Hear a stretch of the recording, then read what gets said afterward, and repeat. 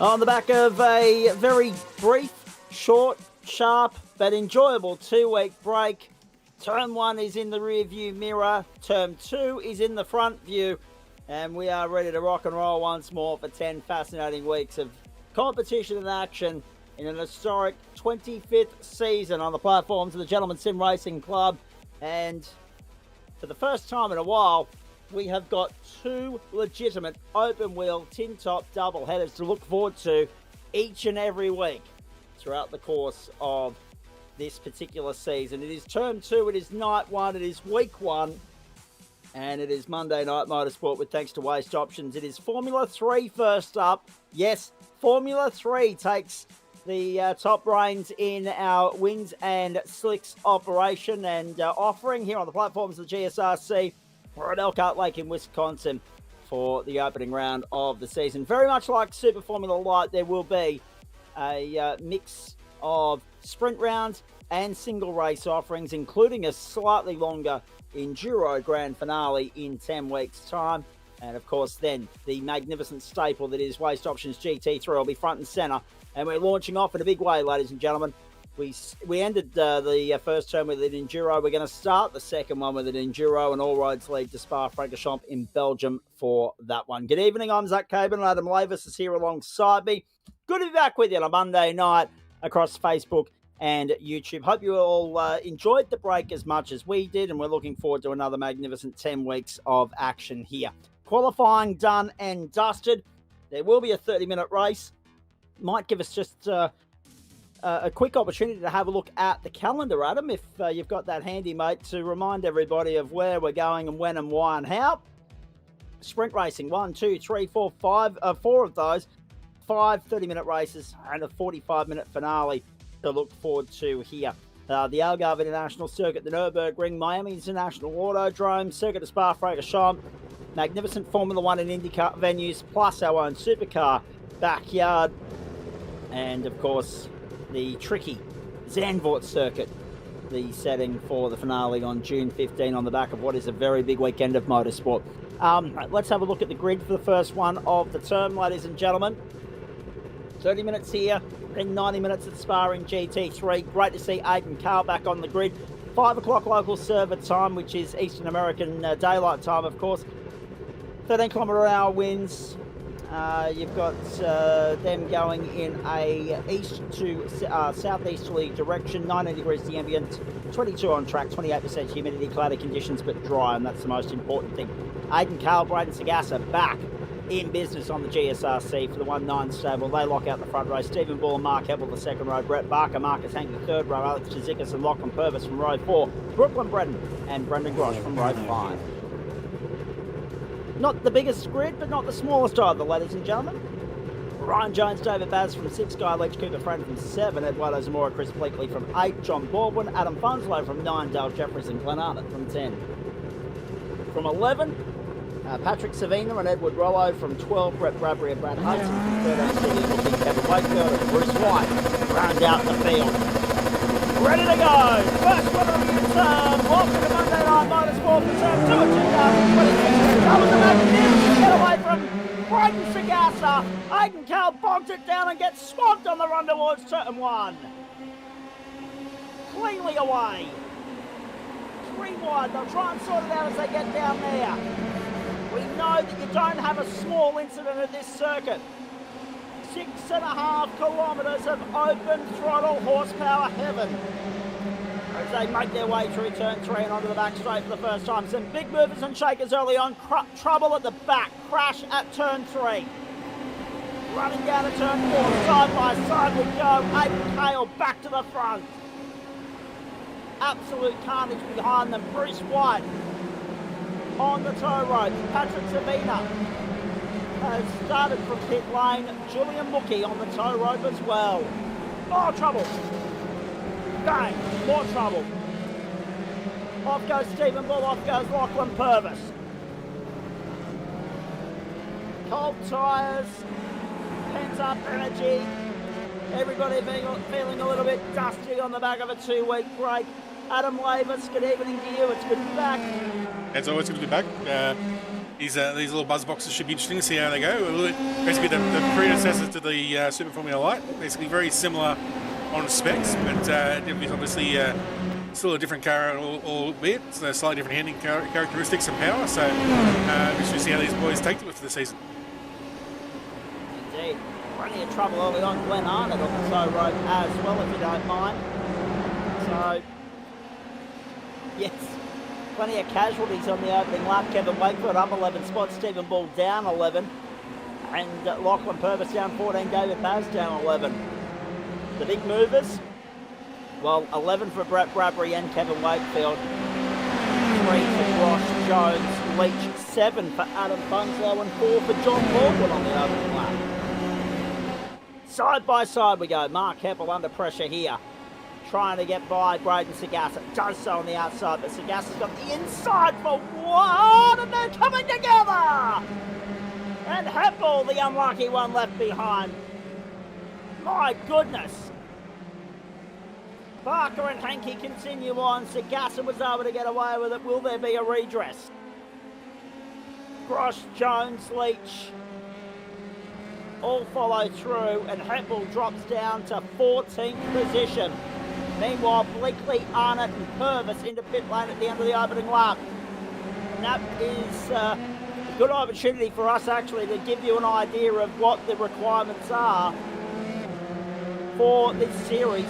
In a sprint race, and there are 4 of those sprint rounds, no compulsory pit stop, but there is a splash and dash compulsory tonight. Remember, that was one of the controversial elements of the SFL season last term. We didn't have a CPS stipulation, which led to a fuel safe masterclass from Daniel Yeaman and Sam Chapman, among others, at the Okayama International Circuit. There will be no fuel saving requirements tonight, because everybody will have to make it work on a one-stop strategy. Unfortunately, however, I don't know if the fact that Purvis has already got a black flag, and there's a few guys that have already got a mechanical black flag. I would dare say they're going to be making at least 2 stops. Well, potentially, it all depends on how tight the fuel actually is in the tanks. They might be able to stretch it out. It is a long lap here, so if their cars have got a meatball but they're not too bad on lap time, they might be able to do an extra lap or 2 before they stretch out their meatball time period before they have to serve it, and they'll get him into the pit window, hopefully. Good to have you along wherever you're tuning in, all around Australia or indeed the world. Much more friendlier viewing times this term, particularly for those of you on the West Coast, where it's just gone 7:37 Eastern time, so 5:37, 23 minutes to 6 over there on the West Coast. You get to watch GT3 over dinner. That'll be absolutely magnificent. Unfortunately, you get to watch the Australian Idol Grand Finale on a 2-hour delay, so watch us, because we are actually live. That's my sales pitch to the Western audience, and that's it. We are live.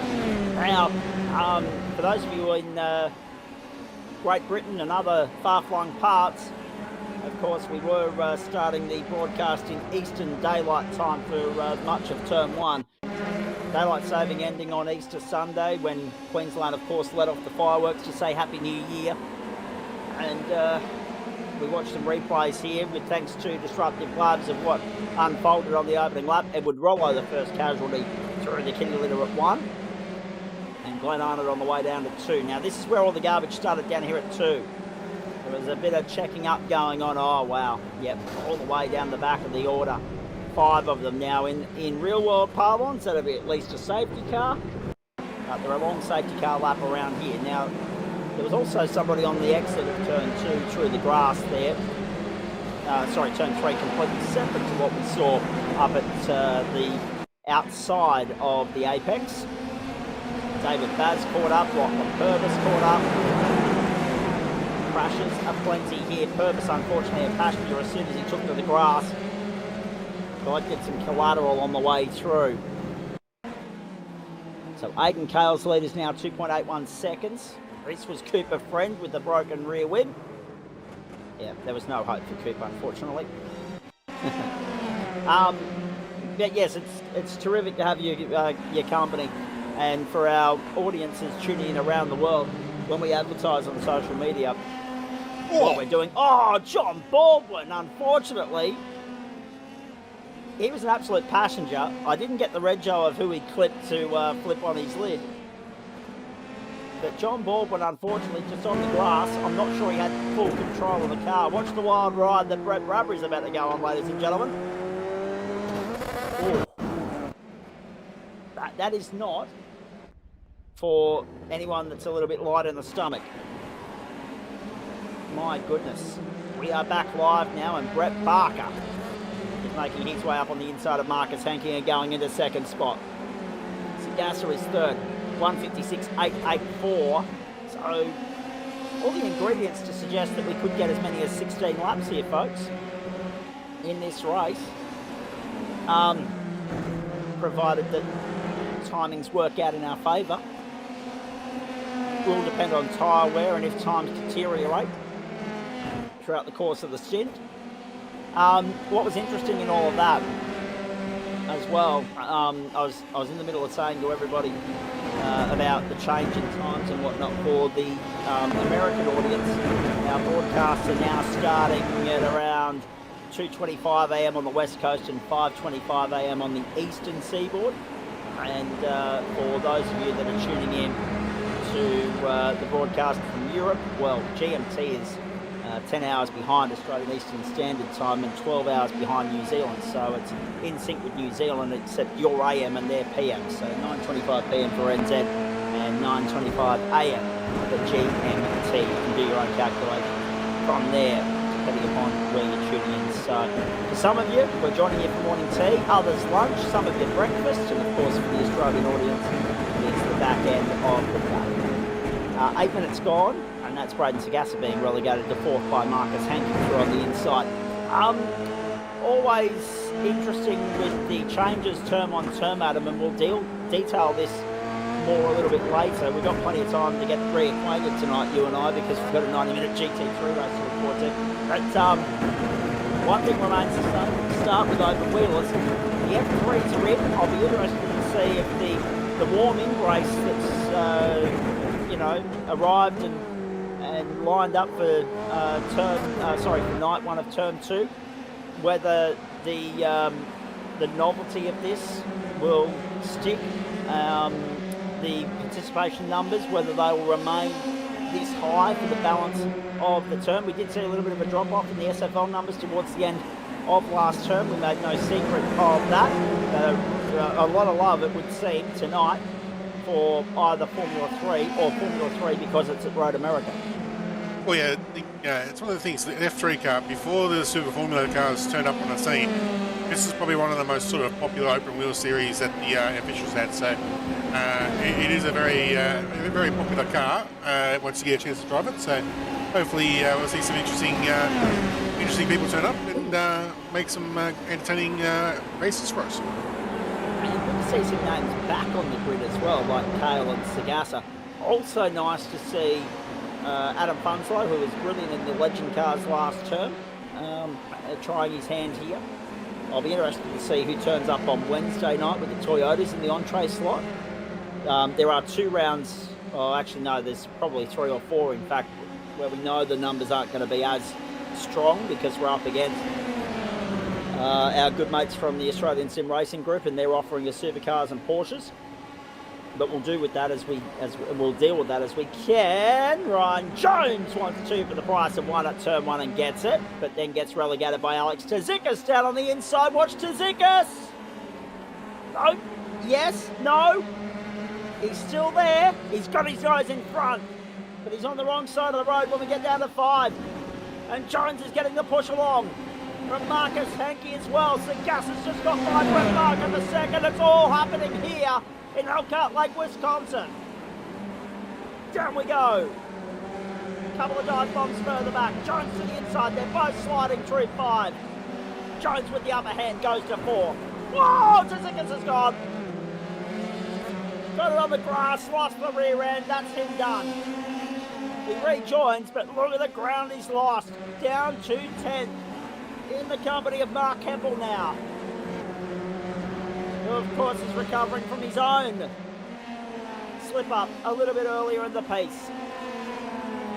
Well, there's plenty of feeling in this, Adam, and I like that. Race Control may not like that, but there's plenty of feeling. The gloves are off. The boys mean business. Yeah, it's good little race car. You can get pretty much, it is fairly forgiving in the handling, so you can you just got to learn to trust the car. Once you can find that grip, aero and mechanical this thing has, once you can find that balance, you can really put yourself in some good spots.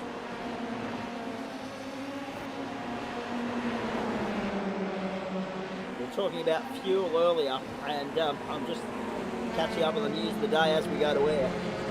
And the Daily Telegraph's done an exclusive with the Wiz advertising John Singleton, right, the media mogul, and someone who quite rightly rolls in coin.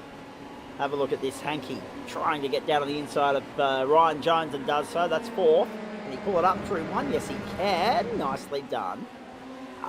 Eduardo Zamora comes to pit lane. Interesting to note that most of the top 13 have opted to stay out there to this point. Stephen Bull stopped at the end of lap 5 for 1.3 seconds worth of fuel. Chris Bleakley, Glenn Arnott, Kevin Wakefield, Brett Bradbury, they've all stopped. David Baz, Lachlan Purvis as well. But Julian Mookie, Cooper Friend and Bruce White are all parked up and done for the night. Ryan Jones very close to making wheel-to-wheel contact there. He's outside right with the inside left of Marcus Hankey, but they managed to save it. The great John Singleton saying to the Daily Telegraph that petrol ads won't work because obviously the Labor government, like they quite rightly were just before we signed up for Easter, they're coming under scrutiny from everybody for the fact that they've rolled out a $20 million fuel ad campaign with regards to what you can do to save it and, extend its, lifespan, etc., all that way. It's faced the fierce criticism from not just the general public, but also the industry veteran John Singleton. He says politicians have completely missed the mark, and not for the first time either. So, read from that what you will, ladies and gentlemen. It's quite right that we get a chance to tick politics off the bingo card within the first 20 minutes of the broadcast, but we were able to make it relevant to motorsport because it's fuel related, so there you go. Staying on topic, across the line, Aidan Cale, Braden Sagassa, Brett Barker, Marcus Henke and Ryan Jones, the top 5. 1:56.884 for Braden Sagassa. Watch the replay of David Baz locking it up down at turn 7.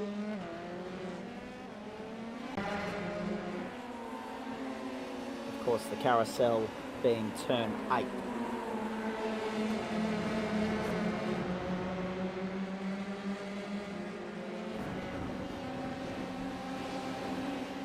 Oh, sorry, no, my apologies. That was turn 8. The carousel is 9. Well, it looks like from some of these guys are getting some. Looks like we're having a few little rear lockups here and there. So my guess is it'd be a two-part thing. I reckon they've wound the bias back a fair bit to try and get some turn in the car in the turn-in points. But also, being they've got a short gearbox and flappy paddle, if they start jabbing those gears down too fast, they're going to get some engine compression lock. So it could be just a little bit too fast to that left hand. Speaking of track maps, Adam, ours has gone AWOL on the screen there. Yeah. I'll let you look after that. I'll let you look into that. Aidan Cale, there it is. There we go. Beautiful. 5, 6, 7. Yeah, it was turn 8. Just to correct myself. Whoa, there goes John Baldwin again. This time without sending Brett Bradbury for a wild ride.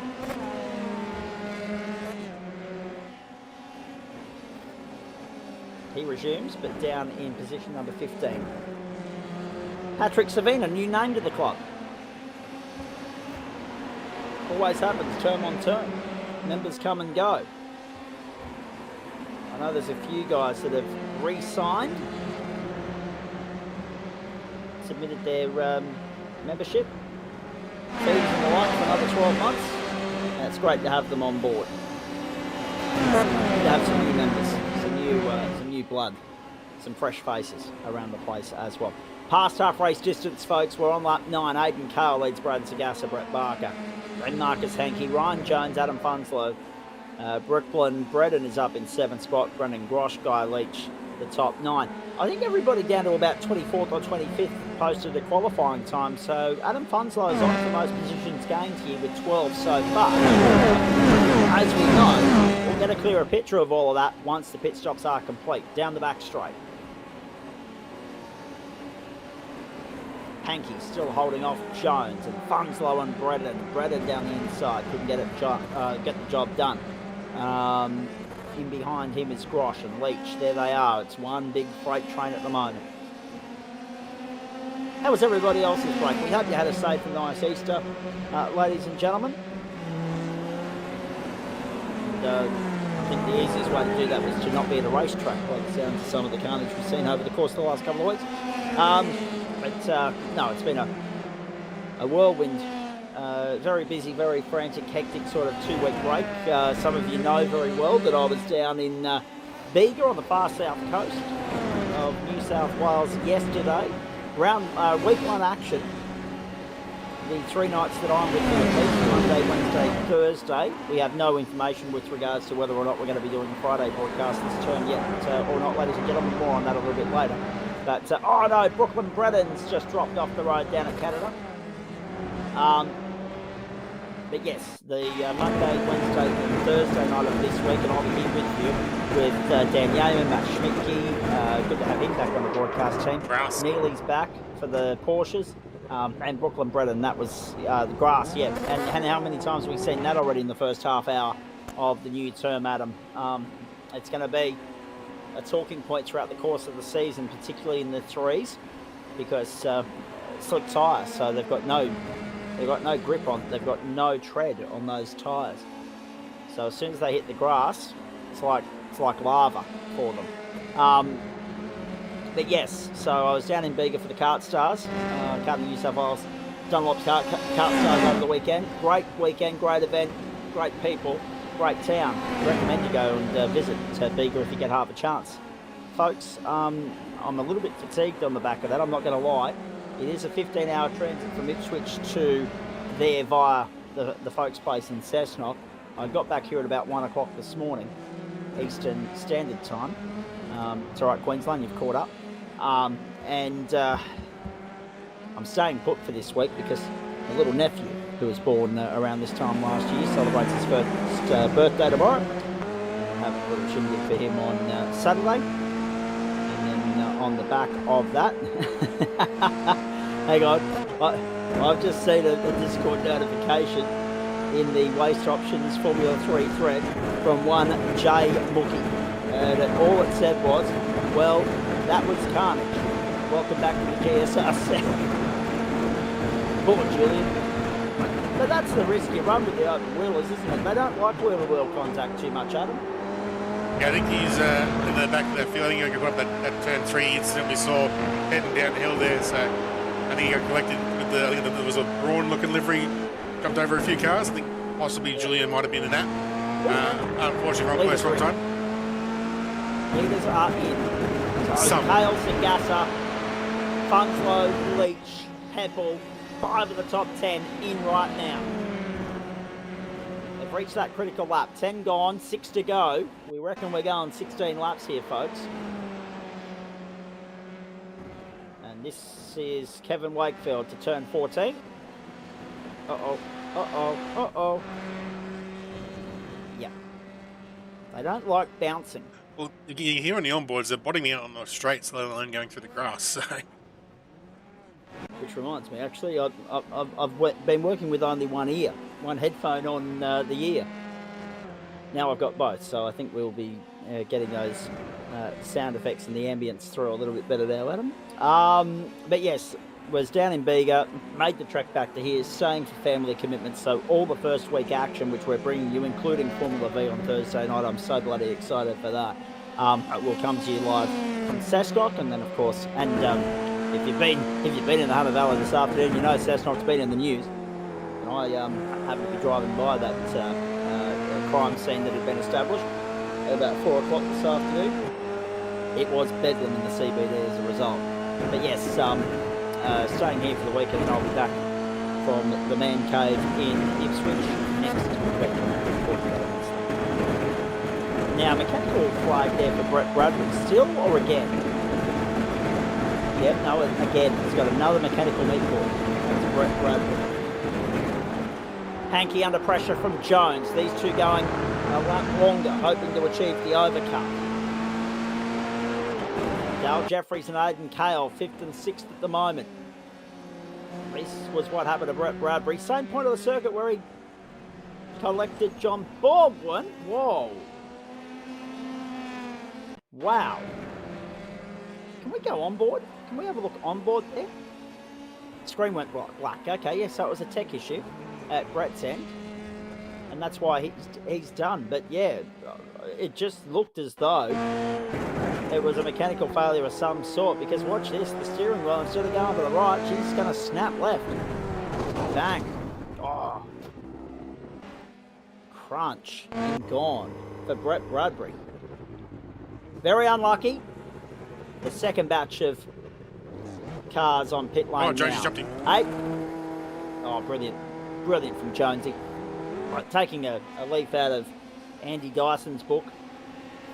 He's done that a few times, hasn't he? But Cale and Sagassa are the ones that have come out the best. Yeah. So Aidan Cale and Braden Sagassa, despite all their sins or otherwise, all the drama they got embroiled in earlier in the piece, Sagassa especially in that incident with Mark Keppel, they have prevailed to the tune of, well, Cale over Sagassa by 3 seconds. Jones has got 1.5 on Hankey, who's now got Grosh and Barker. What? And Funslow and Bull for company, and Grosh is going to 4th. One to look out for is Stephen Bull. We saw Stephen Bull get taken out with Lockie Purvis up to this next corner on lap 1. And he's managed to get it back here. So as long as he's got enough fuel on board, he's going to be a threat for these guys. As we see Guy Ledger with a bit of a loose moment out of turn 7 and 6. He's an absolute weapon. Whenever he jumps behind the wheel or something on these platforms, he is an absolute weapon. Yeah, Stephen Bull likes his open wheelers. He's bread and butter. Once he gets a bit of downforce on him, he's one to look out for. Yeah, and for a very similar reason, because he loves the downforce. He smashed them in GTE last term, of course. Had an absolute monster of a run there. So, downforce and wings and slicks seem to be what appeals to Stephen Bull. Just a shame we didn't see him on a regular basis in Super Formula Light, quite frankly. Jackson Russ is GT3 Pro-Am being casted, not this week, but I believe we've got them coming up very shortly. Is it next week or the week after? I've had a look at the schedule briefly. Yep, Pro-Am next week. Yeah, so I've written it down. I didn't have a chance, and I do apologise. Been a bit going on over the course of this break with all the transit time and whatnot, and unfortunately I don't have a partner or a significant other or a personal assistant. I need probably one of those three to take some of the driving off my load so that I can sit there and do more work. So I'll at some point try and endeavour to put up the calendar for you, ladies and gentlemen, so that we can show you what races are going to be shown each week. But this week it'll be GT3 Pro, next week GT3 Pro-Am, then we go back to Pro, and then you'll start to see from 3 of the 4 sprint rounds, you'll see a race from the AM split as well. But we're topping and tailing the GT3 season with 90-minute enduros, ladies and gentlemen. That's what I will tell you from the outset here. We go to the Circuit de la Sarthe for the grand finale, which is right on the back of the real world Le Mans 24 hours. So you're going to have a Le Mans overload. Unfortunately, it's gone from bad to worse for Chris Beakley. They put up on lap 1 incidents. Obviously, he's at the pit early and hasn't been able to put enough fuel in to get to the end. And he's going for his second stop and got a drive-through penalty for his efforts. When it rains, it pours. Right, that's all I'm going to say with regards to that one. Good to see Chris Bleakley also back on the platforms of the GSRC. The other change, of course, term on term, out with GT4, in with Formula V on a Thursday night, and out with the Legends, in with the Toyota 86s on a Wednesday night, folks. So a big term ahead on the platforms of the GSRC. Into the final 4 minutes we go here in Elkhart Lake, Wisconsin. And Aidan Cale will probably, I tell you what, I actually don't think he's going to get beyond 15. He might see the white flag next time by. I don't think we've done enough to get a 16th lap. We would have been pushing it by the skin of our teeth, 2 or 3 seconds, but I don't think we've done enough. Oh! Stephen Bull almost wiped himself across Brett Parker's nose there. He's got away with it. But yeah, that almost was a disaster, but he's just managed to hold on to that. Brett Parker's under some sort of threat here, isn't he? He's in some sort of trouble because Stephen Bull, if he can get by Barker, if he can get by Grosh, then Hankey will be fourth by the end of this race.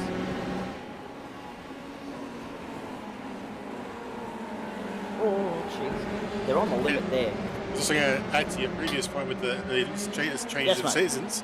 We've also got the Le Mans Hypercar / GDPs joining the GTs on the Friday. So a bit of extra downforce and horsepower prototypes in a multi-class server with the GTEs on Fridays for some endurance style racing. Yes, and that's a big change term on term as well, isn't it? The fact that we've now got all of them back.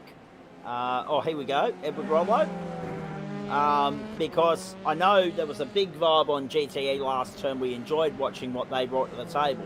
But it really started the discussion around whether or not a multi-class GSRC mini endurance championship would work. Because obviously we've tried endurance racing on the weekend in the past, multi-class racing, etc., etc. I've broadcasted one from this very position that I'm in tonight, but it wasn't sustainable once the world got back to normal.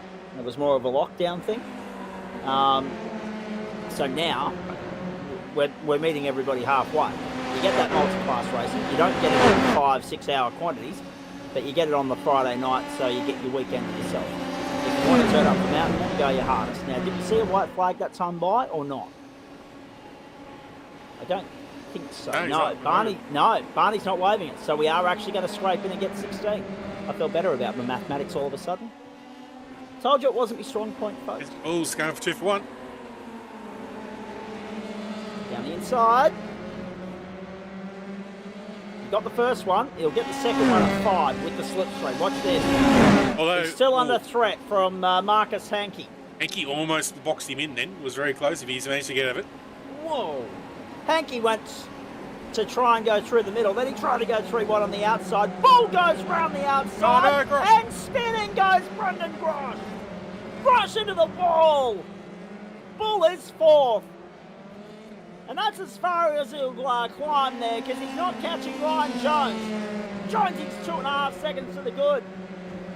It's a 1.912 at the moment, and Jones is third. Bull, Hankey, Barker, Funslow, Leach, Heppel and Grosh, the top 10. And we're going to see White next time by.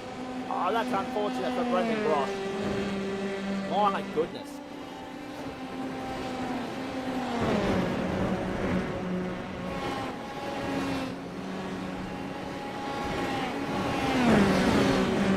Oh boy.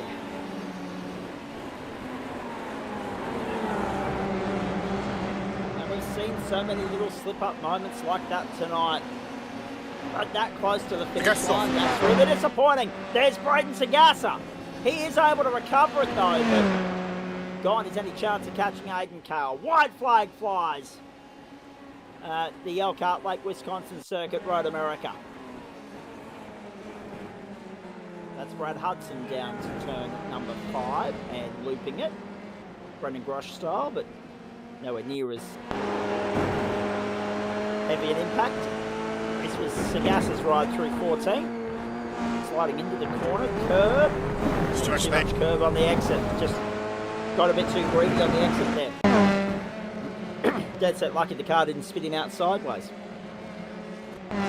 So, Halen, Sagassa, Jones and Bull. Bull has Hankey, Barker, Funslow for company. Leach and Heppel, 8th and 9th. Grosh is now 10th. And, you know, it's been fairly clear cut for the last few laps that they were going to be the 10 drivers that would make up the top 10. We just didn't know in what order. Great recovery, as you say, from Stephen Bull. John Baldwin back to pit lane. That's unfortunate for John. He's been there for 2 minutes and 9 seconds. Great rubbery out of the race, Glenn Arnott, Julian Mookie, Cooper Friend and Bruce White. And Lockie Purvis 2 laps down, David Baz and Kevin Wakefield 1 lap down, Chris Bleakley the last driver on the lead lap. Here comes Aidan Cale to the checkered flag. Brett Barker's still trying to find a way by Marcus Hankey, but they're not catching Cale.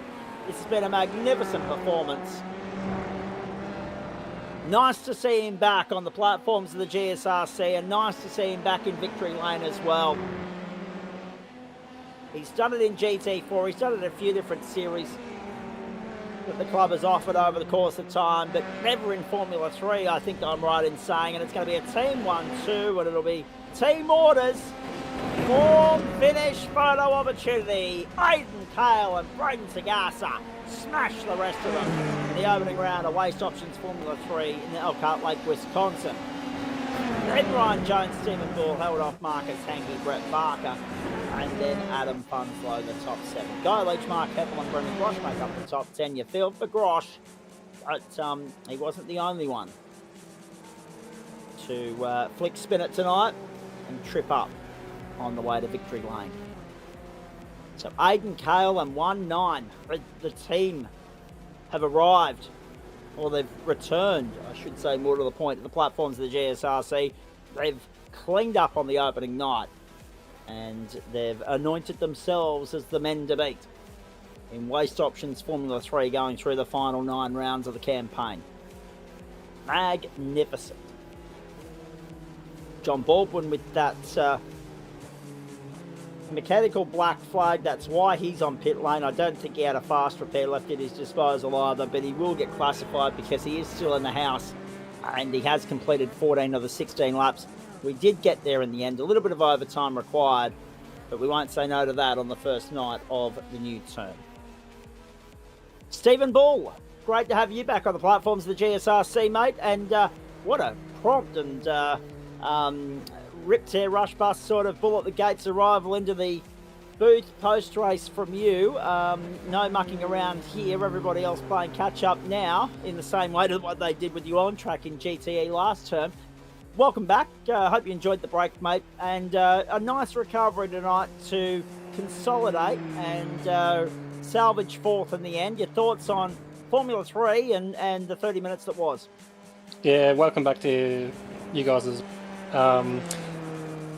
was a really fun race. It wasn't the start that I wanted. I've once again tried to launch the car from neutral, and that doesn't work. No.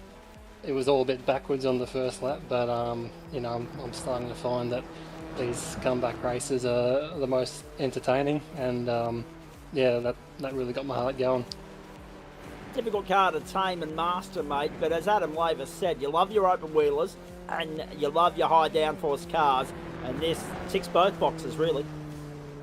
Yeah, it's probably one of my least favourite open wheelers, to be honest. Probably a few years ago, maybe when Motorsport Australia tipped their toes into esports, they run a series with this, and that was a super competitive field, and you're looking at your tyre wear and all that in every race, and I just found that in the longer races these cars are really hard to battle and manage at the same time. You kind of have to just never battle anyone, but I think in these short formats I'm going to like them a bit more.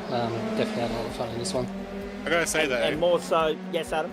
I gotta say that even though you're in neutral, your reflexes to get it going were pretty quick. Yeah, I've had practice. I've done that before, and took a couple of seconds to get it going. I'm getting better at it. Let's go back to what you were saying there a minute ago. Tyre wear. We noticed a few guys tripping up. Yes, grass played a factor. Yes, maybe being a little bit too, keen and eager on the throttle also played a part. But you had to, in your recovery mission, mate, make the most of the misfortune of a couple of others around you, and you're able to do that. Yeah, I guess I should clarify, it's a bit more heat in the tyres, so when you're really pushing people, when you go on a fly and trying to go deep on the brakes, that's when you're really losing a lot of pace. Boxed early to get the fast repair. I took a bit of damage there, and I was down a bit on pace, and I was sort of holding a 4-second gap to the pack ahead, and my goal was just over that pit window, close that gap and pass as many guys as I could. And when you're in clean air, you can get the optimal times out of it without really damaging your tyres. It's it's when you're sitting in the dirty air, when you're battling people, that's when you're really losing pace. Indeed it is. Hey, let's talk about a couple of other things here, mate, because it's nice to see you on a Monday night. That's sort of rarefied air. We normally only get to chat to you on a Friday night. But is this going to be a regular occurrence for you this term or not? It's probably not at the moment. Started a new job, so it's really going to be dependent on how that's going. Today was finishing earlier than usual, so I had no problem making it tonight. But it's just going to be get home and see if I'm home in time enough to click join. So I should be mostly making Fridays. Early ones are a bit of a maybe. Noted. Yes, good to have El Presidente tuning in from the comments section there as well. He'll hopefully join us and actually have a chat and give us an update from the club standpoint at some point on air this term. Haven't caught up with Josh on a regular basis in the recent times. Community life, work life, it's a balancing act, it's a juggling act. But Zuno's doing it well. Hey, listen, Stephen, one other thing that we want to get your thoughts on. You mentioned about the shorter races here. We've got a 45-minute race in week 10. We've got 4 sprint rounds to look forward to here as well. So very much a similar race format as what we saw with Super Formula Light. So, obviously, we know that your attendance is dependent upon work, but when Adam shows everybody at home the calendar, if you can see it in front of you there, what's your pick? What do you like most? What don't you like? What are you happy to, give a miss if needs be? And obviously with those sprint races, the intense pressure of the invert top 10 as well will ramp things up from a pressure standpoint a little bit more, I would imagine, as well. Yeah, I'm going to go with probably Miami, a bit of an underrated track in my opinion. Okay. I think community opinion is probably a bit split, but I think these cars should work well with it. Similar to this track, the high downforce, low power kind of just works well there. And then probably Nürburgring, I think we go into the GP circuit there. I normally hate it just because, the GT cars around that first sector are just sluggish, but I think, the Formula car, that's going to be a bit more fun. And Zandvoort to finish it off as well, that's going to be very, very interesting, especially with it being a longer race too. Normally sprint racing works a treat around there, but a longer race, interesting. Adelaide will be fascinating. A couple of double ups there. Of course, we do have Spa coming up in GT3 tonight, so we do have a little bit of similarity in terms of the calendar makeup from series to series. You mentioned Friday night, mate, the Gentleman's Endurance Championship. Have you made up your mind on which of the classes you're going to commit to yet, or will that be a discussion that you have with yourself a little bit later in the week? Yeah, committed to that one probably just before the end of last season. Ford GTE definitely had a rough start to the season. I think only 1 or 2 drivers were driving that. Now that the cars are a bit more balanced, we got a few toward the end of the season, and yeah, that one being a bit of the dark horse there, I thought I'd give that a run. Having a bit more trouble getting used to it compared to the Porsche. It's not so arrive and drive, but I'm finding the car fun, and I think it should be competitive enough. All right, mate, very nicely done. Good to catch up with you first up. Well done on the solid result, and hopefully we'll see you more regularly than not, pending work commitments throughout the course of this term, and obviously good luck with Friday night as well. Cheers, guys. There he is, Stephen Ball. Great to catch up with him. Now, we've got the boys that rock and roll at the very front of this field joining us in the booth as well, and it's bloody nice to see them back in a GSRC server, I must say. Braden Sagassa and Aidan Kale, a 1912, and that's a statement-making performance in which you blokes will be hoping to build on throughout the course of the term, but there'll be a lot of competitors around you hoping to reel you blokes in and give you a run for your money in the next few weeks. But that was a great way to start the season, particularly for you, Aidan. Let's go to you. I mean, obviously, we've got to talk to Braden about a couple of things in a moment, but from your standpoint, couldn't ask for much more. No, not really. Kind of nervous coming into this. I didn't really know where my pace was going to be, and got the pole, and didn't really get the best start or the best reaction times. Had the reaction time of a sloth there off the start, but no, it's all right. We positioned ourselves well for that pass on lap 1, and just kind of turn the relative off and just eyes forward.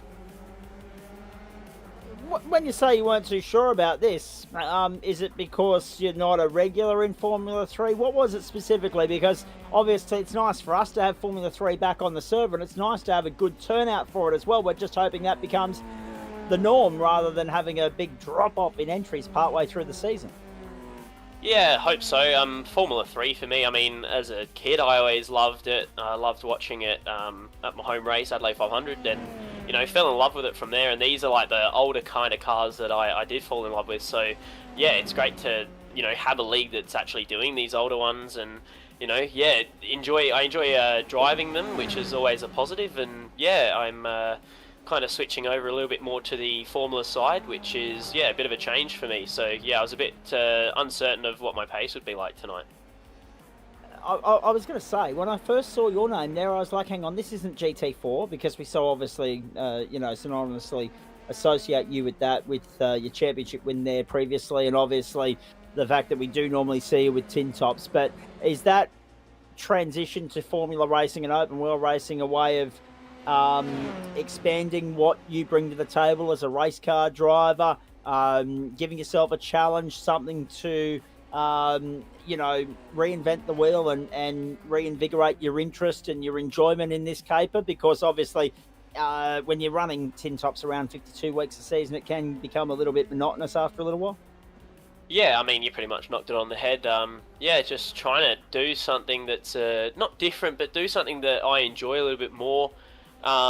Just kind of learning what I enjoy from the sim and not just kind of driving whatever suits. So no, I've found that I really do enjoy this Formula style racing. It might not be the bumping and bashing that tin tops are, but I love the flying through city streets and just the really fast paced kind of racing. You can really get into a rhythm, and the battling can be really fun as well, being able to move the cars around at a much quicker pace. So just trying to figure out what I really enjoy from the sim and trying to keep that interest there long term. Speaking of bump and bash, are we going to see you on a Wednesday night when the Toyota 86 rolls into town? Probably not, unfortunately. I'm definitely going to be on the sidelines having a watch and having a drink while I watch that, because it'll definitely be an entertaining night, that's for sure. Indeed, it will be. What's been going on in your sim racing world, mate, and in your ventures and exploits? Because really, it is the first time I've had a chance to catch up with you in a long while. I couldn't help but notice a new affiliation for you, if memory serves. That's the first time we've called you in a 1-9 entry. How did that all come about, please? Just some chatting and just some conversations over some liveries actually, and an offer was there, and just been trying to figure out what I want as well from a team standpoint. My previous couple teams have been really good in supporting me and all of that, but for me, I think I was just wanting something else out of my sim racing, and the team at 1-9, I mean, the boys there are incredible.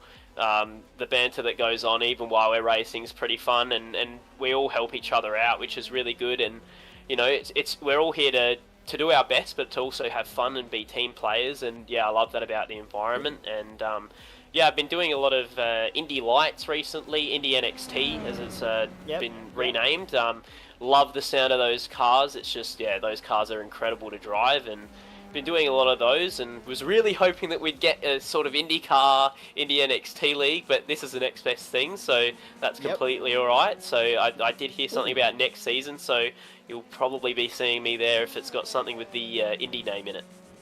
You and me both, mate. I can't wait for IndyCar to be back on the platforms of the GSRC. Hey, the other thing too, let's highlight, I guess, when we talk about 1-9, I get the feeling that the key recruiter in this process might actually be the next bloke that we talk to. It'll be good to catch up with Braden. But with regards to all of it's important with what you can bring to the table.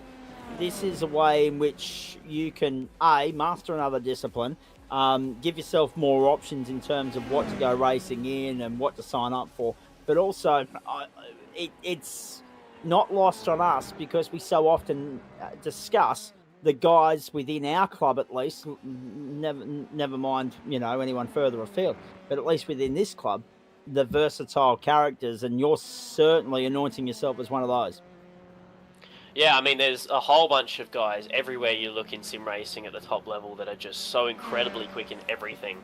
And it's, it's really hard because you can be really quick in one thing and then jump into another car and then you see them drifting off down the field and whatnot. And, and you're down in 15th position, seeing those guys up the top of the end and just questioning how they actually drive the cars quickly and how they learn every single car differently. And Braden is an incredible example of that. That dude is so quick in everything. We did a couple of TCR races a couple of weeks ago, and he was up to speed. He was quicker than what I was in a TCR car, within a week. So, yeah, he's incredibly good at racing and driving and understanding it all. And, it's great to kind of feed off of that as well because we just make each other better.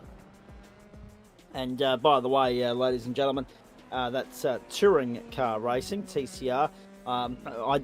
My mission in life was to have it rebranded Titanic car racing, but iRacing doesn't have an option in which we can go boat racing in the open water. Anyway, let's get out of there before I get myself into a hole that I can't dig out of. Hayden, obviously you're going to be signing up for all the Formula 3 rounds, mate. Anything else that we might see have a dabble in throughout the course of the term on the platforms of the GSRC? I think at the moment, just the F3 stuff, just the stuff that I really enjoy. I'm not going to force myself to do something I don't enjoy, which is kind of a new thing that I'm learning about myself. So, you'll see me around in officials and all of that other stuff. And, if there's ever a series that has Indy in the front of it, I'll definitely be here as well for that. You and me both, buddy. Algarve International Circuit, Portimao. Next stop, your thoughts? Not a fan. I'm not a huge fan. I didn't do too badly in the GT4s. I haven't really done any laps around there recently, but it shouldn't be too bad. But yeah, no, we'll just play it by ear and see what the pace is like, and just give it my best crack to stay out of trouble as well. All right. Anyone you want to thank before I let you go? Just the boys at 19, great supporters, great teammates, great team owner. I guess we do liveries as well. That's pretty much it as well. All right, mate. Very nicely done. Great to catch up with you. Great to have you back on the GSRC platforms. Great way to return to the fold as well. Couldn't ask for much more than that. Go well. We'll obviously be catching up with you as the season rolls on, and good luck with everything else coming up this week as well. Awesome, thank you. I hope to be in this broadcast room a couple more times this season. I'm sure you will be, and I'm sure your teammate will be there with you every step of the way as well. Braden Sagasta, great to have you back on the platforms of the GSRC as well. How much arm twisting was required when Formula 3 was announced as part of our Term 2 lineup, please? Not much at all. I really enjoy these cars, and Aiden said it perfectly. Bringing these cars back was an amazing idea. I loved these cars when they first came out and still love them to pieces now. Great to have Aiden Cale on board in the stable. How heavily involved in that process, in that recruitment were you, please? Actually, not much. It was mostly Chris. It was just Chris and him, just going back and forth. But, he's a great recruit, and I'm glad he joined the team. From your standpoint, we're obviously picking Aiden's brain about tin tops versus open wheelers. Where are you settling these days? Where are you finding that you're having more fun behind the wheel? Definitely TCR. I've joined a couple of TCR leagues, and I'm doing quite well in those leagues. But just anything with four wheels, really. Four wheels that go fast. I'm usually in there having a go. And yet TCR sunk like the Titanic here in Australia, and yet there's a big vibe on it in the sim racing world in Australia. The irony, eh? Now let's talk more about this race. It's not lost on us that it wasn't 100% clean for you. Let's be perfectly honest. Yes, you got the jump and it was a blinder. Aiden, as we said, bogged it down a little bit, but he eventually reeled you back in pretty comfortably. Nice photo opportunity at the end for you both with the form finish. The photo finish, the 1-2, but in between, maybe one or two incidents that we'd like to get your thoughts on. Did you have any contact with Mark Keppel down there who was at fault? Yeah, so me and Mark actually talked in the iRacing chat, and he admitted fault. It was just one of those racing incidents. I had my nose in there, and he just came down slightly. It's just, it's one of those racing things. He admitted fault straight away, and, I don't put blame on him. It's so easily to do in these cars because you actually get lost with your spatial awareness sometimes in these cars. Well, that's exactly right. Well, at least you guys have been able to, pad that out, bash that out, sort that out before it turns into an abrupt sort of all-in rant and brawl and whatever the case may be. We so often see that any on-track incidents that do simmer, it becomes a talking point for us later in the season. But at least, as you guys say, a racing incident and we can play on. Talk us through the rest of the race, mate. I mean, it was obviously always going to be a long shot to catch Aiden by that point, but you must be very happy with the pace you had to fend off all the would-be challengers behind you as well. Oh, 100%. Yeah, I was really happy with my pace. Like Aiden said, I wasn't too confident either. I was just coming here for some fun. And yeah, I was kind of shocked of the pace I had. But yeah, it's like I said, great car. And yeah, it was a very long shot to try and catch Aiden in that one. He had amazing pace and he was very consistent. What else are you going to jump behind the wheel of when time permits this term, please? I will be doing the 86s on Wednesday. And, yes, good boy. And me and Lockie will be doing the Formula Vs on Thursday night. Even better. See? He knows where the fun's going to be this term, does Braden Sagassa. He's going to be here with us on a Wednesday, on a Thursday, in the entree slot. Bring your popcorn, ladies and gentlemen, particularly for the Demolition Derby. Sorry, I mean the Toyota 86s on the Wednesday night.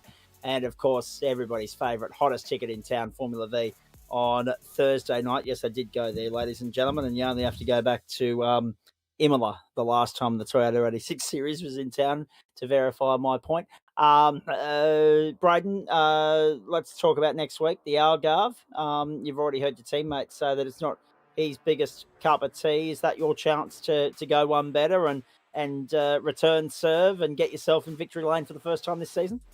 I actually haven't bought the track yet, so it'll be my first time going around that track. But I've seen Formula One go around there and seen a few clips of other series going around there. It looks like a fun track, very very flowing. So yeah, I'll be very excited to go around there.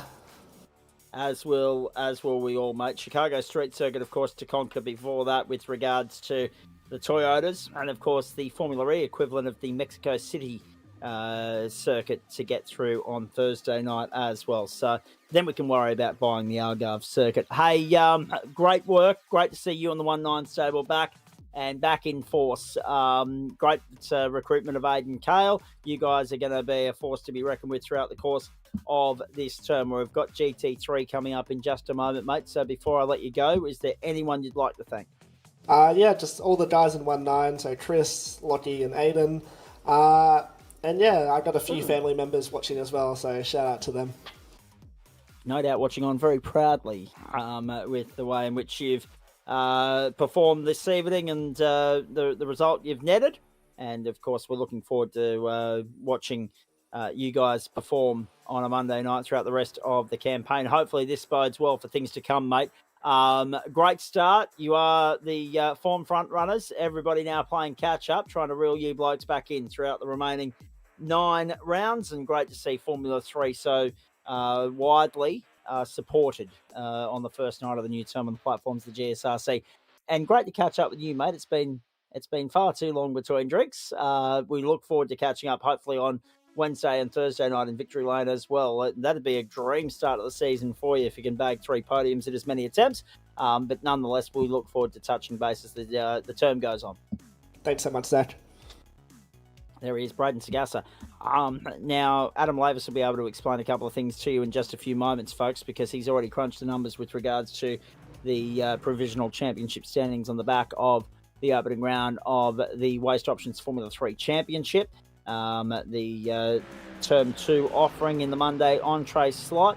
We have got GT3 coming up in just a moment from the Spa-Francorchamps circuit in Belgium. In fact, I can hear the sound coming in from the venue right now, and I'm looking down the leaderboard. There's not a huge field, only about 24 on the server at the moment, but Mr. 11-time champion, if you don't mind. Or is it? No, sorry, it's... How did you win GT3? Was it 13? 13-time champ. Matty Dench, back in business. He's back in the house, so we're excited about that. Plenty of Mustangs out there. Plenty of love for the Mustang. Bit of Porsche love, bit of Merc and Aston and Porsche and BMW, and that's about it. So not a lot of love for Ferrari, McLaren, Acura, Audi or Chev, but everything else is out there for GT3. These are the platforms of the Gentleman Sim Racing Club. This is Monday Night Motorsport. We do it with thanks to Disruptive Labs, Waste Options, Trophy AI, merch.tgsrci.com, and Flash Graphics. Now, we need to bring that comment back up. Someone ran out of fingers, and yeah, there it is. We ran out of fingers and gave up on counting. Hello, Josh. Thank you, mate. Appreciate that. Jesus. Now, that's the circuit to Spa-Francorchamps in Belgium. It is a 7,004 meter circuit, 7.004 kilometers, 20 turns. You know it because of the corner names like Puyong and the Camel Straight and La Source and Eau Rouge and the bus stop, of course. And we're looking forward to seeing how this first Enduro of the new term plays out in Waste Options GT3. We should point out we're here Wednesday night with the Toyota and Supercar doubleheader from the Chicago Street Circuit, and for the first time in a long while, Thursday night Motorsport heads to the same venue as well with the Mexico City Grand Prix venue, the Autodromo Hermanos Rodriguez, playing host to both Formula V, a triple treat there, and of course the opening round of the Porsche Cup. 9:30 local server time. That's going to update in a moment. Hopefully we've got some rain here just to spice things up over 90 minutes. We'll wait and see. But yes, 7,004 metres. At the moment, it is, we're looking at 21 degrees on track and 20 the ambient, and 9:30 local server time. That's all about to change, but qualifying has wrapped up. 2 minutes 16.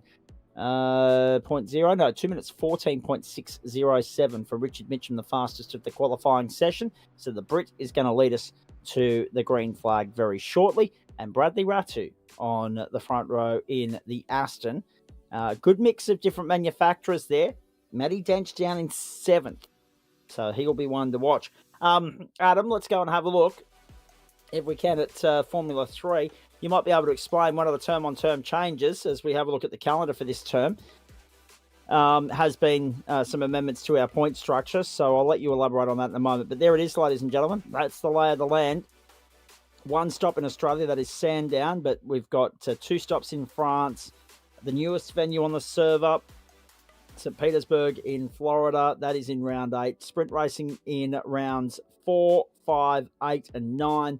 60-minute races in round 2, 3, 6, and 7. And, of course, we've got the 90-minute races, top and tail of the field. Strong European presence, 1 stop in Asia. Should be a lot of fun. There's the lay of the land as far as the points are concerned. What's this all about, please, Adam? Because 110 points seems like a lot for a 30-minute race. So, yeah, we've shifted the points scale up. So rather than being the sprint race being worth 30, it now goes to 50. Which means a regular race is worth 100 because obviously it just doubles and works its way up. So each step it goes up. So 50 for the sprint race, 100 for the regular race, 150 for the Enduros, and if we do double points races for certain series, it's very rare, they'll be worth 200. So that basically just shifts the average points over the course of the field up a little bit, which should hopefully, the plan is keep more people in championship contention a lot deeper into a season because there's more points on offer that further away in the season. So hopefully, try and entice more people to keep their championship hopes alive throughout the season. And then also the other end of the scale is the points now go all the way through to every position, which then means that if you DNF, you're penalising yourself. So if you do have a Barney, you're better off getting out there and getting classified and getting some points rather than packing the ball and going home, because if you do that, it's going to hurt you in the championship.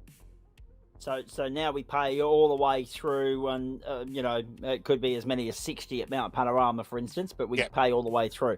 So formerly we used to only pay the 25th position, ladies and gentlemen. So that's a big change on the platforms of the GSRC. There it is, local server time, 3 o'clock. That's 11 o'clock Eastern. So that's when the Formula One Grand Prix would start here at this time of the year. 13 km/h winds in a south to southwest direction, 21 degrees in ambient, 29 on track, but dry so far. Any rain on the radar, or have you not been that cruel to them first half for the new term? I deliberately, when I did my random rolls for rain, I left the first 3 rounds out with my sanity of trying to do the splits accurately over the first 3 rounds. Fair call. All right, we are on the Grand Prix course tonight, so start imminent, ladies and gentlemen. Richard Mitchum, Bradley Ratu, Daniel Edmonds, Eli Donaldson, Jonas Dagan and Wayne Hewitt, the first 3 rows on the grid. Good to see Matty Dench and his former teammate Simon Cox there on the 4th row. Luke King and Nick Wood from row 5. From row 6, I can tell you, as we flick over the page, it's Aaron Major and John Wright. From 7, Luke Page, Lachlan Pryke. From 8, Rob Hill, Ryan Jones. From 9, Vinnie Newen and Ryan Campbell. From 10, Jaden Draper and Daniel Cheney. From 11, Daniel Piper and Rodney Golan. From 12, Oscar Haynes and Paul Rogers. Simon Cox not starting. You can see either that or he's jumped to pit lane. We'll wait and see. But a new season, ladies and gentlemen, of Waste Options GT3 on the platforms of the Gentleman Sim Racing Club. Serves once more with the main course on a Monday night, and we are racing in Belgium. Conversion off the line key. Nick Woods made a good start. Daniel Edmonds is up a spot. Richard Mitchum holds sway at the front of the field. It's a Mustang 1-2 as they head down the hill for the first time. Cleanly. No Simon Cox. We're down to 23, and we've got 90 minutes of Spa to contend with, which, based on the qualifying pace and the fact that we've got 2 cars from pit stops, 2:15, 2 is 4.5, 2 is 9, 10 nines make 90. We've already got our first victim of Radion. Yes. Oh no, it's already happened. Daniel Piper's lost 2 spots. John Wright's lost a couple. John Wright, he's plummeted with that slowly. 3 positions already. Look at the front. Richard Mitchum's been passed by Daniel Edmonds, and Bradley Ratu's got Eli Donaldson for company. Donaldson through to 4th. And Ratu has been displaced by Edmonds, who's passed both the men that started on the front row. Wayne Hewitt is 5th. Nick Wood up to 7th from 10th, and Matty Dench back down to 8th. +5 for Lachlan Pryke. I love that Denchy has brought the Lamborghini back to the pro split. The good thing about Denchy being here is that he's got enough championships. He's already proved his credentials. Ryan Campbell's up the road right now. He can go out there and try and do the impossible with the Lambo with a Mustang-dominated field and show them how it's done. The stakes have changed. The calibre of the field has changed a little bit in the seasons that have come and gone since Denchy's last title, which was, when was that? Turn 2 last year, I think, wasn't it? Because Harry Lillis then won the last 2, and then we've obviously had Eli Donaldson win, and we've had another... no, sorry. Whoa! Eli almost binned it. That was scary. We've seen a few of these moments, particularly through that last sweeping left-hander before you go up to the bus stop. We've seen it so many times. And particularly on the opening laps, Adam, where everyone's still trying to get the tyres up to temperature. So yeah, no, 13 championships for Denchy. So turn 1 last year was the last time he wore the ended up on top. So turn 2 last year was the last time that he wore the number 1. The championship didn't go his way. We haven't seen him as a regular in GT3 since. Hopefully this is the start of a new chapter, the new era of Dench. But it's going to be a bloody tough assignment for him to try and beat the likes of Eli Donaldson and Daniel Edmonds, who have been formidable forces in this series in the last couple of terms. So we're back in business, ladies and gentlemen. It's great to have you with us. Monday Night Motorsport main course. You may have noticed as well, earlier start. We're only 3 minutes and 20 into this, but the race servers are scheduled to commence roughly around 8:30 Eastern Standard Time for the next 2 terms. Of course, until daylight saving kicks in again at the back end of the year, and we've got to shuffle everything around to accommodate the West Coast. So do stay with us. Our prime time offering does change a little bit in terms of the start of it once we get through into the autumn, winter and spring months. So I think that's more everybody's way of saying Zach talks long enough at the end of the night with post-race shows, so if we can start the racing 15 minutes early, we might still get out at a reasonable enough sort of time. Now, past GT3 seasons, I'm just going and having a look at some of those now. Eli Donaldson, of course, winning last term. And then when you go back and have a look at 2025 term 4, that was, of course, Lewis Greathead, Harry Lewis the 2 before that. So they're your last 4 championship winners since Dench's reign ended with that term 1 triumph last year.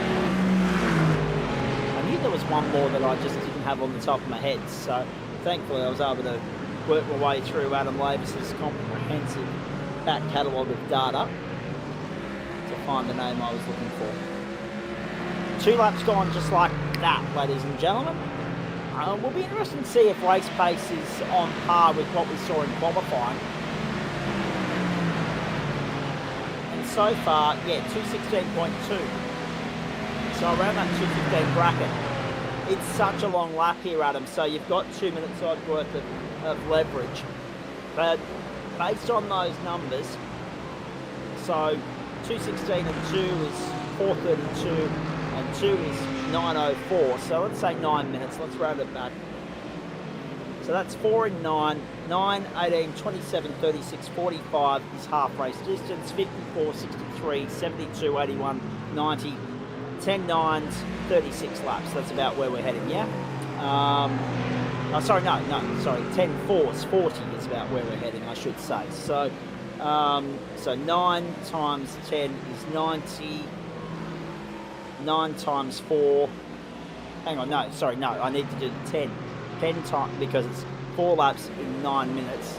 So it's the 4 times the 10 that I need to focus on there, because it's 9 times 10 for 90. So 4 times 10, probably 40 laps is where we're going tonight, and that's with 2 compulsory pit stops as well. Again, noting that we've got such a huge bit of leeway to work with there with regards to overtime. So even if this race runs 92 minutes, we can get that 40 laps in. So 39.40 is about usually that threshold here. Weather dependent, but as you say, it's going to be dry all the way tonight. So the only variable is going to be a driver error, or maybe time drop off because of tyre wear.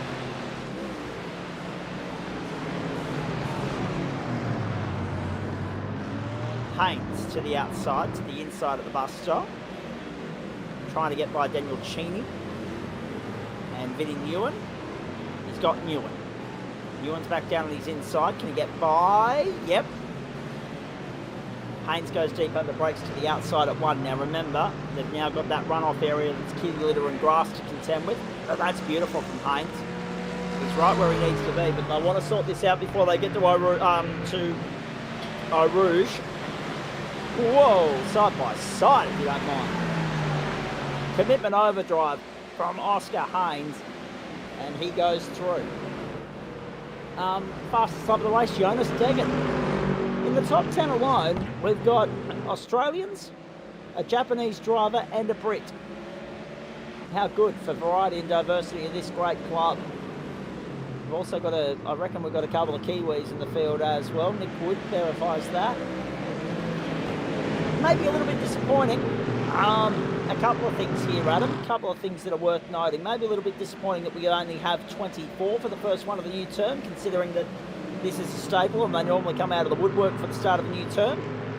But maybe that love affair that Australia has had with GT3 racing in the sim world in the last few years, maybe that's waning a little bit. I'm not sure.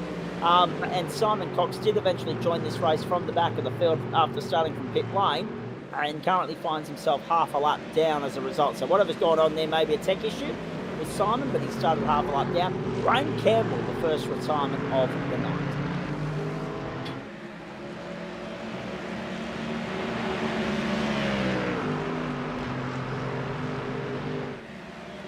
Oh boy.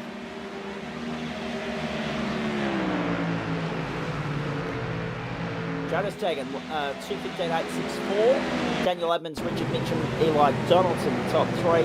So you've got 2 Vermilion entries. Then the Logitech Orbit Drop Bear Motorsport entry in position number, that was Ryan Campbell's demise, his exit. And no effort to pull that one up. He was happy to let it limp back into the tyre wall. You've got 1, 2, 3, 4, 5 Fords, 3 Aston Martins, a Porsche and a Merc in the top 10 at the moment. That was Rob Hill having a spin in the Angry Pepper Racing entry. You got DPR, you got Vermilion, you've got Logitech and Angry Pepper all in the top 5 at the moment, plus the Rapid Theft entry of Lachlan Pry and the Australia-wide entry of Aaron Major. Whoa, that was a good miss from Major. And the first of the Risky Business Racing entries of Luke King there in 10th spot. I do apologise, A, to Adam, and 2 to you at home, everybody, if you're noticing that things are a little bit quieter at my end than usual. I'm not sitting on top of the microphone as I normally would, because I'm not on I'm not on the wireless headset as I have been for the last year, courtesy of our good friends at Logitech. I'm back on the old microphone on a stand setup that I was on for the first 5 years of this caper. And actually, it's important that I note that. I reckon if you go back and have a look at Facebook memories and the like, around about this time 6 years ago, I did my first broadcast with the GSRC platforms, about 6 years ago. So around about this time, into year number 7 we go. And we'll enjoy it while it continues to roll on smoothly and slickly, and we'll make the most of the roller coaster ride that it is, because it's been fun. It's probably lasted longer than any of us expected it to, but we'll keep enjoying the ride as long as people keep turning up. Whoa, trouble! Off goes John Wright. As long as sponsors are on board, as long as there's interest in the broadcast. We'll enjoy a good thing while it lasts, ladies and gentlemen. And you can sometimes have too much of a good thing, but not here on the platforms of the GSRC. Great stability in 40 weeks worth of work a year. Just ask teachers, eh? Hope you're enjoying your school holiday on that note. Hello, Adam, you're back. Yeah, as we were discussing the drop bear guys last season, the liveries are basically the same. So you get the new sponsor in there. So we've got the Merc. The other cars are still coming through the pipeline. So at least we've got the Merc and the glorious purple and yellow. So a couple of other guys still doing the carbon look for now, but obviously they'll filter through during the season. But as you can see, yeah, the traditional livery still there in your drop bear livery stable. Indeed it is. And great to see that they've stuck with purple and yellow. Rain broke, don't fix it. Especially when you can work with the sponsor stickers around it accordingly. Daniel Cheney to the inside and goes to 13th. Takes Oscar with him. Gets by Oscar Haynes, who goes by Luke Page, all in the process. They all gang up on Pagey. Their next target is Jaden Draper, but he's 1.4 up the road. Fuel window, what's it looking like? Oscar, what are you doing? That was a bit optimistic. It's similar to last season. I think it's around that 25-ish minute mark for the regular. It's for Enduro, I think. So Enduro would be at the 35-minute mark, 35 to 40-minute fuel range. As this is going to get a bit hairy between these two. It It is, especially when you go 2x2 through Puyong. They don't normally like that. But they got away with it on this occasion. Whoa, down the inside. Was that Vinny Ewan? Yes, it was. Trying to get by Luke Page and trying to keep Nick Wood at bay in the process. Oh, the gloves are off early. This is good, lively racing in GT3. Nowhere near as processional as what you come to expect. Yes. Hello, sir. Good to have you tuning in over there. I believe that's our good mate Dave Oliver, because he's been over there on assignment in NZ. We hope he stayed away from the cyclone and the aftermath as well. But yes, we're not having him in the season opener, mate, and I dare say we probably don't see you next week either, because you're trying to get back from NZ across the ditch. Not weird that you're watching racing this late at night, though, given the time difference. Whoa, Matty Dench! It's rare that you see that. It's rare that you see Matty Dench in the kitty litter, in the weeds, and now down to 21st position.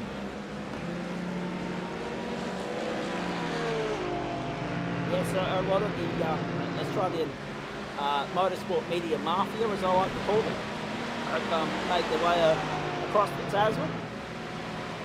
Took the cyclone with them.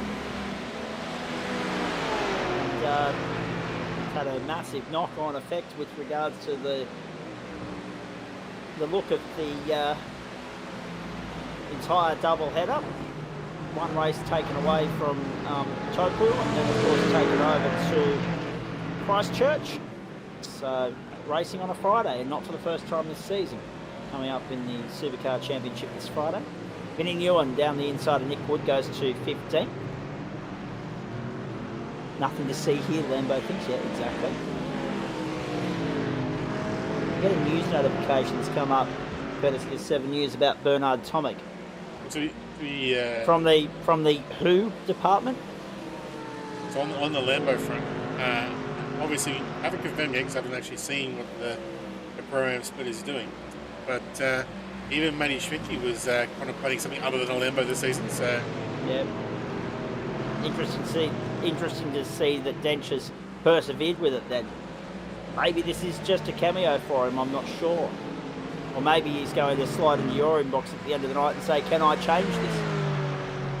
Get rid of what Chris Whitaker would aptly refer to as a POS, and go with something a bit more stable and reliable. Well, to be fair though, we've seen like 3 or 4 Mustangs do the same thing. So correct, and they're not short of pace. So I think it's just more to get the. There's 2 ways to tackle this track. You either go for a high downforce or a mega low downforce. So clearly, a lot of these guys are going for a low downforce, which obviously once you get the poo on, makes it a bit sketchy. Yep, and they've all found that out the hard way. 2:15.669. Jonas Deggan, fastest lap of the race on lap 6. Oscar Haynes in the lane already. Oscar Haynes has just... No, I think he's just dropped off. Face the plate. He's not in the lane at all. Okay. He's not registering on my leaderboard as having gone into pit lane. I think he's had his packet loss, a dropout. Now, Edmonds, Mitchum, Donaldson, Ratu and Deggan the top 5. Yep, yeah, no, well done. Good point, Josh. CW did have a solid run down there at Mount Panorama. Pretty sure they got second in class, so good on them. That's exactly what Josh is saying there, yeah. And Brendan Whitaker, of course, also a good member of the club. So well done to those guys. And also Nick Windsor. Is he a member of the club? I know Riley was. He has been, yes. Yeah, right. So there you go. 17.5 minutes gone. Edmonds, Mitchum, Donaldson, Ratu, Ben Deggan, Hewitt, Pryke, Jones up into 8. That's a good start from Jones. He got 8 spots already, chasing his tail after a late run in qualifying. Didn't get the result he would have been hoping for. You're watching Monday Night Motorsport live, exclusive and free across the platforms of the Gentleman Sim Racing Club. Off goes Jonas Deggan. Uh-oh.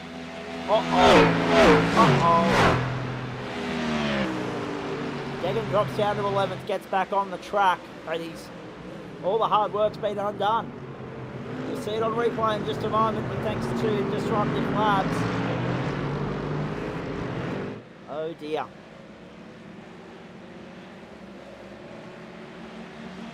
Unlucky, but at least it's only early. Oh wow. That's snapped fast. That's savage, isn't it? Yeah. Nice damage too. That may well require him to go to pit lane, I think. For his first stop of the night. That changes his strategy completely. But at least he's in the window in which he can come in. Now he has to rely on a solid, clean run home. And an unimpeded one. Long stint. So the reverse strat most likely now in play for WnS.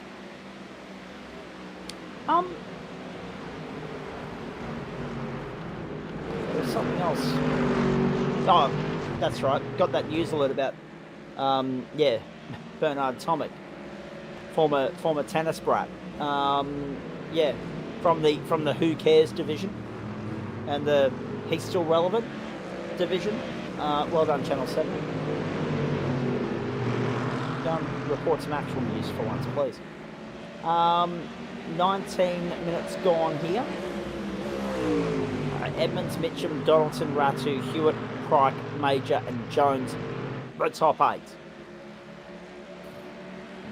Got a couple of carders that are very keen to follow in the footsteps of one, Craig Bond, who I've actually got a Snapchat friend request from today for some reason. So Bondy's been allowed back into the Snapchat universe, it would seem. He got punted from there last year. A couple of carders have approached me about, what's going on as far as this sim racing cape is concerned. We want to get involved, we want to do more of it. So looking forward to seeing a few of them pop their head into the GSRC in the months to come and become part of the fold. It may not be an overnight sort of thing. It may be a process as they save the pennies up and have time at their disposal when they're not committed to real world events or school or anything else. So Rain Campbell the only retirement so far? No, actually Oscar Haynes with that packet loss is now the second of the night, and WnS Degan the only one to have completed a relative compulsory pit stop. Simon Cox, having started from pit lane, still needs to complete 2 of them throughout the course of the night. 70 minutes to go, which means we're heading for a checkered flag at around about 6 minutes past 10 Eastern Standard Time. I'm just hoping that I'm still firing on all 8 cylinders by that point, Adam. It's been a big day and a big week. The trip down to the south coast, however, absolutely magnificent. On the run down, if you go the inland route, the last 90 minutes of it's a little bit of a snail trail, a little bit of a goat track, because you get stuck behind traffic and there's no legitimate proper overtaking opportunities. A far smoother equivalent of the New England Highway, quite frankly.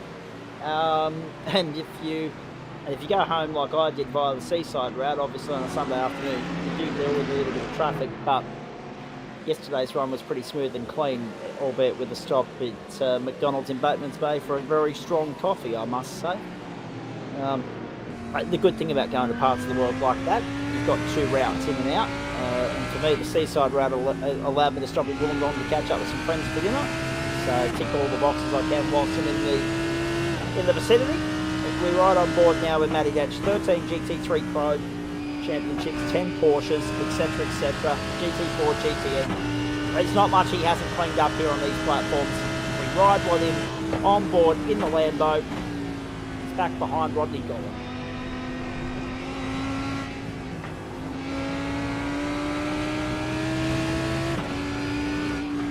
Daniel Evans leads. We haven't seen much of him so far, but he's under pressure from Richard Mitchell, Eli Donaldson and Bradley Ratu. But let's listen to the Lambo at work for a little bit.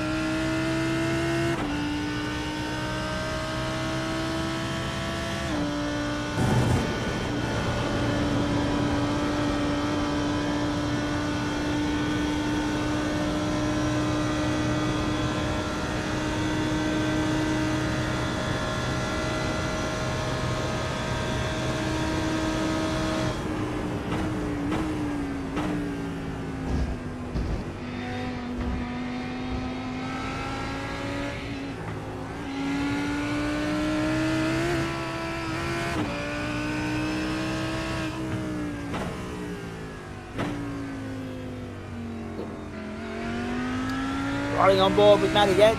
We haven't been able to do it for a while. It never gets old though. A Lambo. Sounds a treat, but looks like a real tough beast to hustle and muscle. At this point in time, we go back to Nick Wood in 11th. So Edmonds, Mitchum, Donaldson, Ratu, Brent Hewitt and Pryke, Major, Jones, King and Draper the top 10.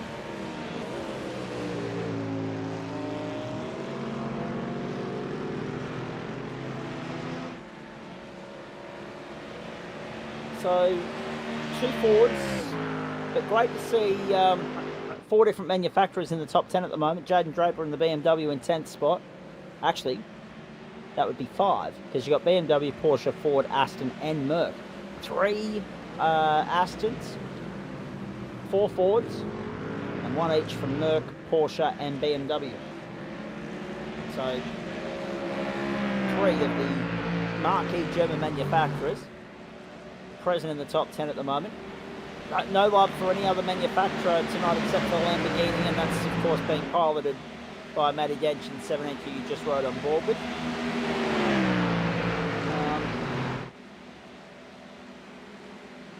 Sorry? Oscar Haynes wasn't an Aston. Was, yeah, until the internet had other ideas for it. But no love for the Audi. I'm trying to remember. Chev, Ferrari, McLaren. That's 4. No love for the Acura either. That's 5. And there's only 11 available to us in GT3, so that's it with no. How long though, right? So obviously Dave Oliver's chiming in from across the ditch. How long until the powers that be at Toyota say to iRacing, come and visit the showroom, come and do some scanning, because we know there's a Toyota GT3, a Supra GT3 on the way. We know that the supercar is now going to be a huge talking point on the back of the success in New Zealand, and I feel so happy for Neil Crompton. That was real from the heart stuff from him the other day. You could just tell that it meant a lot to him, the blood, sweat and tears. And they're the people that you like to see have the last laugh, considering that yes, I did say that out loud. So no, very good news for him, but it won't be too long before we have Toyota GT3 and Toyota Supercar, I don't think, at our disposal on the platforms of the GSRC. Might be a small trip to Japan required for iRacing, but good luck to him, go for it. Lachlan Pryke in 6th position comes to pit lane, and Aaron Major follows. So we're at the 27.5 minute mark now, so we're in the window. First real 2 to jump from the front of the field. A couple of guys playing with their pit window there to try and open up the strategy for themselves, give themselves some track position. Luke Page has done the same thing. He jumped in at the end of lap 10. These guys waiting until the end of lap 12. We were on board with Matty Dench when Luke Page came in. Brian Campbell out of business. Oscar Haynes out of business. Simon Cox still with 2 pit stops to complete after missing the start completely. Still not on the wires as to why that was the case. How nice does the number 1 look on the side of Eli Donaldson's car, if you don't mind, the Merc? So, one thing's very clear and evident from the outset here, Adam, going into the next 9 rounds of this series, and I'll go back to breaking that down for everybody in just a moment. 9 rounds more to go. That love affair with the Porsche, no more. Well, I think most people got their fix of the Porsche last season, so they're probably hankering for something different. And now they've got their chance, and lots of blue, lots of silver, and yeah, a couple of German cars in there as well. So good to see. It's unfortunate we just haven't got some of the other like the Ferrari or the McLaren there just to add a bit more colour to that timing tower. Indeed.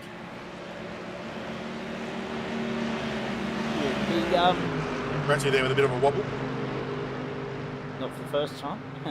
Right, the interesting thing for mine when we have a look at what's coming up on the platforms of the GSRC, as I said, I wrote down the calendar earlier in the piece today, and I mean, this is a great GT3 calendar. So we'll have obviously sprint racing from Brands Hatch and Sandown, also from St Petersburg and the Red Bull Ring. 60-minute races from Sebring and Magny-Cours, a 90-minute from the Circuit de la Sarre, 60-minute racing also from Mugello in Italy, which it's one of those circuits that can either give you a real thrilling 60-minute race or a real tame and dull one. We'll find out this time next week. 60 minutes also from Fuji. Fuji plays the long game well. Sprint racing, I think we've nailed that with those venues. Denchi being passed by Rodney Golan. Rodney's pretending. So we've been talking the last few seasons about the Rodney's improvement as he's making his way up the ranks. If you talked to him this time last year and said that he'd be racing Matty Dench and holding him up and actually defending him for multiple laps in a row in GT3s, he would have thought you were joking. But here he is, having a good crack and keeping the benchmark behind him. So it just shows how much he's come up he found himself. And ever since he's joined the Right Boys, he's really pushed himself and got his pace under control. GSRC royalty right behind him. GSRC immortality in Matty Dench. But again, that, I mean, look at Golan. So we'll go back to the timing screen. I mean, 1, 2, 3 Porsches out there. Golan's the last placed of those. Dench in the only Lambo. I don't know, it says a lot about Golan, obviously, and the way he's improved as a driver, but it also gives you a bit of an insight into just how much of a turd the Lambo is going to be for Dench to try and muster. And he's gone again, exactly, right there, proof the point, proof in the pudding.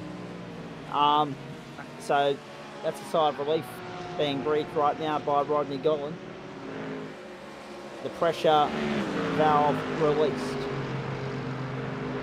And he stays there in position number 12 for the moment. I was saying there earlier, we're talking about the schedule. So European venues round 1, 2, 4, 7, 9 and 10. So it's a very European heavy championship, this. And within that, Belgium, Italy, Great Britain, France for 2 and Austria. So 5 different countries in all of that.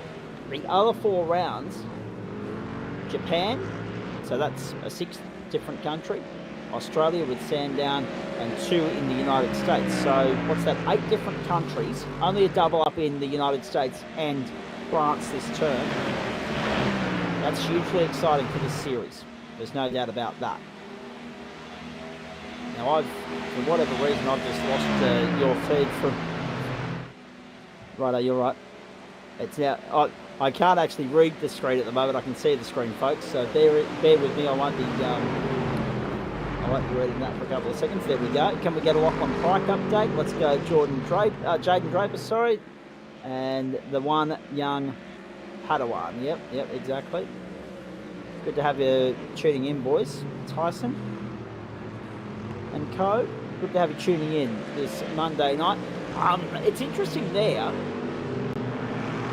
For whatever reason, I tried to run the, I don't know if it's going to make a rodents, what a difference, but I tried to run the big internet cable out here tonight. It doesn't seem to have done the trick because I'm getting a memo on my screen here saying that I'm still underconnected via Wi-Fi, but so far so good, it's doing the trick.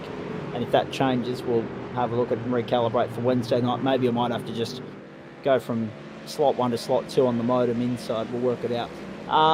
As long as Adam can hear me and I can hear you, that's all that matters. And you can hear me from your vantage point at home, wherever you're watching around Australia or indeed the world. It is a big calendar. It's a very good calendar. Some of you were asking earlier when you're going to see Pro-Am races. You're going to see them in week 2, and then the sprint races in week 5, 8 and 9.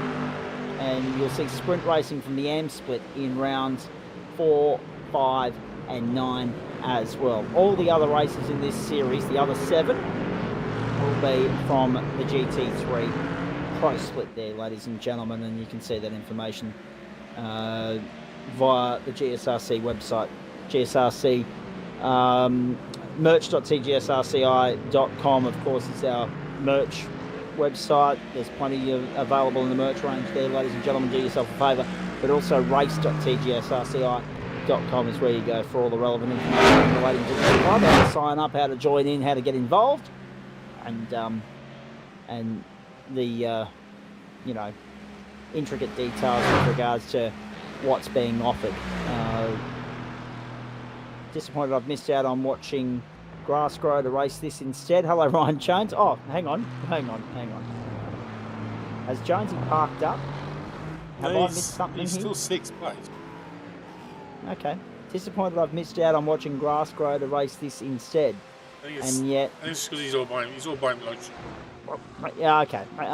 Is he now doing voice to text on YouTube comments, or is he doing those comments when he's in pit lane? I only have 2 screens at my disposal at the moment. He hasn't pitted yet. No, he hasn't pitted yet. So he's literally typing from the cockpit.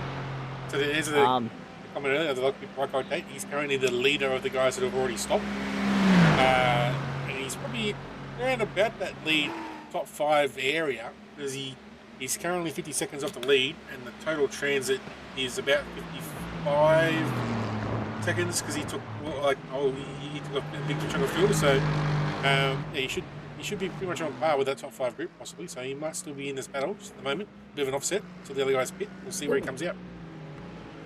So it's interesting, isn't it? Because that means that Jonesy is texting and driving. Of course he is. So in other words, if this was the real world, the cops would be nailing his hide. Well, it depends what country he's in. Yeah, exactly. Does anyone know what jurisdiction Ryan's in at the moment? We could get them to have some fun with that. Oh, jeez. But yeah, 8 different countries make up this schedule, so it's one of the more diverse schedules we've ever seen. And I say that because when you look at the supercars on a Wednesday night and the Porsches on a Thursday night, supercars is a very American-heavy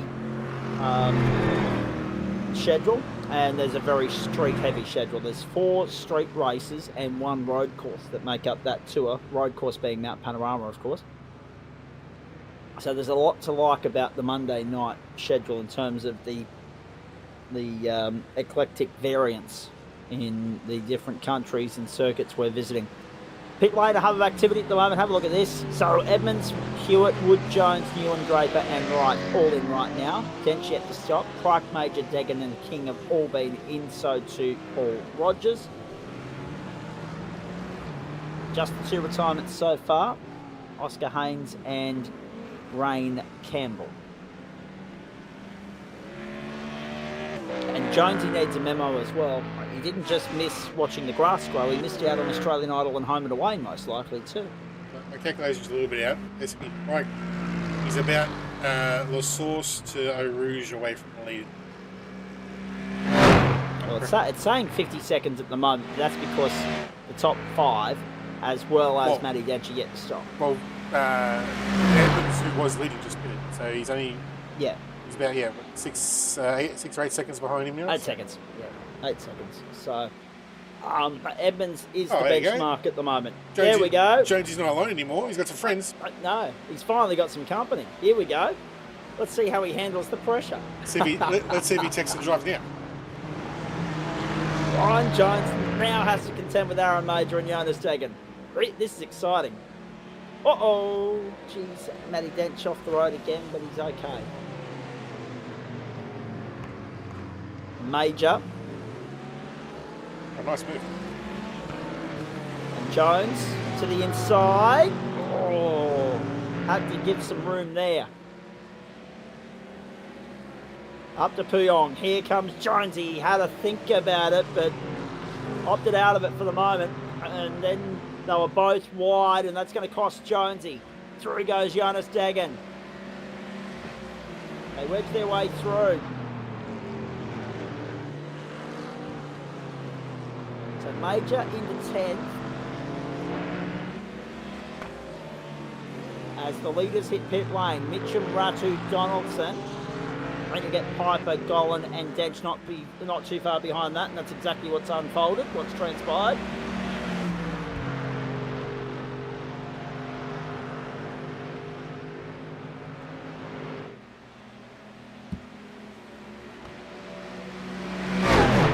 Denchi will be the next one into pit lane, you would imagine. But no, as per usual, he's going to go another lap.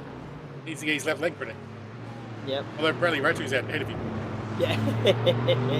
They've all go out ahead of him, unfortunately. He's done. Oh, no, he's parked it, he's done. Matty Dench is the third retirement of the week, ladies and gentlemen. He's decided out of that. He said, I've had enough of all this. You can take your Lambo and ram it sideways. Oh, no. So Ratu is turning in about 4 seconds less fuel here. Gave himself some track position in his warm tyres. See if he can pull away here. And the two Vermilion Esports guys have also got in front of Edmonds. So Edmonds he also had a slightly shorter stop than the two Vermilion guys. So just that outlap with the colder tyre has cost him track position.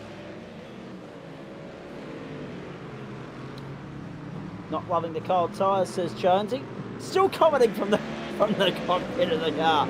Or has he got an offsider or a visitor in his neck of the woods that's actually doing the commenting for him? We need to get to the bottom of this. Daniel Edmonds gets by Eli Donaldson. Donaldson was wide. Yeah, no name. What cold tyre was not a good combo for Edmonds. Oh, jeez. True goes Edmonds to second because this time Richard Mitchum struggled. Hello, Jared Farrell. Good to have you tuning in, mate. Hope all's well. Good to have you tuning in on a Monday night, first time in a while. A lot of people would say otherwise. They wouldn't think it's all that good to hear my voice, actually, but that's another story. I'll take that as a compliment and run with it. In fact, I've got it there in writing on the screen and we can screenshot it. Spelling's a bit out, but I'll take it anyway. I'll claim it. 41 minutes gone and 49 to go. And you're watching round one of Waste Options GT3, race 1 of 14 of the campaign for New Term. Platforms of the Gentleman Sim Racing Club, and that was Matty Dench saying, you know what, I'm done. I wonder if he actually meant, didn't have enough fuel to finish that lap. Well, that could be an issue as well. Yeah. Oh, hello. And Rob Hill says, hello to the curb and the gravel and everything else coming out of the second sector to commence that big open throttle run through the final sector round of the bus stop. So Stabilo 2 has been a very hot spot for the Mustangs to get a bit of a moment there, so interesting. I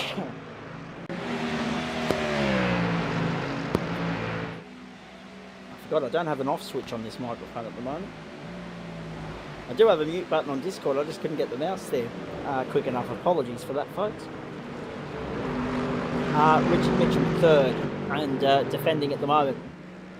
So we've got a bit of homework to do. We need to get to the bottom of Jonesy texting and talking. We need to find out who's hijacked his YouTube handle for the night to find out what's going on there, or whether he's actually intelligent and crafty and skilled enough. I wouldn't put it past him. Some men can multitask, be able to text and talk and drive at the same time.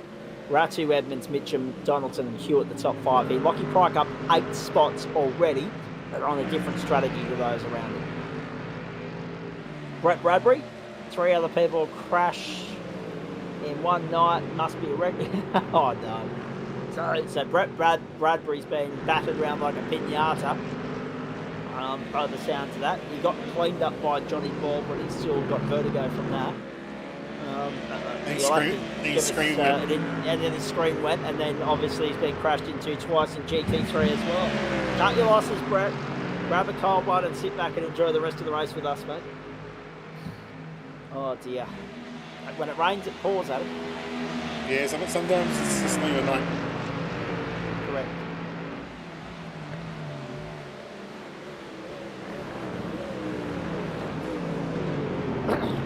About a minute away from half race distance, folks. About a minute. Where's Jonesy going? He's maybe he's in Jackson. He got off the road then. Oh dear. That's very naughty, and I only say that because multitask. Yeah. Have a listen. So not only that, but he's being distracted by us having a chat to him during the broadcast as well, and chatting about him. and asking him questions on the go. I think this must be his new attempt to avoid a post-race interview, because he'll answer these questions in the YouTube thread and then he can park up and say, talk to you next week, or talk to you later in the week. What else are you racing this term, Jonesy? When are we going to see you? Thursday nights, hopefully? Formula V? I reckon you'd suit a Formula V. You're the right build for Formula V.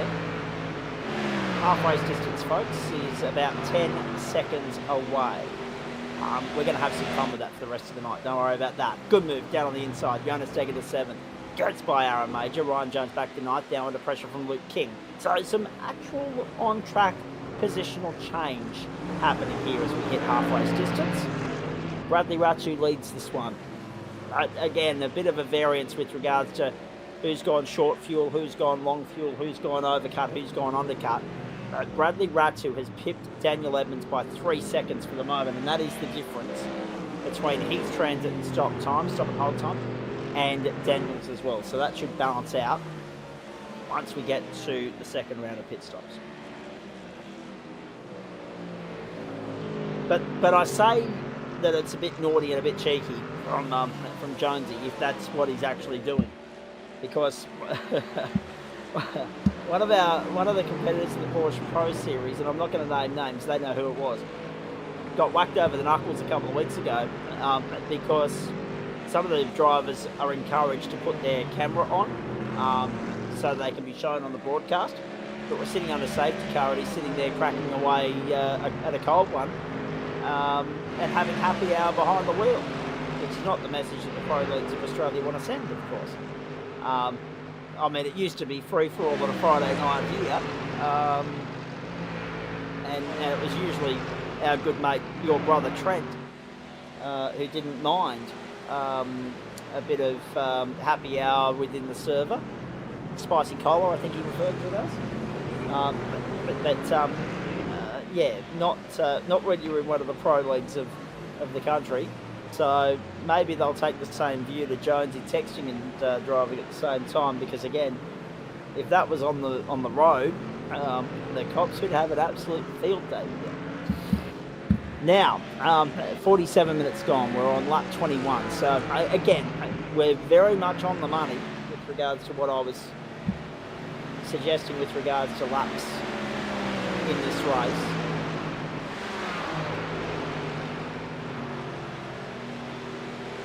Could go either way, but the pace has improved. But we're only halfway through the 21st lap right now, so it may drop off to the point where we only get 39 complete. But if we get to 40, that would be a new record for the GT3 Enduro around here. Loretto did set his personal best lap last time around, so pace is still out at the moment. It's one of those things. 215, 216. Yeah. It is a weird thing with the GT3 cars. Even when they do tyre changes, we have seen that it is very often that the fastest laps are in the first third of the race, and then they can't seem to match it towards the end. So it's a bit of an oddity with the GT3s. But at least tonight we're seeing Raider just trying to hover around that mark, at least get somewhere close.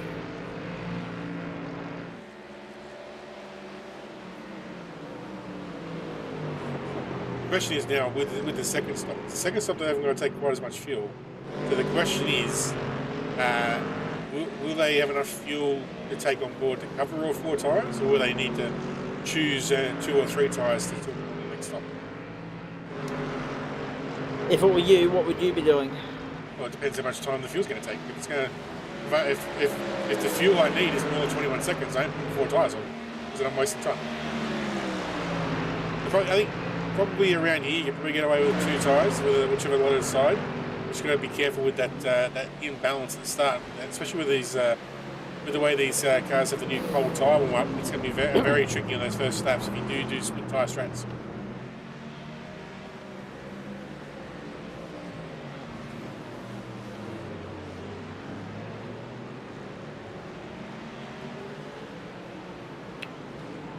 There's Jaden Draper, 12th spot at the moment. Bradley Ratu, Daniel Evans, Richard Mitchum, then Eli Donaldson, Wayne Hewitt, Lachlan Pryke, Jonas Deggan. I'm just, when you say 2 or 4, I'm just wondering if there would be a disadvantage if you went for 3. compared to, obviously, 2's an even number, so that's either front or back or left or right. But three would be an discrepancy. The 3 still works. It just depends on how much is going to add to the balance of the car for the races. Sometimes when you don't put a full set of tyres on, even when the tyres come up, it still has a different handling characteristic for the rest of the race. And sometimes actually be a detriment as much as it can be a benefit. I was going to say some of these cars are already unbalanced, as we've seen through certain parts of the circuit tonight. Based on the fact that we've already seen Matty Edge and Ryan Campbell park up, and of course Oscar Haynes still trying to reconnect the internet. Actually, I've just prompted myself. Actually, I'm in Cessnock at the moment. I mentioned that earlier in the broadcast. I'm trying to help Mum and Dad with some tech upgrades. They are eligible for the NBN Fibre to the Premises upgrade, so we're going to try and help them out with that this week as well. In the meantime, 50.5 minutes gone, 39.5 to go. We're heading for 39, 40 laps worth of racing here. 22 gone for Bradley Ratu.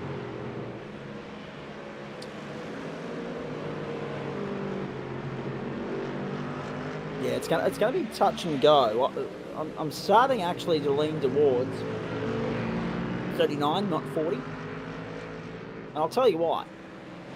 Because based on the 2:16 pace and about 50 minutes and 40 seconds, 4.5 minutes is 46.10. There's a minute 10 already burnt of that 2 minutes of overtime we've got, and less than half race distance to go. I get the feeling that it's going to be 39 laps.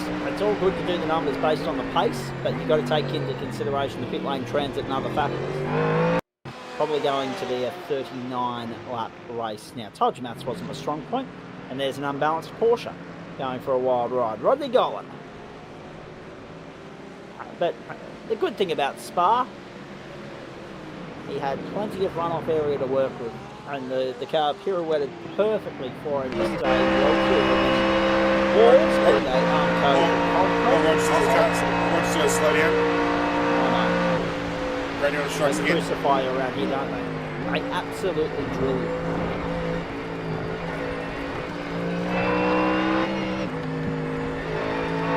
Oh dear. Ratu leads from Edmonds. Mitchum is third. Nick Wood under pressure here. Trying to find a way by Luke Page, but also now he's going to have to try and contend with Paul Rogers on the comeback trail with the red mist and all.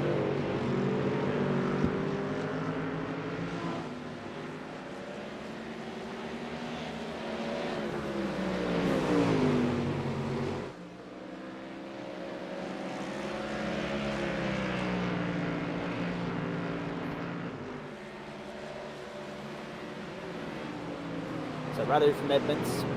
Aston leads forward, and Merck in fourth with Eli Donaldson. Good to see him in something different. Just to get a new challenge awaits for him. Just to get an idea of how competitive these guys are. So far, everyone's fastest lap time is less than a second cover in the top 20 in fastest lap times. Bradley, Yeah. If you look at just first and 20th, it's the easiest way to look at it. Yeah. Bradley's best time was a 15.78, and then you go Golan is a 16.75. So That's impressive, isn't it?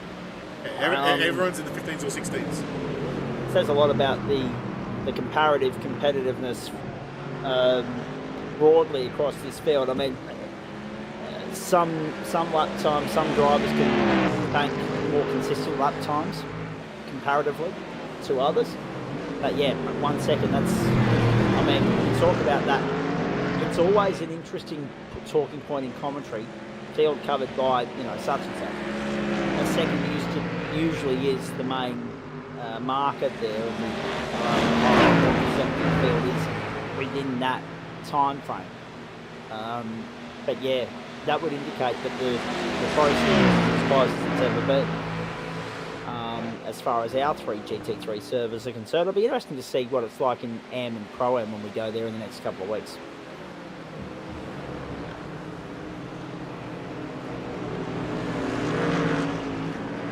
Hope you've enjoyed what was a busy weekend, folks, but a very quiet weekend on the motorsport front with one less day of action in New Zealand, and obviously Formula 1 and MotoGP that was scheduled to go ahead but didn't because of, old early onset World War III. Oh, sorry. Political indifference. It's not World War III yet, but mark my words, we're heading in that direction. And I've been saying that for a month or so now. But yeah, it's obviously meant that we haven't had as much sport to absorb as we otherwise would.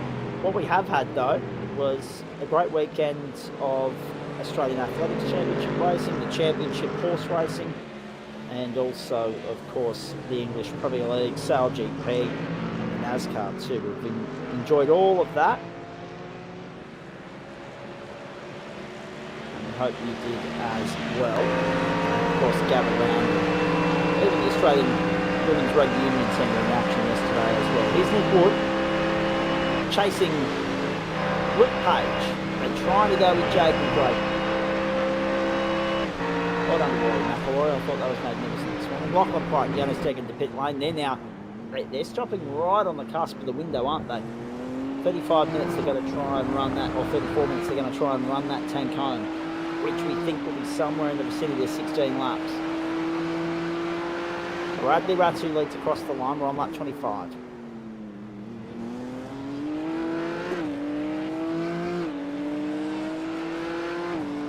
So 54 was the threshold, wasn't it? But I was running through the numbers. 9, 18, 27, 36, 45, 54. So 6 times 4, 24. We haven't yet got anywhere near the end of lap 25, but we have passed what 25 laps would look like on time, based purely on the fact that we've already had a pit lane transit taken into consideration there as well. So just remember that 92 minutes and about 10 seconds is going to be our threshold for race time tonight. If we can get back to the line before time and squeeze an extra lap in, 40 laps race distance, if not 39. Bradley Ratu, the race leader at the moment. Draper still under pressure here, contending with Nick Wood in the Entropy Synsport entry. The Northwind Motorsport stable, good to see more of them popping up on the GSRC platforms. Jaden Draper, a new name. Maybe not necessarily to their stable, but certainly to our GT3 Pro Series. Lachlan Pryke has just got by Daniel Cheney as well for 15th. Oh, that was close, wasn't it? With Wood going down on the inside. So 33 minutes to go, folks. Hope you're enjoying it for the first time in Term 2. Season 25 for the platforms of the Gentleman Sim Racing Club. Oh, trouble and gone. There goes Draper. That was a big shunt. Now, it'll be interesting to see the replay and what contributed to that. Whether it was contact, whether it was a moment, whether it was driver error, whether it was the car spinning him out sideways. Let's have a look at this. Rick Wood, nowhere near him. The car's just snapped and gone hard left, smashing the tyre barrier into the wall. He's probably lucky it wasn't concrete. There's a big bump right in the apex here, there. That, what a yep. How lucky is he that was rubber and not concrete, Adam? He wouldn't have been, if that was concrete, he wouldn't have been able to drive that back. He's driven it back. It's forced his hand with a pit stop. Aaron Major Luke Page in as well. Oh, Jaden Draper was on track for a top 10 too. How rare is it for us to catch a moment like that live? A defining moment. And Nick Wood breathes a sigh of relief too, because I bet he was starting to wonder, when the hell am I going to be able to get by this bloke?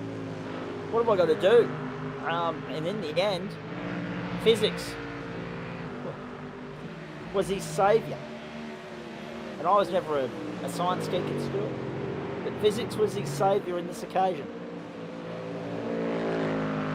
Just having a look at the retirement sheet, folks. Obviously, we know Denchi's gone, Haynes is gone, Campbell's gone, Draper's gone back out onto the track. The last placed of those two has stopped the second time. This is Daniel Edmonds on the limit as well. Oh no, Daniel Cheney. Cheney's gone. He's lost the front end. It has parted company with the race car. And there is debris smack bang in the centre of the road at the exit of turn number 9. And again, an isolated single vehicle incident. Wowee. Andrew, fastest lap of the race. In first. 2:15.634. Edmonds and Mitchum now might be wondering whether he can overturn this 3-second difference between pit times. The margin is 3.02 and teetering. But Bradley's looking good in Aston. How nice would it be after, you know, the Porsche saturation we had last year? How nice would it be to see Mustang and Aston go at it? We had this in turn 4 last year, didn't we? With Edmonds and Greathead. So to have that again in turn 2 of this year would be a great change of pace.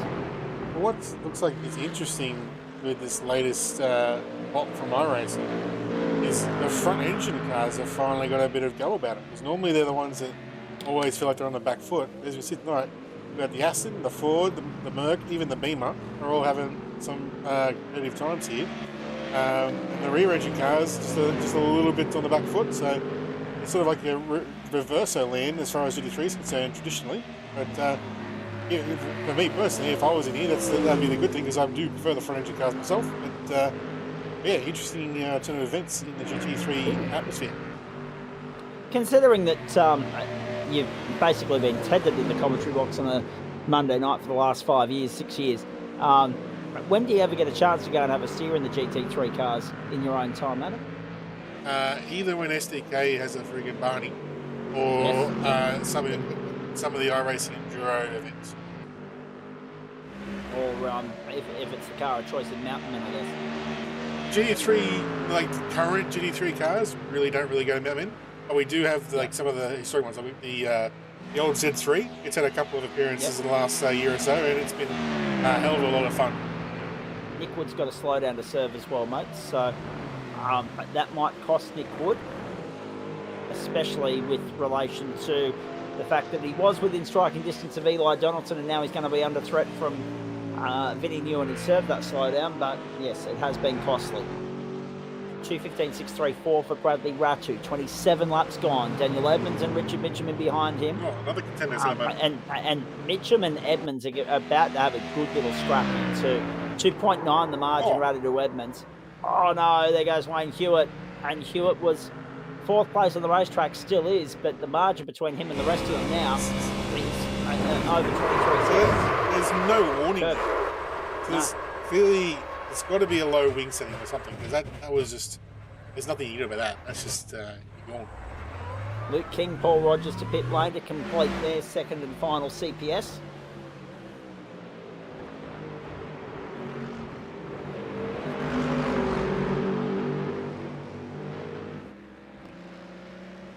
And off goes. Oh, that's another big one. That's Rodney Gowan. He hasn't kept off the wall this time. Oh, no.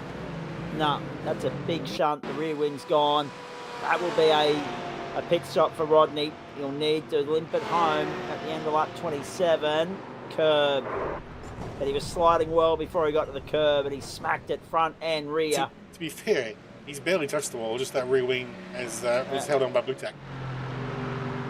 Correct. He slipped down the road another good 150 metres before he's come to a stop. Now he goes to pit lane. Here is Lachlan Pike under pressure from John Wright. So Rapid Theft versus Send It. Like a no-holds-barred sort of team battle, this one, isn't it? And that was John going a little bit deep into the corner. So John Wright, the winner of the Pro-Am Series last term. It's important to note that he's been promoted. He's up in Pro. Good to see him having a good run of the mill for his first outing up here. Have to get his thoughts on the Masters, considering he doesn't mind a golf day. That's why he wasn't in the finale or GT3 Pro-Am last time round. The finale at Road America. Hard to believe that was 3 weeks ago. been a lot going on since then. Here's the move, right down the inside. Pryke gives him space, but if Pryke can hold it, he'll have the inside for the left-hander. Yep, very nicely done. That over and under bit of racecraft keeps Pryke intent for the moment. How many times do you see that little dance play out? It's a good manoeuvre. And such a telling part of the narrative in car racing. And some circuits lend themselves to that style of racing better than others. Spa certainly one of them, with that flow of left and right corners. It's one thing to try and execute an overtaking manoeuvre, but it's another thing to consolidate it. And John Wright hasn't been able to do that just yet. Having to work very hard to find a way by Pryke here. Ratu, Edmonds, Mitchum, Hewitt and Jones the top 5. We haven't had any correspondence from Ryan Jones for a little while. I'm interested to get his thoughts, considering he's got 3.2 seconds up the road to Wayne Hewitt and he's 4.5 clear of the defending champ. Running the number. How's it going for you out there, Jonesy? This will prove whether it was somebody else commenting on his behalf or not, I guess. Down the back straight we go. Pryke and right, Pryke and right. Pryke defending the inside. He knows that he's under serious pressure here. Right now, the door open, is not able to wedge his way through. Ratu, Edmonds, Mitchum and then Hewitt, then Jones. 5th spot. Not yet.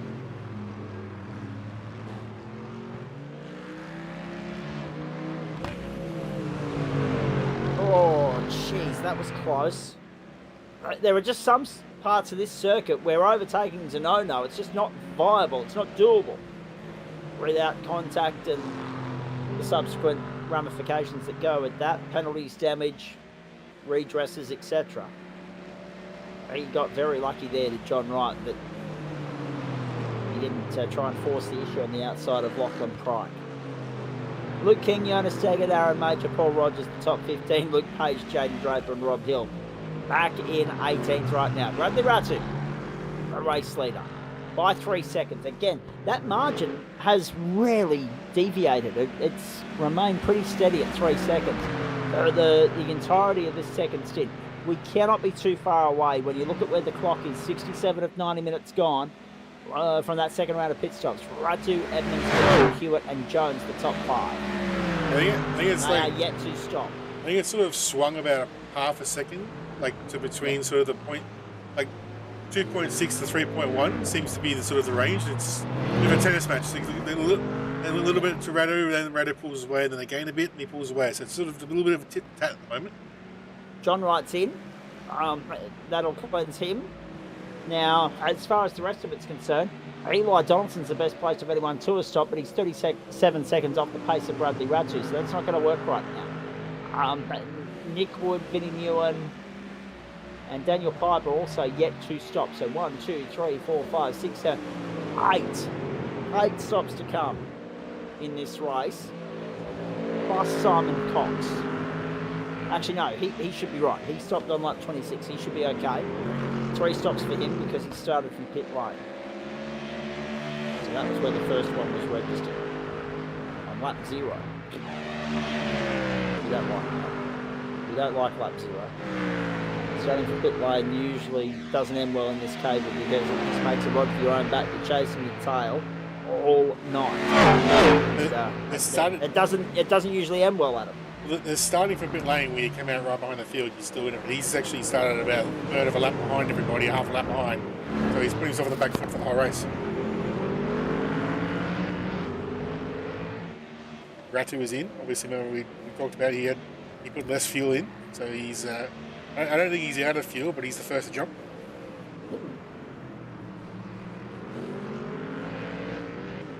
So Eli's stop was 13.2. Let's see what Ratu does. Give us an indication, one of what we're working with here. I mean, Donaldson's still the better part of an eighth of a lap away from Bradley Ratu. 13, 14, 15 seconds. Up to 17 for Ruddy. This is a very long stop for Bradley. Uh-oh. Uh-oh. 22.2. 22.2. That seems long this late in the race. He's coming out right, Seems right long. with Eli. Just in front is Bradley. But he's now going to have to get those tyres back up to temperature, whereas Donaldson's a few laps into a stint. 4, in fact. So his tyres will be prime and pristine, whereas Ratu's going to have to work hard to keep him at bay. The margin is 0.8 of a second as they head up the Kemmel Straight. We're right on board with the defending champ. Let's hear the Merc roar, hard at work here, trying to reel in Bradley Ratu. Aston v Merc. And this is going to go down to the wire because the Merc is right there. You just see how much more grip he's got at the moment. Oh yeah, and Ratu on the defensive as a result of that. So now Donaldson needs to go deep, throw it long, hang it tough around the outside. Donaldson's got the job done. Made it look too easy, especially on the derby side of the racetrack. What about that? The marbles and all. He's got the number. And Donaldson just drives straight through them, and he's, as you say, he's got the number 1 for a reason. Yeah. And now Bradley Ratu's going to play catch up. Maybe Donaldson's in this mix more than we think. Daniel Evans and Richard Mitchum might be keeping an eye on this, thinking, hang on, we can't afford to make a mistake or a slip up here. It'll be interesting because in that middle phase, he did fall off the back of those two, so he fell back a little bit. But maybe that was a bit of fuel saving, and he's actually made up the pit stop. So we'll have to wait and see. Oh! Oh no! What a save! Catch! Great save from Radu, but Eddie Hotenauer catching Donaldson's just about done.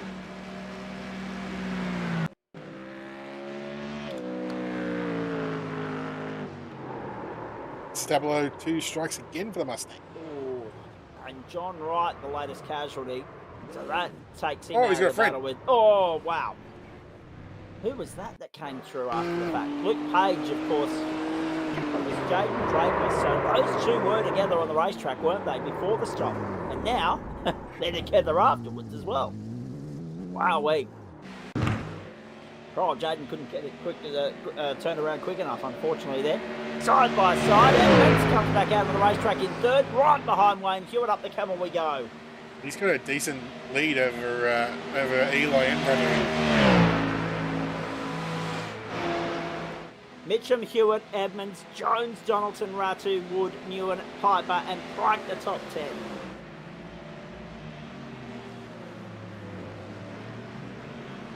Hope you're enjoying it. First instalment of Waste Options Monday Night Motorsport Term 2, 2026. The first of 2 Monday nights, I think it is, that I'll be bringing it to you. Maybe 3, actually, from Cessnock this term. I'll actually be down here consecutive Mondays, May 18 and 25, before and after the trip to Grenfell for the next round of the Dunlop Kart Stars Series.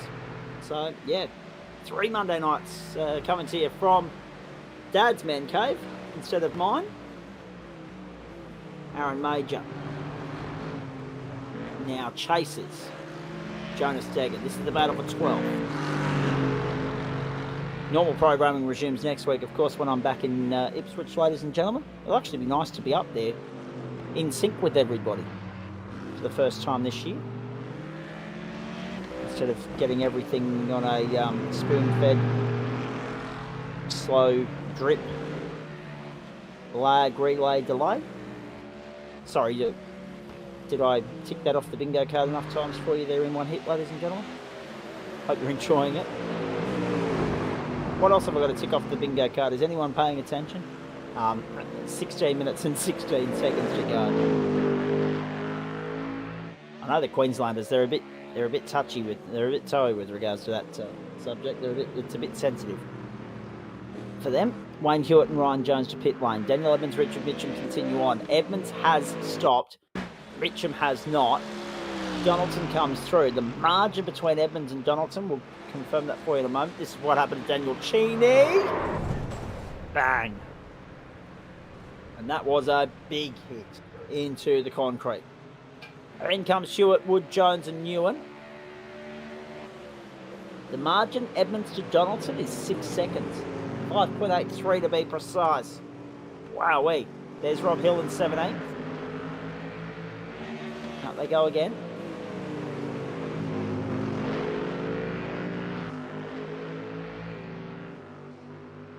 The question's going to be, is Richard Mitchum going to come out in front or around Edmonds?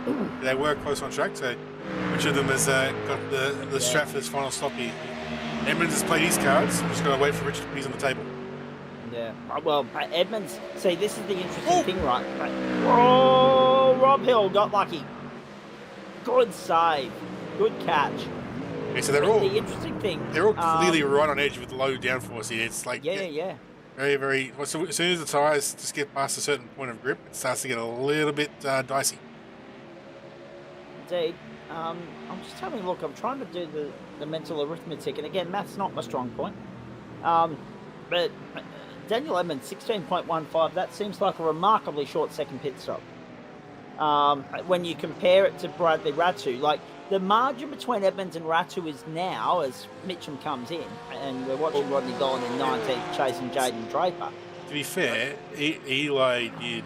So Eli's on a 13-second stop. Yeah. So Eli 13 and Daniel 16, and Richard, we'll find out in a moment. So Ratu's gone long, I think, or either that or the Aston Martin's just thirsty. I think Ratu was overfilled because we've seen we've had plenty of times in the past where we've seen Ratu make some barneys on the fuel strategies.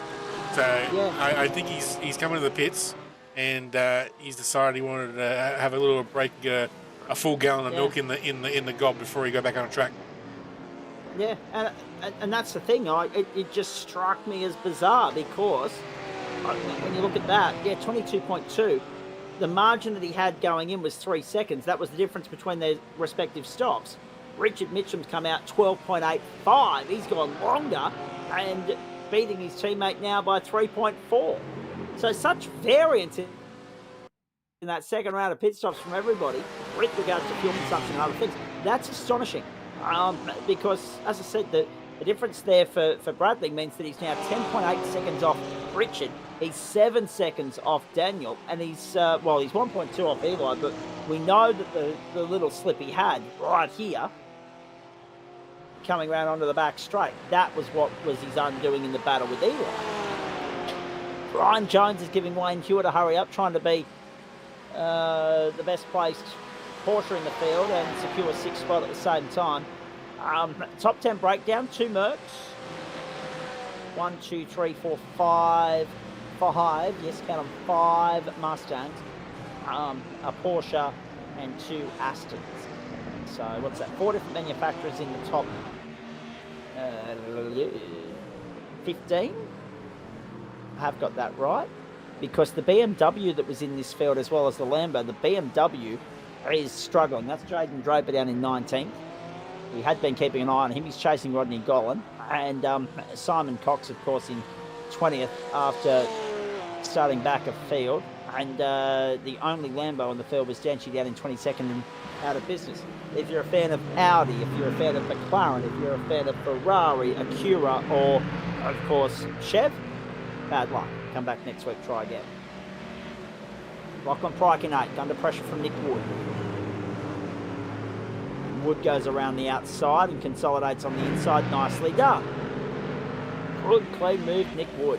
Well done.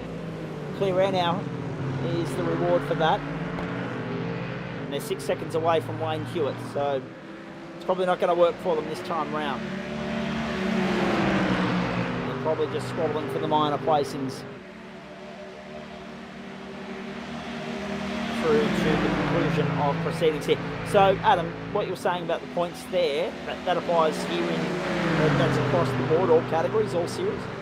That's the changes? It's the new standard system for the HSC. Yeah. Wow. So, okay. How much work did you have to put in the off-season to bring that up to the new standard? It varies depending on which of the 3 places I had to change it. You talk about. Yeah, copy. but for your sanity, for you, like as long as you know the starting point is either 50, 100, 150 or whatever, it's still the same podium gaps as before. And so the system is still logically the same for you for the top 20. You just got to remember the new starting point. So that's the way to make it easy for yourself when you're doing your quick counts. So this enduro is worth 150 for the W, is what you're telling me?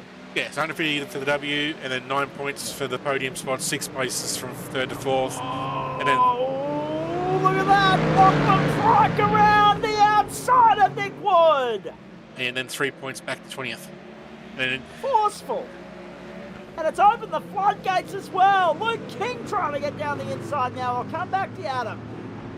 Basically what Adam's saying, folks, is that if you can get to the Circuit de la Salle with a 150 point advantage on the competition, you're probably home in the points race in this championship. The 2 drop rounds still remain in play and all that sort of stuff. But yes, it's 150 points, and it's a big chunk of points to go with it to start this season. It's a big dent into the pocket. If you can nab the win here tonight, it's a good launch pad for the rest of the campaign. And for everybody else, it's a lot of catch-up to do if tonight didn't go to plan, a la Matt Dench, etc. Bradley Ratch's got by Eli Donaldson whilst we're watching Luke King squabble here with Aaron Major, and also with Nick Wood and Jonas Deggan and Lachlan Pryke. So we've got a 4-car fight for 7th, and Aaron Major on the way to join them. Wowee. Richard Edmonds and Ratu 1, 2 and 3. Ratu's got Aston onto the podium. Donaldson's right there with him. A guy that has the potential to be a champion in this caper one day against a guy that is wearing the #1 because of a magnificent opening turn that he was able to put together. Dagan and, oh jeez, Ratu now forcefully trying to defend Donaldson. This is not going to end well if they keep going like this. 8 minutes to go. Can they? Oh, there it is. Ratu's in the wall and done. That intensity was never going to end well. And Ratu is on the tow rope. Let's have a look at it again. So Donaldson's bombed it wide at this chicane, and it's just got the over and under. So good racecraft there from those guys. Racecraft is one thing, but race control, we'll be having a look at that again. I dare say, have a look. Oh, jeez. Donaldson did not want to relinquish it. He had the nose down the inside. Brady didn't want to give him any room. So this has been brewing for the better part of half a lap when it all blew up. Let's have a look at it. He's no contact, it's just too much curb. Oh, no, there was no contact. Wowee. Oh, no. And Aston doing Porsche things. You've never seen it. Ratu's race has been run, and Eli Donaldson doesn't have a case to answer. He's back on the podium. Ryan Jones is now the beneficiary of that. He goes 4th, Wayne Hewitt to 5th, and now these guys all of a sudden are arguing over 6th, 7th, 8th, 9th and 10th. Wood and Pryke side by side still. Again, same point of the circuit as the last lap. Pryke trying to find a way through, not able to. Whoa, Oh, 3 wide. Now what's happened there you to Jonas Deggan?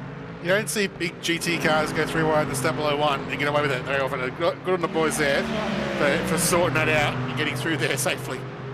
Yep, Jonas Deggan's dropped off all of this. Aaron Major's joined in. Jonas Deggan's dropped off. He was Ewan and Daniel Piper have been able to get ahead of him. we saw that last replay. Jonas had a spin of the final chicane last lap. That's right, yep. But that just goes to show you how costly it is, isn't it? A spin here, that's 6-7 seconds that he's lost. Actually, a little bit more. In fact, that's 12 seconds. Oh, no, another lost. one. My apologies. Oh, no, there we go. Jeez, Luke King this time. And did well to get out of the way of the oncoming traffic. Luke King drops behind Vinnie Newen, and Daniel Piper drops to 11th. Jonas too much now Jandal. will latch onto him if he gets half a chance. And there was plenty of Jandal trying to get it back, turned around the other way too, Adam. So yeah, essentially, what does that mean with regards to bonuses and everything else, like So I was going to get to race, fastest lap, etc.? Go for it. Yeah, so fastest lap quali bonuses haven't been touched. They're the same. They're still as was. Basically, the most positions game bonus, it's scaled now evenly amongst the races. So now it's got so if it's 3 points, if it's 2 points, then it's 4 points or whatever. It basically scales up evenly. So round to round, it's worth the same amount of points. But the main one is also the 0x. The 0x bonus, if you get a 0x, it's now been bumped up a few extra points. But we've also added a secondary tier. If you get 1 to 3x, so if you just have a couple of little 1x's here and there, you get about a half bonus. So you can still get some bonus points as long as you sort of don't get yourself basically a car contact with a bonus, with an incident. Yep. Oh, car contact being a 4x, essentially. Yeah, your major car contact. Your minor car contact's 2, but your major car contact is a 4x. Yep. So encouraging clean racing. So Well, that's the logic behind it is like, say for example, like a lot of people once they get that 1x, they're like, oh well, we're good to go now. So we'll just use our candy, right? And sometimes those 1x's where they're making a mistake. But other times, like on lap 1, like cars in front have a Barney. You have to go in the grass to avoid it or whatever. You get that 1x, like, or someone bumps you early on. It just basically gives you that chance that you've still got something to play for. If you do have a little bit of a mishap in the first lap. fair call. I don't mind it. But it's more for us to try and wrap our head around and stay across as the season goes on. But yes, essentially, if you're coming to the final round with 150, 160 odd points up your sleeve, it's very unlikely that you're going to be beaten. As we said, we're talking about 90 and 100 points this time. Last term, this time 3 weeks ago, talking about that being the safety net. So it's changed a little bit, but at least we know the number to keep an eye on. 150. So Mitchum, Edmonds, Jonathan and Jones, the top 4. I did ask a moment ago whilst Adam was explaining all that because Jones has just said from the comments section, no idea how I got here. He's got 27 seconds up the road to Eli Donaldson and 3 seconds back to Wayne Hewitt. He probably needs to just focus on Wayne Hewitt for the next couple of laps. Now, Richard Mitchum. Now, this is what interests me, Adam Wavis. We're about to complete lap 38. Keep an eye on the clock. Keep an eye on the clock. We are going to get to lap 40. Based on those numbers, we are going to go to 40. Probably all the way to 92 minutes as well, but we are actually going to get to lap 40. So my early rough calculations are actually going to read true in all of this, because when we come back to the line, we're going to have 2.5 minutes up our sleeve. We only need 2.25. In fact, we're going to have more than 2.5. Here comes Mitchum back. I'm going to come back to that, Dave. Bloody AI. Job. Even photographers. There we go. No white flag. 2.5 minutes to go. So an extra quarter of a minute in regulation, and we are going to go a full 2 minutes overtime. So a 92-minute season opener in GT3 with thanks to Waste Options. We are bringing you the Pro Split very shortly. There goes Jaden Draper, the only bimmer of the night. Wow. You can clearly see from those off-board shots that is there's a big bump there now. I don't know, it's not part of the new scan, but it's one of those things that some cars are more susceptible than others to that unfortunate bit of road there.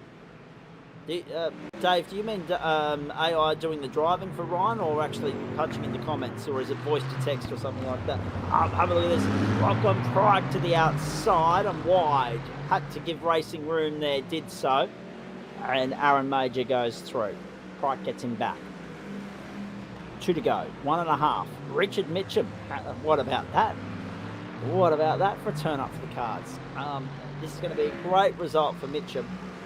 But he loves these European circuits. He feels most at home there. He's now found a setup, a car that is to his benefit. He's been able to go out there and hold his own throughout the course of the evening. And good strategy players going to get into victory lane, we think. This opening round of the season is 2.5 seconds to be good over Daniel Evans. Eli Donaldson, Ryan Jones, right back down the inside of Major. into position number 7. Wayne Hewitt is 5th. Nick Wood is 6th. Vinny Ewan is 9th, holding off Daniel Piper for the last 2 spots in the top 10. Then Luke King and Paul Rogers after that goes 6th. Luke Page and Jonas Deggan make up the top 14. Still a good battle there. Piper and Ewan, Rogers and Page. John Wright's found his way into the clutches of Rob Hill in the battle for 15th. And Golan and Cox having a very lonely run. Jaden Draper out, but sure, look, you know, if you're being discretionary, 75% of 40 is 30, so 30 laps is the threshold. Bradley Ratu, Jaden Draper do get there. So does Daniel Cheedy by the skin of his teeth. As Pryke is wide, that'll allow Major back through, you would think, but Pryke's back down. He's inside, forcing the issue. Major goes deep and holds on.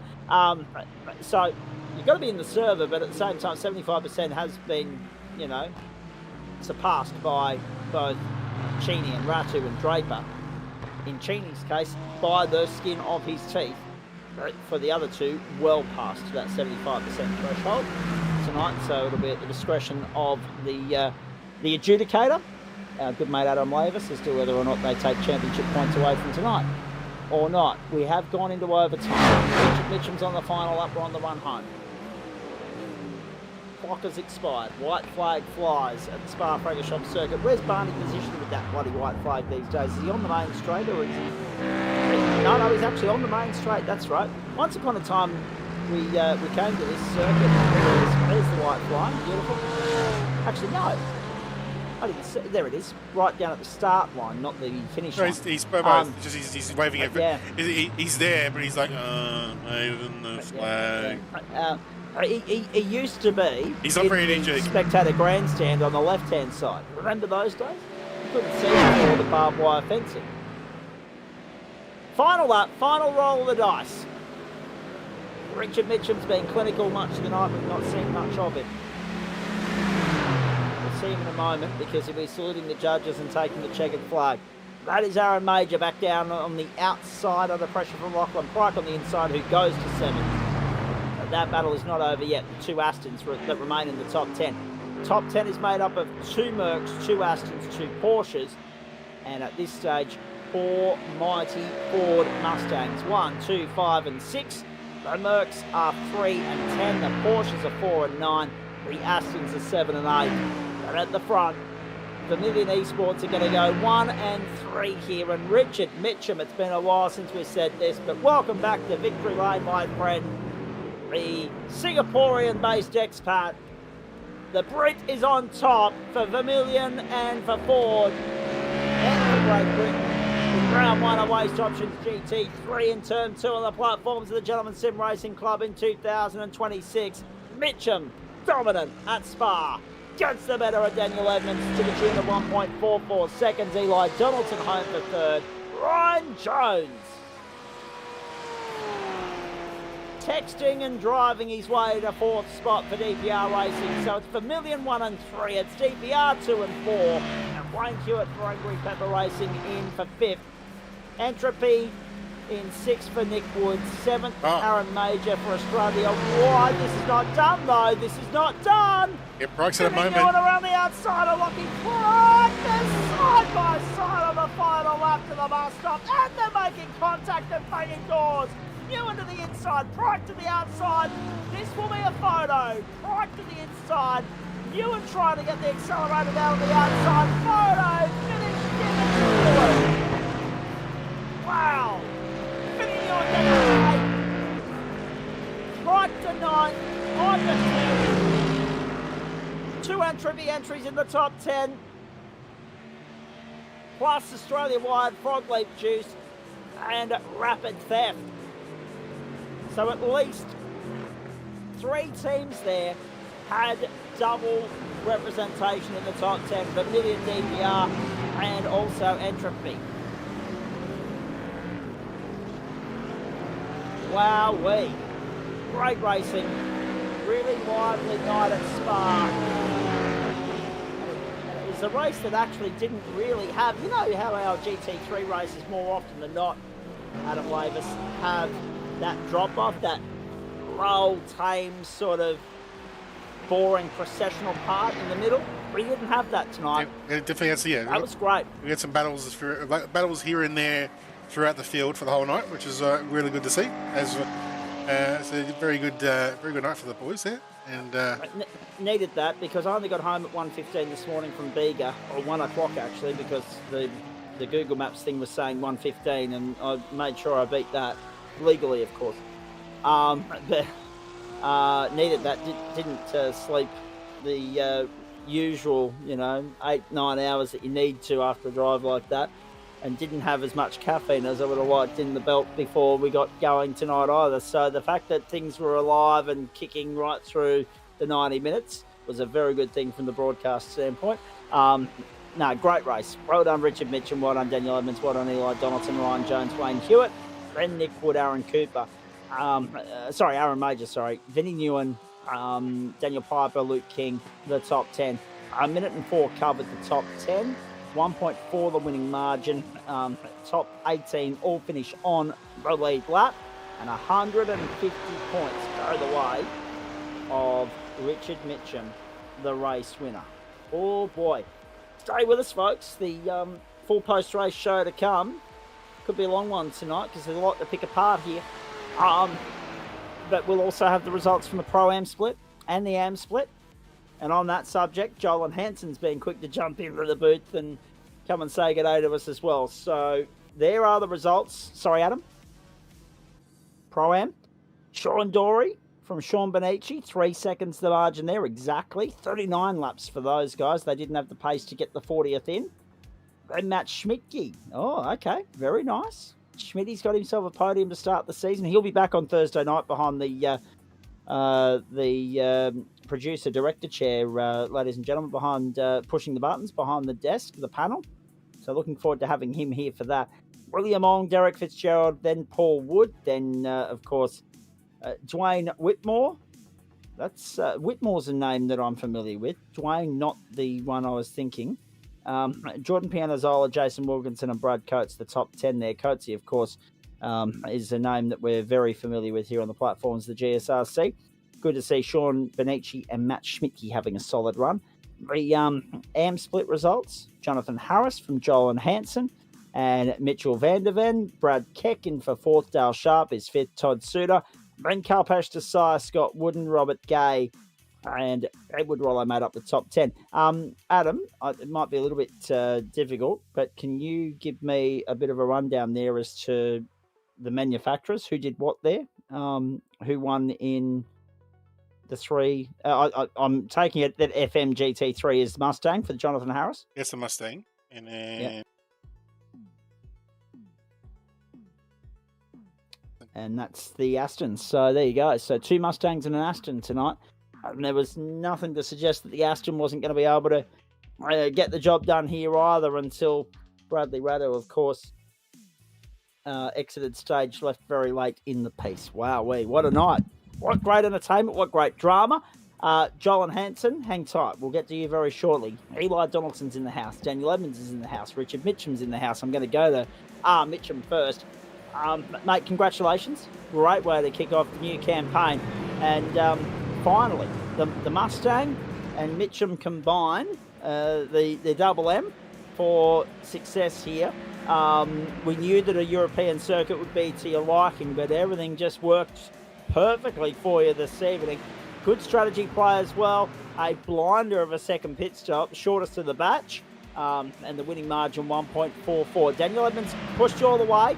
And for a while there, we were wondering whether Eli Donaldson and Bradley Ratto would be able to do the same thing. They weren't able to. It was a Mustang fight, and you prevailed in what looks like it's going to be another case of Vermilion versus DPR. The more things change, the more they stay the same. Nice to see you, and nice to have you back in victory lane.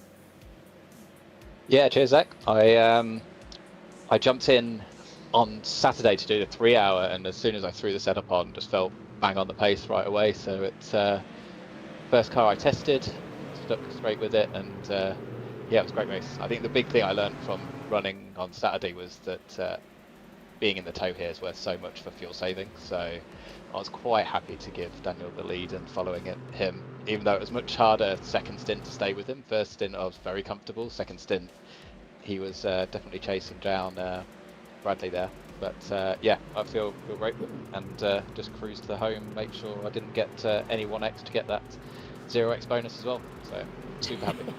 Yes. Because everything changes this term, doesn't it?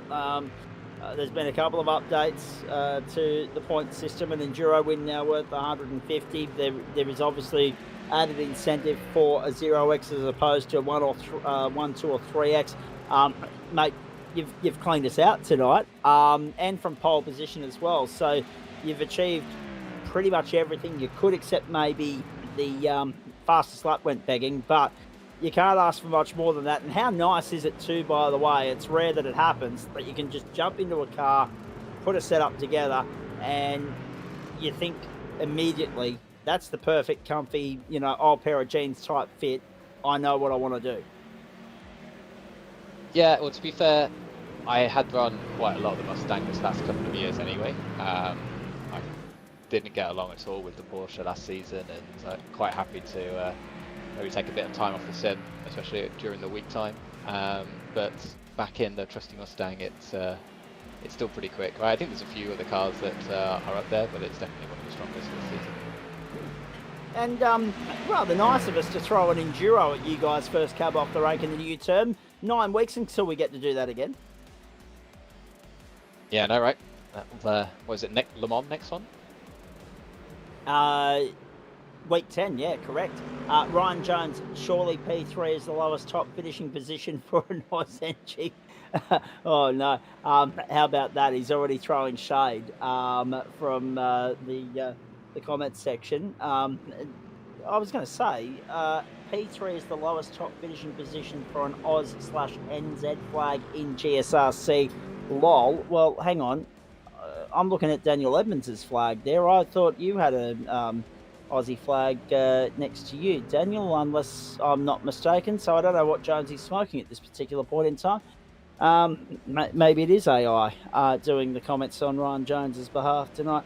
Let's go back to you, Rich. 4 sprint rounds and 4 60-minute races in between all of that. But yeah, 90 minutes at Le Mans is the next time we go Enduro racing. But nice way to kick things off, and probably the right formula out of the 3 racing formats we have to go with on this circuit. Yeah, exactly. I think, like I said, running Saturday definitely helped massively. I think temps, everything was very similar, so that was very good prep for this. And then, yeah, hopefully I don't miss too many rounds this season. I think, touch wood, I think it's only one that I'm going to know that I'm missing this season, so I can put another run at it. International travel, taking away from Singapore again, is it? Yeah, actually going to watch the Canadian GP. I'm going to miss Montreal round for that, but the rest I should be around for. Hey, that's on my bucket list of things that I want to do in life, is go to Canada and see the GP over there, and the sights and sounds. I've heard nothing but good things about Canada. Okay, now I need to jump in here. Stay with me, Rich. Coming back to you in a moment. Daniel Edmonds, is it true? Because Ryan Jones is saying in the comment section here, Edmonds is Hungarian on iRacing, but you're showing up as an Australian flag on our STK live timing screen. Can you clear some murky air for me, please? I definitely can, and Jonesy is correct. I am Hungarian on iRacing. Little thank you to my lovely fiancée and her wonderful family that are so kind to me. So I decided to run the Hungarian flag. Yeah, a bit happening there at the moment. So yes, I hope everyone there is very excited for the future. Absolutely. We might come back and have a bit more of a chat about that in just a moment. Wolfbane 51 saying, Wild Ride Motorsport win on debut. Great job to Sean. Now see if we can learn Magello. Yeah, exactly. Magello, the next stop for this series. Apologies if you can hear the local K9 brigade barking in the background too, ladies and gentlemen. Thank you, Adam Lavis. So yes, now it is showing that it's an international one too. So Jonesy might actually be onto something. Now good. Now let's go back to Richard Mitchum. Obviously a shame to know that you're going to be missing at least one round, but that's why we've got the 2 drop round system in play. And as far as reasons for missing around is concerned, I can't think of much better than that, by the way. Let's have a look at the rest of the calendar, though, and pick it apart and get your thoughts on it, thanks to Adam Lavis. So May 24 is the Canadian Formula 1 Grand Prix, May 25 Australian Eastern Standard Time. So, I mean, if you're going to miss a round, Magny-Cours is not a bad one to miss. Exactly. I'm quite happy that that's played out how it is. Thoughts on the rest of the schedule, buddy? Yeah, I quite like it. I love Brands Hatch, but I think it's going to be wet there, so that's going to be quite tricky. I think all the rest is fine. No Bathurst this year, so I'm not going to cry about missing that one. So yeah, I think let's give it a go, see how it turns out in 10 weeks' time. St. Petersburg, the unknown entity and all of that being the newest circuit on the server. Have you had a chance to have a sample of that yet or not? I have not yet, but I've got 2 months to do that, so I'm sure I'll jump on at some point between now and then. Well, I would argue that you don't have 2 months. I'm going to be very technical. I'm going to say that you've got about 6 weeks, because there's going to be a week there where you're not on the sim at all because you're globetrotting. So the time frame is a lot narrower than 2 months. Yeah, well, I won't be dedicating that 6 weeks anyway to Pete, but it will get run before I load into the server. How good. I absolutely love it. Hey, let's have a chat about a couple of other things here, mate. Obviously, things going very well in the Vermilion stable at the moment. We know you guys are heavily represented in the Porsche Pro Invitational with our colleagues over at the Australian Sim Racing Group. We know you've got contenders in the Logitech G Pro Invitational Series and the supercars as well. But it's great to see so many of you flying the flag here on the platforms of the GSRC as well. Most notably you as the race winner tonight. There's a good little battle between you and DPR as a team battle. Doesn't matter driver specific at the moment, but team-wise, that's a good little battle that's brewing there, and it has been for a while between the two stables. Well, yeah, I think there's a few stables that are always vying for that top Aussie spot. So yeah, happy to represent Vermilion and do my bit when I can. But yeah, I'll be here hopefully for the rest of the GT3 season. That's probably about it for GSRC. Yeah, for sure. I was going to say, just going back to Jonesy's point with regards to international flavour, if only we could have got WnS Deggan up onto the podium, it would have been an all-international 1, 2, 3. That would have been a first. Let's ask you about a couple of other things here, because you mentioned about being very happy to park the Porsche and see that out the left-hand side door. Exit stage left, as Snagglepuss once said, and that's a dated reference for anyone that doesn't know the Hanna-Barbera golden cartoon era. But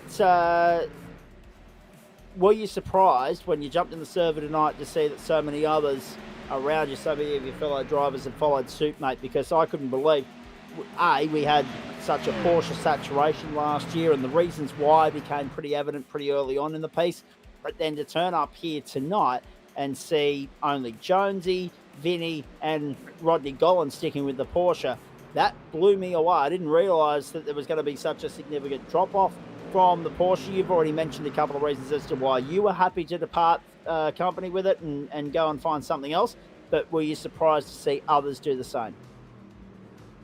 Not really, to be honest. I think when we looked at the track and looked at more recent results in the officials, I think Aston, Merck and Ford were probably the top three that we were considering. So no, not surprised to see that's making up the bulk of the top 10 in Pro Slim, to be honest with you. That's kind of where we thought ballpark. All right, very nice. Although, that being said, the other side of that argument as well, mate, is the fact that there's absolutely no love tonight for 5 manufacturers. And we mentioned that earlier, the Acura, the Audi, the McLaren, the Chev, the Ferrari, nowhere to be seen, right? But what were you thinking when you jumped into the server and saw one M. Dench back in business, albeit in a Lambo? I was quite happy when I put one over on pure pace, that's for sure.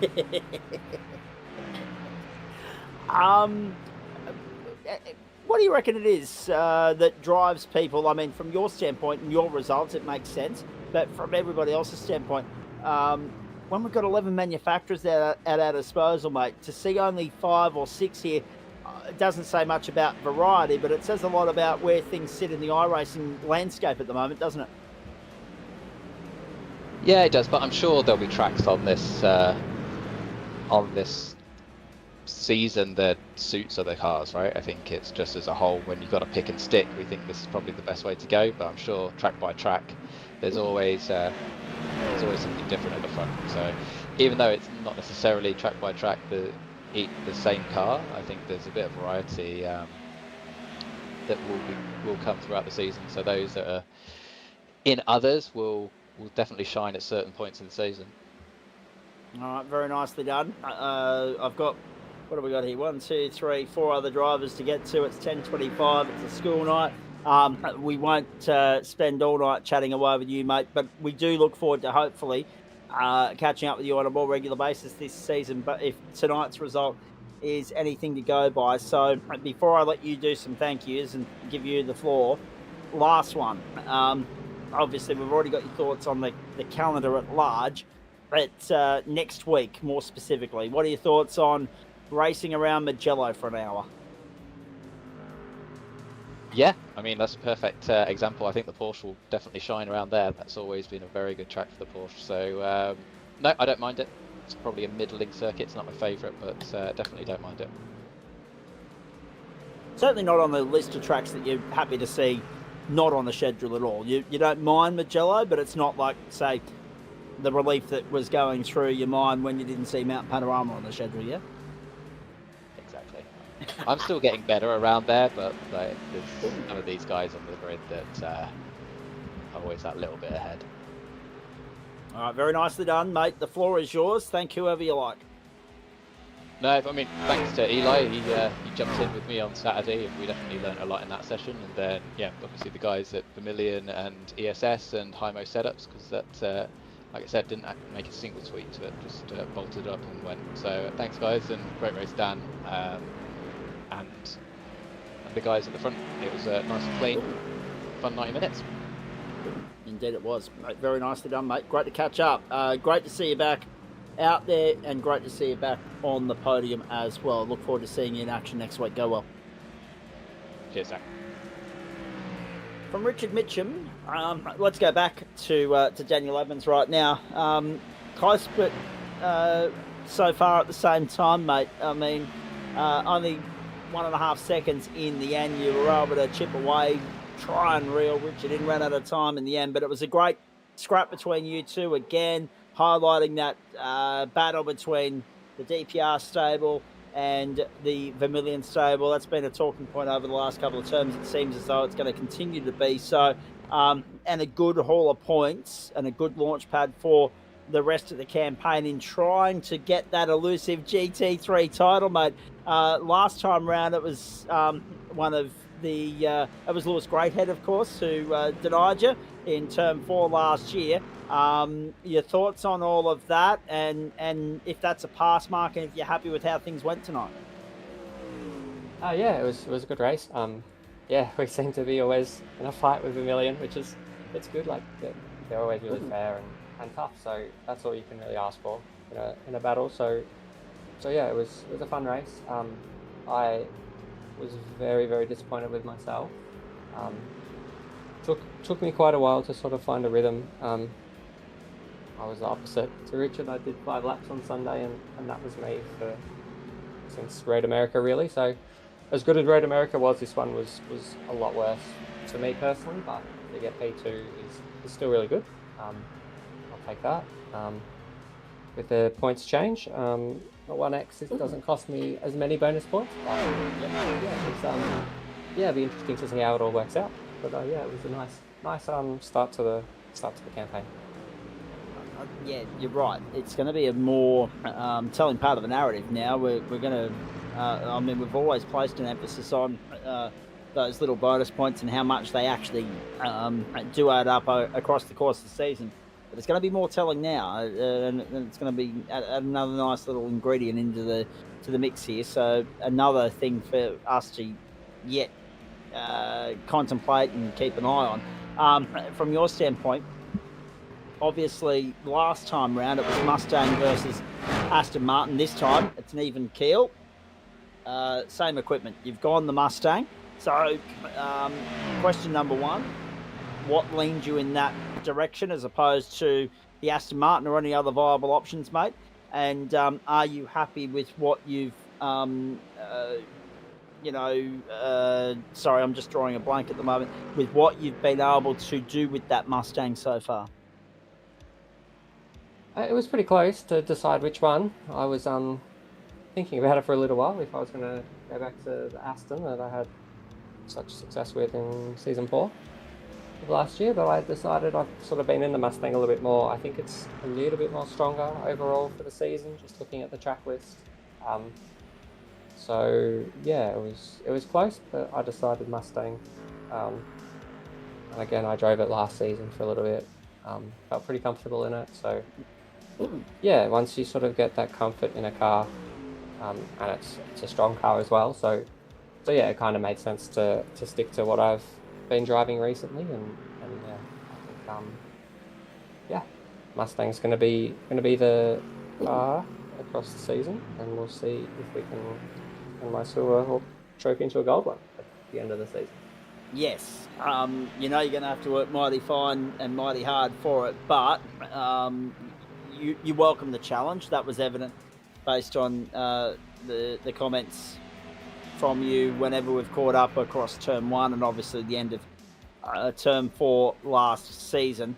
You mentioned looking at the calendar from a car standpoint, but from an individual standpoint, mate, anything you may be hesitant about when you look at the schedule?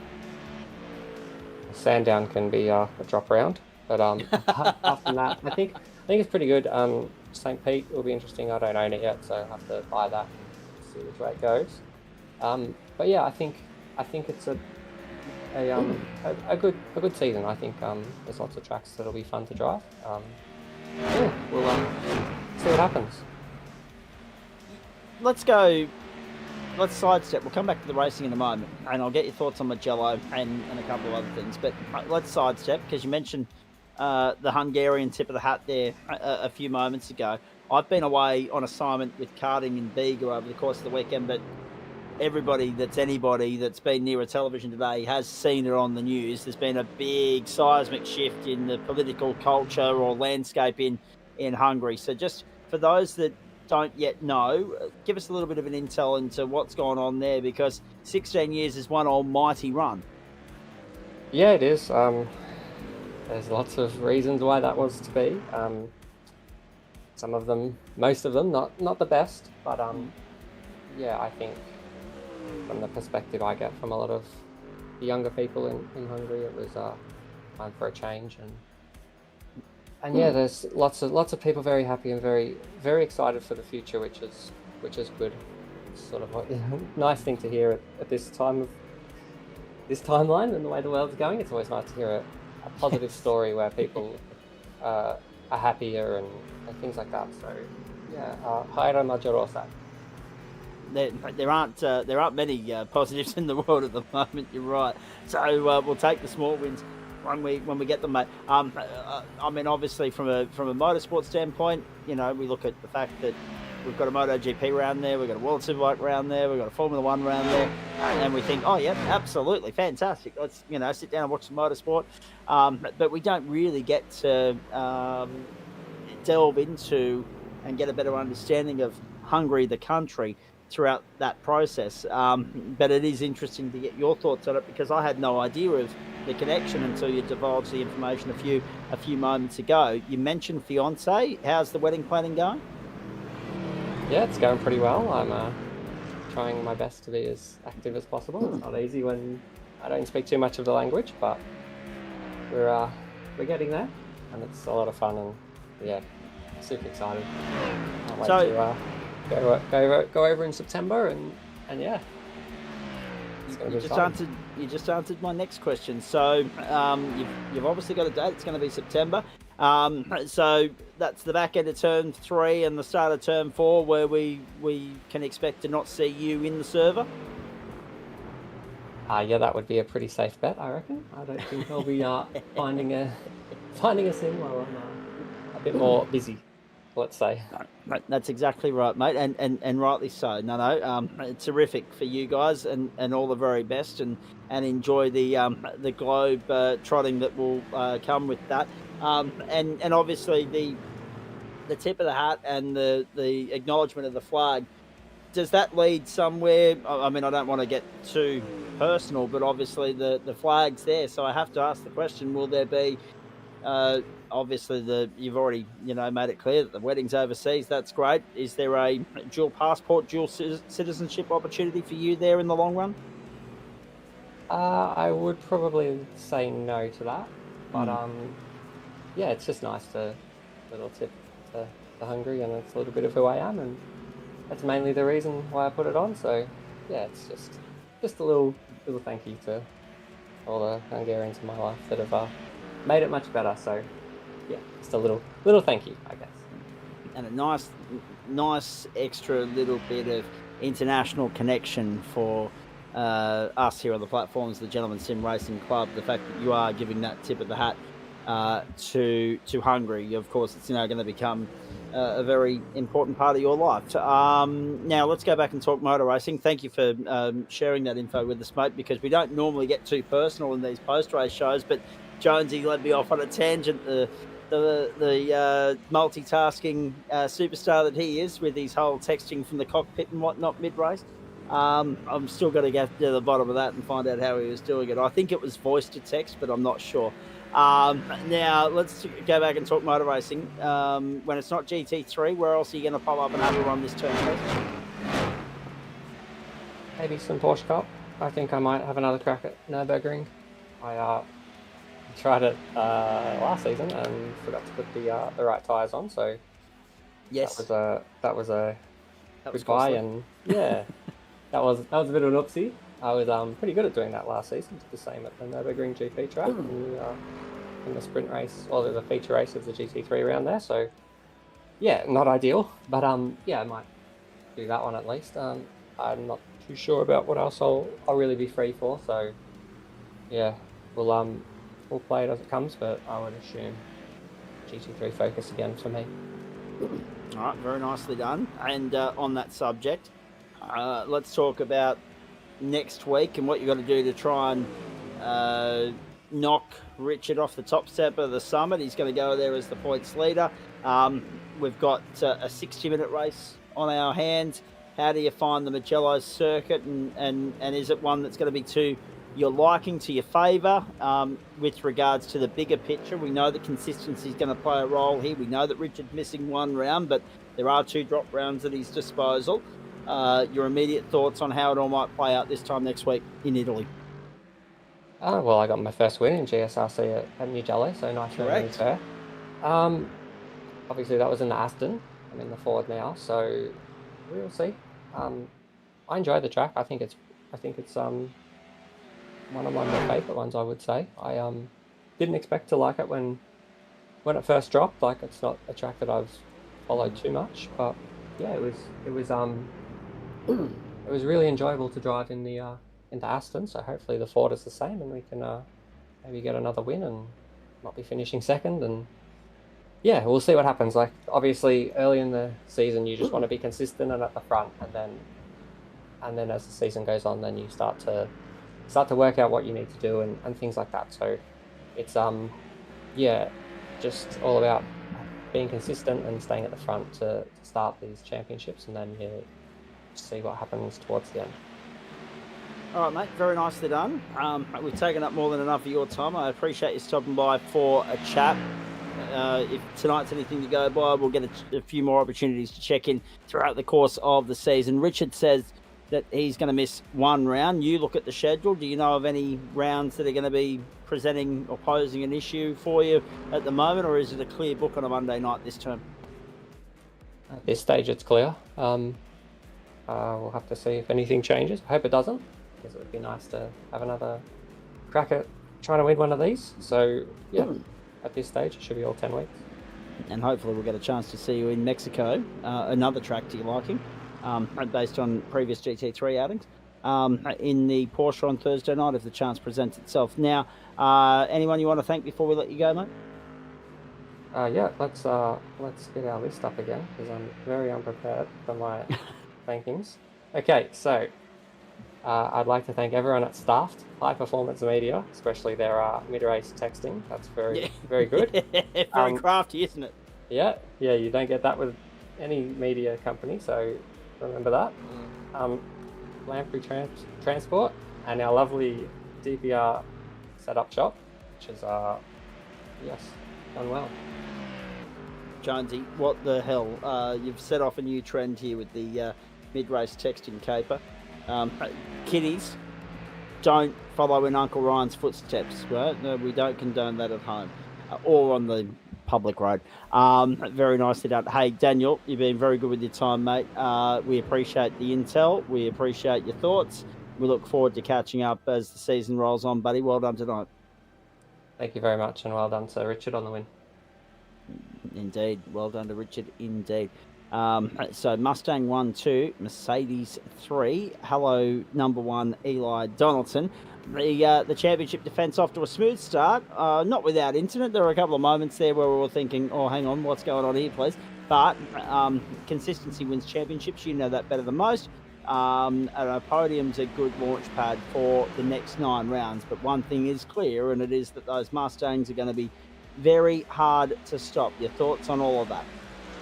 Yeah, it's going to be, looks like it's going to be a good season. Got some quick Mustangs in front of me, and that Bradley with his quick Aston was in and around it as well.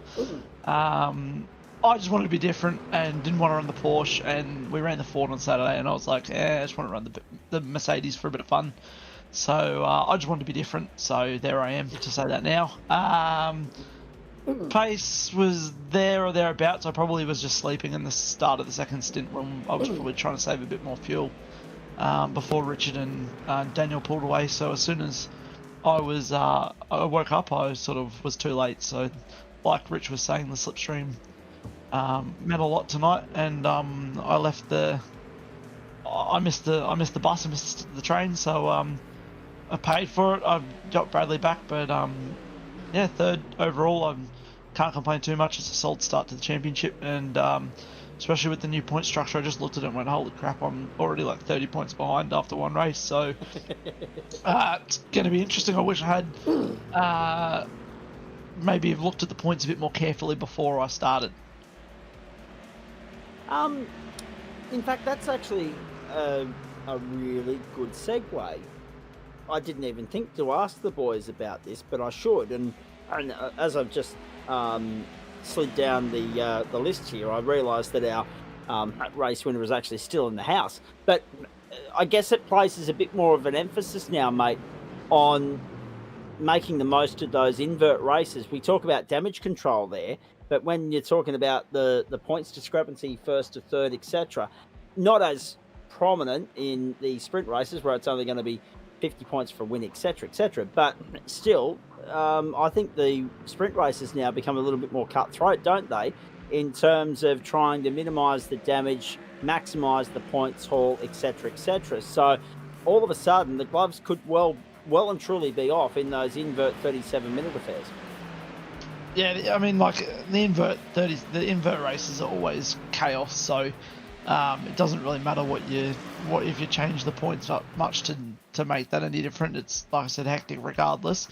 I guess it just, like you said, emphasis on maybe getting the 0x or the 1 to 3x just so that you can secure some extra points. But I think we're going to see it most as those 60 minutes and that enduro that we'll get at the end of the season. If you can get a 0x or you can be consistent and get good points, you're gonna leapfrog a lot of people. Indeed you are. You mentioned being different in terms of car selection. Let's be perfectly abundantly clear on that for the sake of anyone that's tuning in wondering what the hell we're talking about. The question I have for you is, when you look at that schedule, do you see any circuits in which the Merc might trump the Astons and the Mustangs of the iRacing universe, mate? Or is it going to be a case of hoping for a little bit of trouble to fall upon them so you can try and reel them in that way and capitalise on their misfortune? Probably the second option. Ford is probably a little bit better than the Mercedes. Obviously, I probably think it's a little bit better front end response wise than the Merc, but the Merc's always been a little bit of a boat, but it's not as much as a boat as it's normally been. So the fact that it's in and around and it's competitive is good, but it was I was flipping the coin again. I didn't want to go Porsche because Porsche is boring and Porsche's going to die at all the other events that I need it to do decently, like tonight. So it's just going to be like you said. Consistency is going to win these championships. So if you can be consistent, show up every round, let the drop rounds do their thing. Like last season, I got to the last race and I had it wrapped up. So sounds like Daniel and Richard are going to hang around. So it might make my life a bit harder this season, but we'll see what happens. Speaking of making life difficult, Matty Gensch has obviously graced us with his presence once more. Unfortunately, the Lambo not the car of choice for him. He didn't make it to the finish, but nice to have GSRC royalty and a fellow champion in the mix tonight. If he's to come back and jump behind the wheel of a Mustang or an Aston, would you be worried? Yes and no. I mean, he's come back from a long stint away. I don't know what he's been doing in the background. He might have been doing a bit of racing in the background, but he's come back this season, which was good. It just gives that little bit of, gives us a little bit more upper echelon of tiers of drivers that we've got on the grid at the moment. But I think with the points how they are, 150 points to give away on night one of the season's a bit hard to come back from. But we've seen it before from him. If anything's possible, it's if anyone can go on a tangent, he can do it. Well, that's exactly right.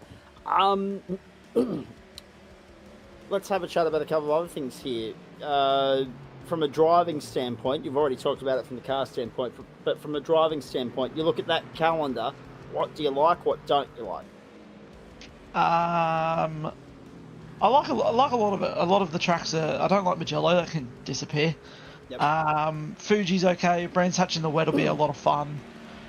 Sandown, good. Sebring, we've got a bit of rain in Sebring, so that'll be interesting.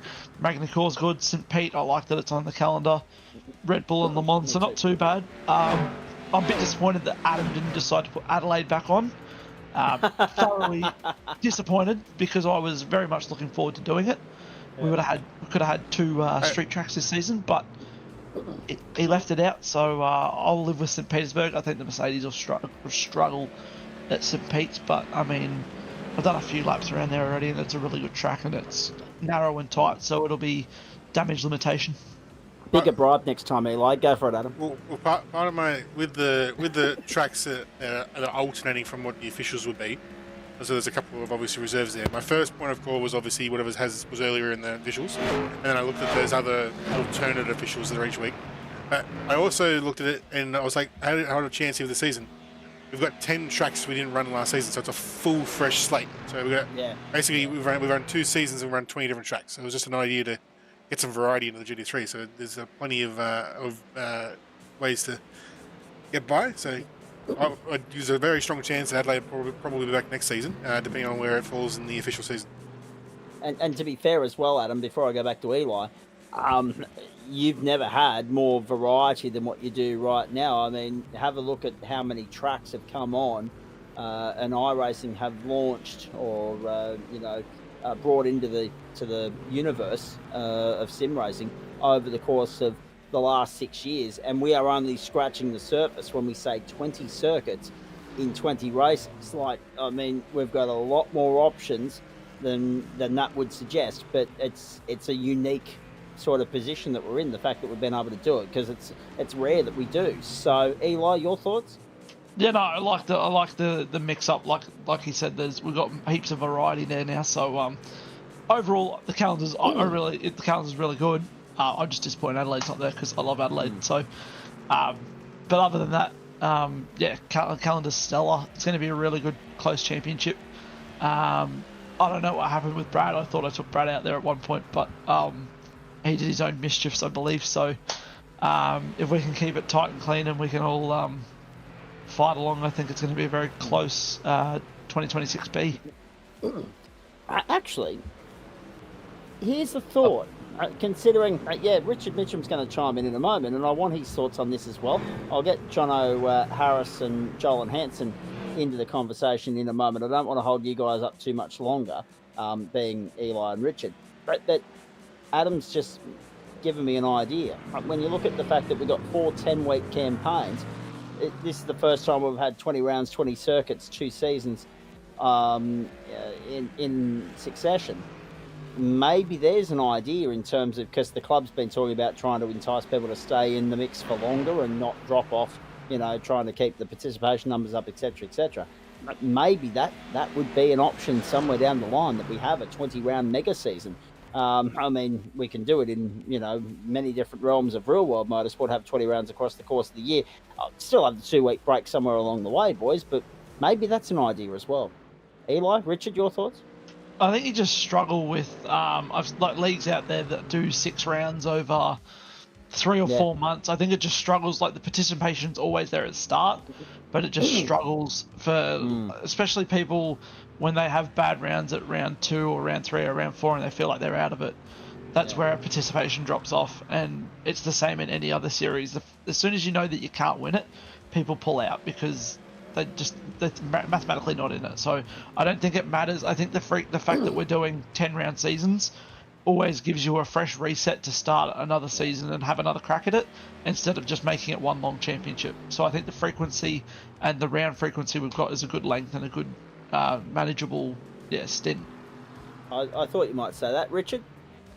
Yeah, I totally agree with Eli on that. I think the only other thing I'd say as well is once you get to 20 weeks, you're going over 2 iRacing seasons, and therefore when they make their inter-season tweaks, if you're in the car that gets negatively tweaked, then that you could see a big drop off there as well, right? So no, I think I agree with Eli. I think this keep resetting after 10 weeks makes perfect sense. The only thing I was going to chime in and say was I didn't realise that Adam dropped another British track. We could have had Thruxton on here, which I don't know how it races on the sim, but in real life that track is absolutely mega. I like the track. I just didn't think it was big enough for GT3. I thought it might be a little bit.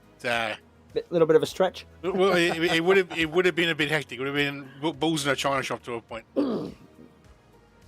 Yeah, well, I mean, that's what it's like in real life, right? I think I've been fortunate enough to race it, and it is one of the most ballsy tracks that I've ever raced on, because you've got some seriously fast corners there. I don't know whether that'll translate to a GT3 in the sim, but I've never raced it on iRacing actually, but I would have been. I've only just looked at this season's iRacing GT3 calendar and saw that was on there. Do yourself a favour, Rich. We've had Super Formula Light and Formula V there in the past, and I agree. It is one of the best additions to the iRacing universe in the last 6 years that we've been doing this. It is one of the all-time great racetracks in terms of the spectacle, the racing aspect of it. It may not be the most technical circuit there, but it produces a bloody good spectacle. So yeah, I would have loved to have seen it as well.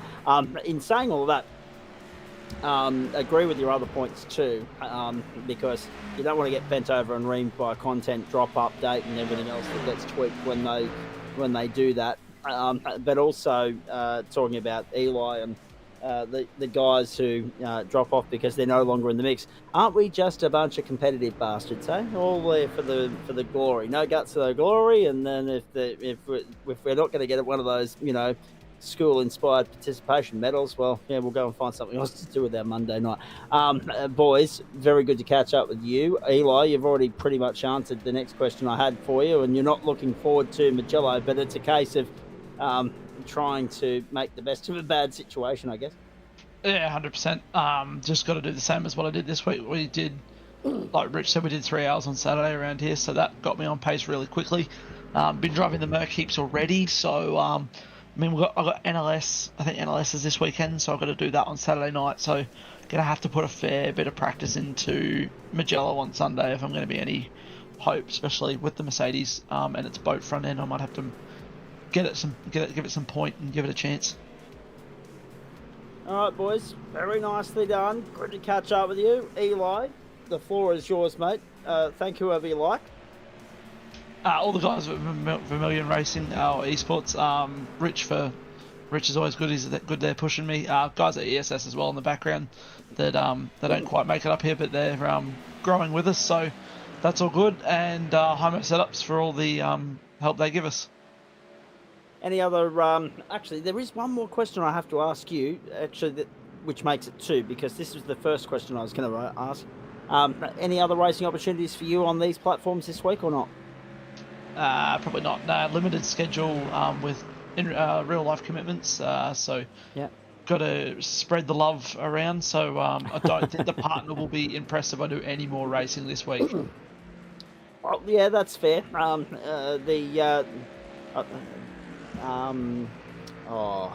Johnny Bannock, we had him in the commentary box for the last two Porsche rounds last term, you guys may remember. Johnny was talking about requesting permission from the management, as he would refer to it. I assume the same policy applies in your stable? Yeah, there's very much. I sort of push it. I got some boundaries I can push. Evenings are sort of not too bad, but it's three. I try 3 a week, or 3 nights a week, and I try and push a fourth, but I'm getting pretty lucky, and I'm probably biting off more than I can chew. So we'll leave it at that. Pretty lucky in more than one form as well, I'd say. But nevertheless, Eli, what was going through your mind in the latter stages there? Because the first angle that we looked at, we weren't sure whether it was an isolated moment for Bradley or whether you two had locked horns. It was getting pretty feisty. Let's be perfectly honest. Neither one of you willing to really relinquish position there, but all of a sudden, his car spits him out left into the wall.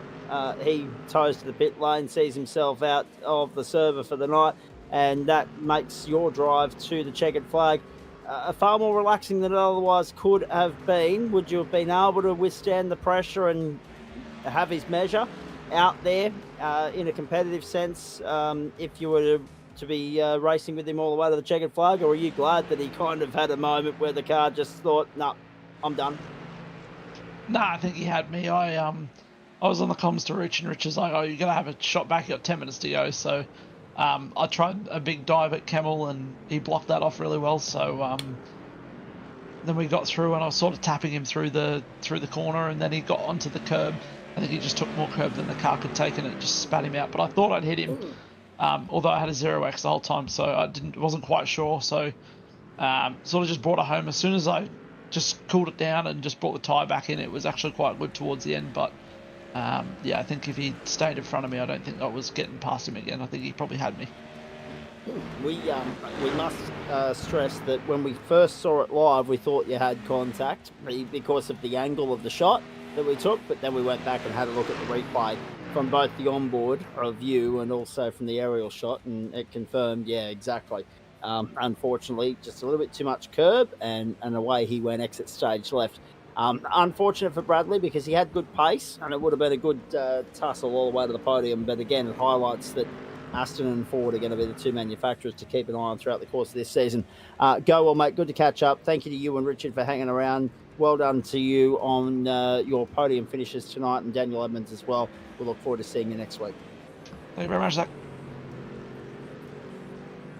From Richard Mitchum and Eli Donaldson to the AM split. We don't have any representatives from the Pro-Am split here, folks, but they'll be back in business next week, and we're looking forward to seeing them in the broadcast race from Mugello in Italy. But let's go and have a chat to the AM boys who've graced us with their presence this late on a Monday night, knowing that we'll catch up with them when we get to Brands Hatch for round 4. We've already had the spoiler alert there to bring the brolly and the raincoat and the gumboots. Hello to Jonathan Harris. Hello to Joel and Hanson. Well, someone said that Brands Hatch was going to be wet. Oh, possibly. I didn't. I thought you were referring to me saying at least the first 3 rounds. That's all good. No. So, one of the drivers, I can't remember whether it was Eli or Richard, but someone said it was going to be wet when we got to Brands, which is, appropriate considering it's the Poms. Hello to you boys. Thanks for hanging around. Jonathan Harris, well done. Again, Mustang too good. Talk us through the race from your standpoint, please, because we've had a fascinating and a very intriguing 90 minutes here. What was it like racing in the AM split, please? It was pretty boring till the last stint, to be honest. I decided not to take tyres all night, which really wasn't the strategy to go with, I'll say. Almost had a very comfortable lead, and yeah, they almost got me in the end. They almost got me in the end. So, tyre wear and fuel. Talk me through the technicalities there. Were you noticing some tyre wear issues throughout the final stint or not? Yeah, but I thought, well, gone this far, we'll see if we can do the whole race without them. In hindsight, was that at the... I mean, it obviously works for you, but if you had the time again, would you have played it a little bit differently? Oh, yeah, 100%. Very short, sharp and sweet answers from Jonathan Harris tonight. Let's ask you about this. Why'd you go with the Mustang? What steered you? What leaned you in that direction? Well, I ran it for one round last season and I liked it in the wet.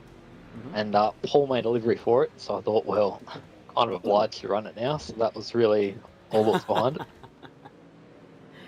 I love it. So we'll get to see you on broadcast in week 4, flying the flag for your stable, mate. Talk to me about, obviously, we're talking 75 for those of you playing along at home.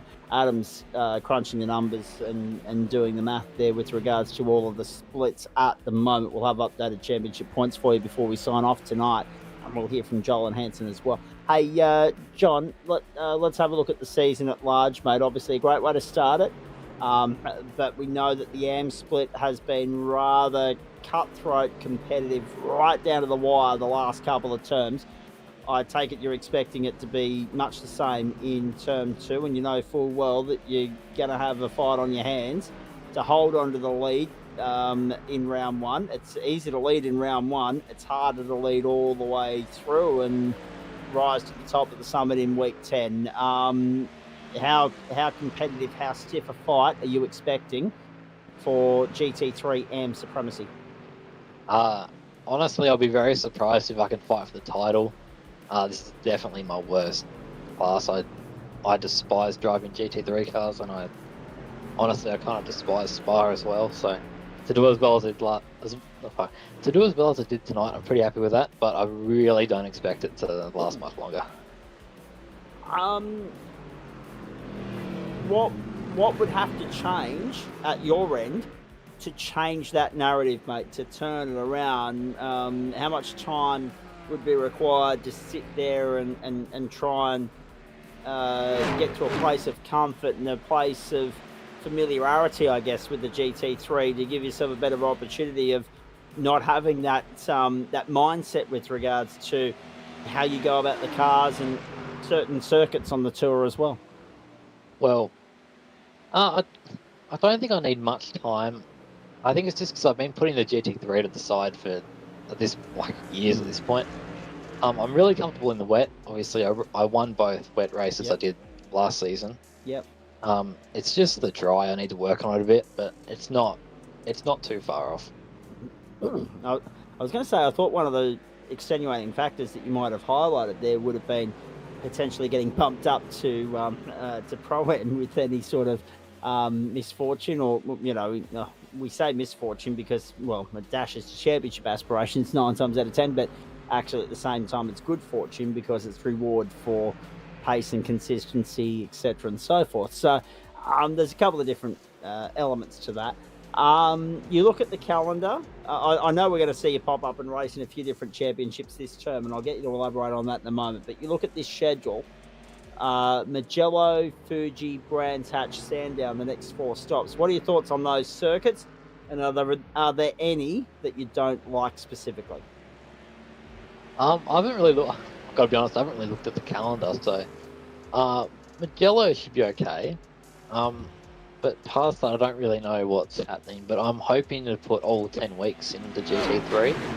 Maybe miss 1 or 2, but hopefully I'll be able to do all 10.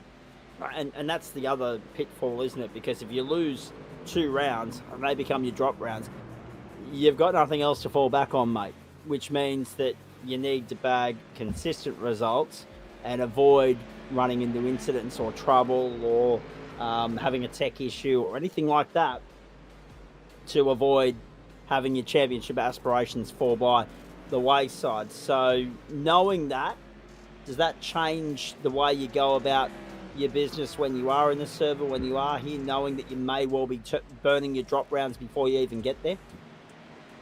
Not really. I don't really like thinking about it as a championship. I like just showing up every night and trying to win. Yeah, and that's a good mentality to have. At the end of the day, first rule of racing, have fun. Second rule of racing, results are a bonus, right? And more to the point, if you approach it with that mentality and you're not thinking big picture, it takes a little bit of pressure off, doesn't it? Yeah, exactly. I love it.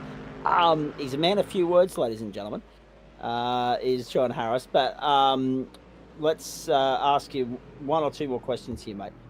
What are your thoughts on the rest of our schedule, our Tuesday, Wednesday, Thursday, Friday nights? Where else are we going to see you pop up and go racing? Well, you see me on Monday nights, obviously with GT3. I'll try and do...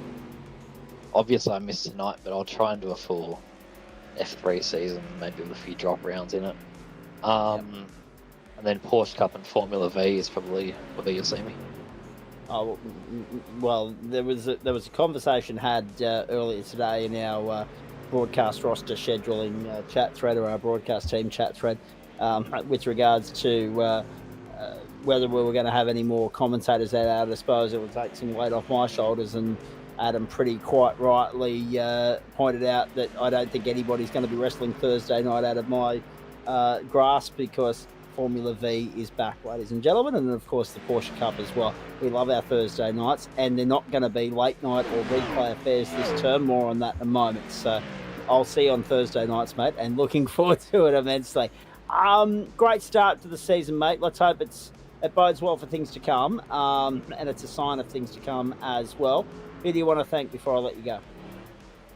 Just all the boys at 75 Sim Sports.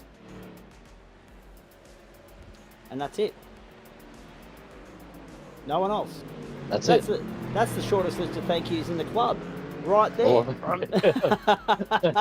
I love it. Go well, mate. Great catch up. Great start to the term and the campaign for you. Hopefully, as I said, hopefully a sign of things to come, and maybe it'll just change your perception on GT3 at the end of the campaign, if you can string the results together. And as you say, you don't think about the championship, but I tell you what, if we get back to week 9 and you're still there in the mix, I'm going to be interested to see if the mindset shifts a little bit with a view to, hang on, I might be about to get a number 1 on the side door in week 10. So we'll follow that. We'll keep an eye on it, and we'll catch up as the season goes on, mate. Thanks for your time tonight. Yeah, cheers, mate. And with immediate apologies to Joel and Hanson. Sorry, mate. Someone's got to be last in a situation like this. But great to have you in the booth. It's rare that we get a chance to have a chat. But we've been introducing our audience to more of the Northwind Motorsport stable entries as the season's been going on. And I don't mean season as in this being the start of the new one. I mean calendar year season. Of course, prominently popping up in Term 1, and obviously for Term 2, first cab off the rank. You've bagged the podium for them as well in the AM split, and in a split where, I should point out, ladies and gentlemen, there were 5 different manufacturers in the top 5 and 7 in the top 10. But more on that in just a moment. Actually, no, my apologies. 6 in the top 10. Let's bring in Joel and Hanson at this point in time, because whilst everybody else is trying to, cast the Porsche aside, you've stuck with it, and second's the reward, mate. Talk us through that 90 minutes from your standpoint, and if you're happy with that result. Yeah, it was a really difficult start for me, just trying to shake the nerves. It's a new category for me, and a new racetrack. So after the first sort of tussle into a Rouge, I just found a little gap to sit in and was able to take some deep breaths. But being only my second season at GSRC, I'm still trying to find my place and see where I sit in terms of pace. Why the Porsche? Because as you've no doubt heard throughout this post-race show, a lot of people were happy to push it to one side and go and dabble in something else. But what was it about the Porsche that appealed to you? I'd love to give you a really sophisticated answer, but it pretty much comes down to I like the Porsche Cup, and I thought, well, the Porsche is the next best thing, and we've been practicing as a team for the Nürburgring 24-hour, and we've put in probably, I think it was 160 laps last time I checked over the last 2 weeks, so it's been a lot of Porsche time. Well, that's fair, and that's the other point too. Like, if you were tuning in at the start of Turn 1, we'd just come off the Rolex 24 at Daytona, the SimWorld equivalent. The Daytona 24, and it was very Porsche heavy, and it was very Porsche centric in terms of that was the car to have for that circuit. Our championship started at Daytona. Everyone thought, well, okay, Daytona's Porsche's the flavour of the month. That's what we'll do. But then, as the season wore on, there were a few people that started to regret that decision because they realised that the Porsche wasn't exactly the best beast to have everywhere else we went, but they made it work. They compromised along the way, and it's interesting how because I know there's two sides to this coin, right? There's two sides to any coin, but to this coin, there's the guys that can go and commit to a major event like that and be in a different manufacturer to what they run each and every week, and it doesn't faze them whatsoever.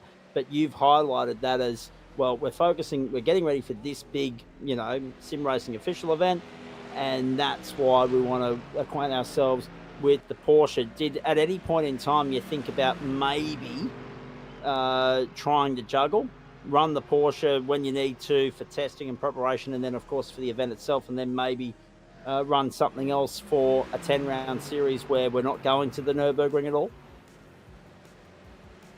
Yeah, it was a tricky consideration going into the season because I wasn't really sure, knowing that it's pick and stick, what I sort of wanted to run. But for me, I'm quite inexperienced when it comes to sim racing. I only started probably last August, and I think I only owned the Porsche and Ferrari.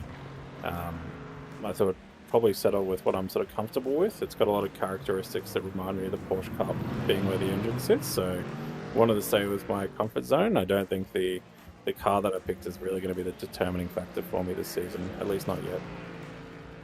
The most interesting thing for mine in all of that, if I'm completely honest, was you mentioned two things there with regards to GT3 being a bit new to you, but also not many miles, if any, around Spa. So what are your initial thoughts on that? I mean, obviously you've seen it on the telly all the years. You've probably watched a Formula 1 Grand Prix or two around here, or a World Endurance Championship round.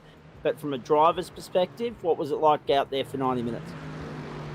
It was quite difficult. So a lot of the faster corners, especially in the Porsche, it feels sort of like on a knife edge where, depending on how you handle the first half of the lap, your heat and your tyres really dictate how you're going to be able to handle those fast corners. So there's a couple of times where I felt that rear end start to slip, and you've really got to straighten up the steering wheel, and that can definitely catch you out by surprise. I think I saw a few towards the back of the pack have those sort of mistakes around that sector.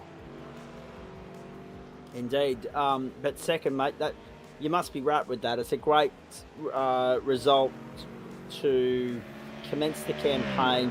Great launch pad. You can build on this. Momentum is a funny thing in sport.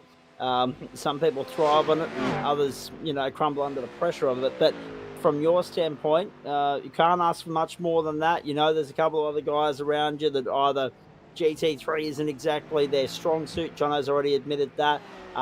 There's plenty of different manufacturers in the mix there as well, which is a normal trait for GT3 AM racing. It's an exciting campaign ahead. Are you going to commit to the whole 10 weeks? Yeah, most definitely. For me, it'll be the GT3 series on the Monday night and the Thursday Porsche. There's a lot of categories that I'd really love to spend some time in, like the 86 and the Formula V, but I think I've just got to pick my battles. Time is of the essence. I get that. I understood it completely. But I guess big picture, when you think about an official like the Nürburgring, even though it's not the same circuit, just familiarising yourself with the car is a key component as to why we're going to see you racing this series, yeah? Yeah, definitely. It's something where I've been looking to expand a bit more into endurance racing, and knowing how much GT3s dominate the endurance series, it's something that I thought I'd jump in and give a try this season. All right, very nicely done. We looked at the calendar. You've mentioned Spa being a new one that you've ticked off. Adam might be able to bring it back up again for you to have a look at here. We've got 4 sprint rounds to look forward to, round 4, 5, 8 and 9. The 60-minute races kick in from next week. Mugello, Fuji, Brands Hatch, Sandown, Sebring, Magny-Cours, St. Petersburg's the unknown entity, but one that we're all looking forward to. Round 9 is the Red Bull Ring, then the Circuit de la Sarre. Some of those tracks you're familiar with, no doubt, others not so. What's your thoughts on that calendar as a whole, and what you're liking and what you're not? I think the calendar as a whole I'm pretty positive towards. I don't actually have much experience across the entire calendar, except out of probably Sandown where I've spent a bit of time. But the thing that really excites me is especially the Red Bull Ring sprint format. Just a lot of real world racing goes there. It's always exciting in a sprint format, and I'm expecting the GT3 is going to be the same. I guess that's the great thing about what we do here, mate, for new competitors or competitors that are, committing to a new series for the first time or whatever the case may be, is if you're not familiar with places, you get a good opportunity to acquaint yourself with them, to learn and grow and improve as a competitor or a sim racer in general throughout the course of, as we were saying earlier, 4 10-week seasons each and every calendar year. So you're going to have to dip into the pocket, no doubt, to spend a little bit of iRacing coin to purchase some of these circuits. But for the greater good, the big picture here is that you'll be more experienced in not just GT3, but also real estate, in which you've never really turned wheels in anger before, by the time we reconvene for the second of the 90-minute Enduros in June. Yeah, definitely no problems in terms of purchasing tracks. I think I always like that challenge. And I always love jumping into a new track. I think it's going to be a little interesting balancing the Porsche Cup and also the GT3, trying to learn 2 tracks a week at this rate, but we'll see how it goes. Yep, that's again highlighted by what you were saying earlier there about time being of the essence. Speaking of which, I don't want to keep Adam up all night, opening night of the new term, and I'm still feeling a little bit fatigued from the trip home from Bega as well, and I've still got another 8 hours of that trip to continue back to Ipswich, the other home, on Saturday. So we might leave it there, mate. Great to catch up with you. Your immediate thoughts on Mugello for next week, and then you can immediately follow that up by thanking anyone you'd like to thank before I let you go. Yeah, I'm looking forward to Mugello. It's a track that I fondly remember from the old MotoGP games. I think it was probably one of the few tracks that I enjoyed as a kid. I wanted to just put a special thanks out to Northwind Motorsports for taking me under their wing during the season break. It's been very supportive, and a special thank you to Daniel Stone and Cameron Dakin for really strong leadership and bringing the team into the new season. And for anyone that might be interested in what Northwind is about, you can find us at northwindmotorsport.com. Beautiful. Any socials?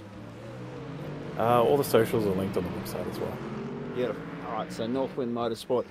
Do a Google search, folks. It'll take you to the link if you've forgotten what the address is. And away you go. Hey, it's interesting too, because you mentioned MotoGP.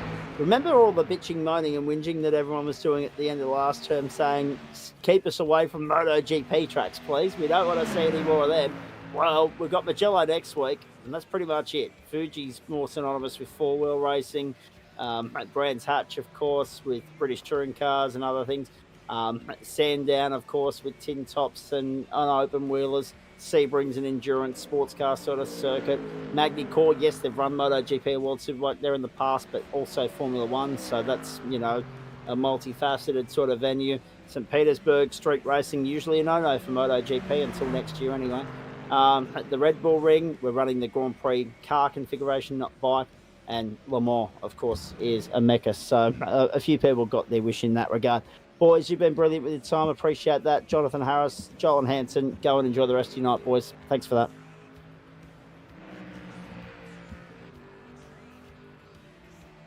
There we go. Let's update some championship points, shall we? And remind everybody of the who's who in the zoo at the end of the opening night of the new campaign. And I'll follow Adam Lavis's lead here, which means we're starting with a pro split. There you have it. Richard Mitchum, 164 points. You heard Eli Donaldson talking about the fact that he's already 30 points down the road. Have a look at that. 148 for Daniel Edmonds, 133 for Eli Donaldson, 126 for the texting and driving Ryan Jones. Then Wayne Hewitt, 124. Daniel Piper, 123. Nick Wood, 121.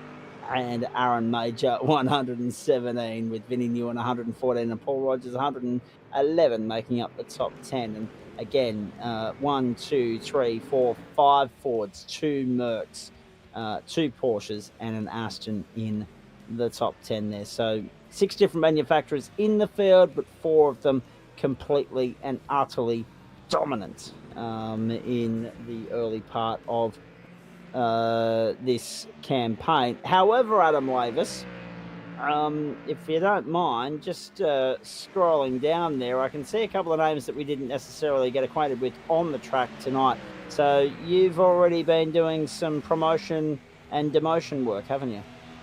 Yeah, there's obviously we had about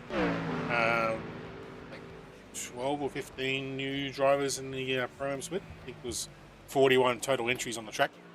Wow. So yeah, we had I think about half a dozen moved up pro, another half dozen odd stayed, and like one soldier went back there. Excellent. All right, so make note of that because they're the ones that have got the light pinky sort of background there on the run sheet, ladies and gentlemen. Those guys, Sean Dorey and also Dwayne Whitmore. You'll see them in the pro split next week. Actually, no, you won't, because we're broadcasting pro, and let's have a look at their points going into the next round. So all of that elevates Sean Benici up to the points lead ahead of Matt Schmidtke and William Ong.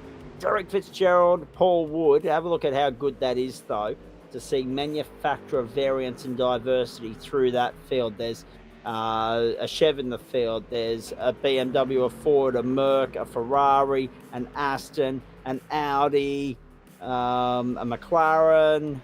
Oh, mate, that's great to see such manufacturer diversity and variance in that series already. And of course, the Lambo there with Matt Schmidtke, the Aston, Jordan Piazzolla. So we've just about covered the lot of them, Adam. The only one I haven't mentioned, I think, is Acura. There's some Acuras in the AM split, I believe. Yeah, so after all that talk yesterday and practice that Matt was doing, changing different cars, he's back to his Lambo. Yeah, exactly. If it ain't broke, don't fix it. So he's found a way in the end. 157 for Sean Benici, 154 Matt Schmidtke, 134 William Ong, 1 point clear on Derek Fitzgerald. Then Paul Wood, 129, Jordan Pianazzola, 120, and Jason Wilkinson, 118 points. 1 point back to David Baz, 2 points to Brad Coates, 1.2. Jackson Russ, the top 10. Ford, Porsche, Ferrari, Aston, Merc, Lambo, and McLaren, all in the top 10. So that's 7 different manufacturers in the top 10. Beyond that, yes, there were some Chevs in the field, a BMW as well, Audi, and as I say, the only one that we didn't mention in that field in any way, shape or form was Acura. But that takes us to the AM split, where there's an Acura in 4th place in the form of Brad Keck. So again, 5 different manufacturers in the top 5 and 7 or 6 in the top 10. Todd Suter in the Aston, the only different manufacturer in the bottom half of the 10 compared to the top half. 3 Porsches, 3 McLarens, and also a Ford, a Porsche, a Lambo, and hang on, no, I was right, an Aston and an Acura. So 1, 2, 3, 4, 5, 6 different manufacturers in the top 10. 152 for John Harris, Joel Hansen, 148. 145 for Mitchell Vandervan, and then you go back to Brad Keck on 127, 124 for Dale Sharp and Kalpesh Desai, and then Todd Suter, Scott Wooden, and Ryder Dakin, with Robert Gay making up the top 10. However, Ryder's also got himself a pinkish background there, Adam. Was he the one that was demoted? Yeah. From Pro-Am? Yeah.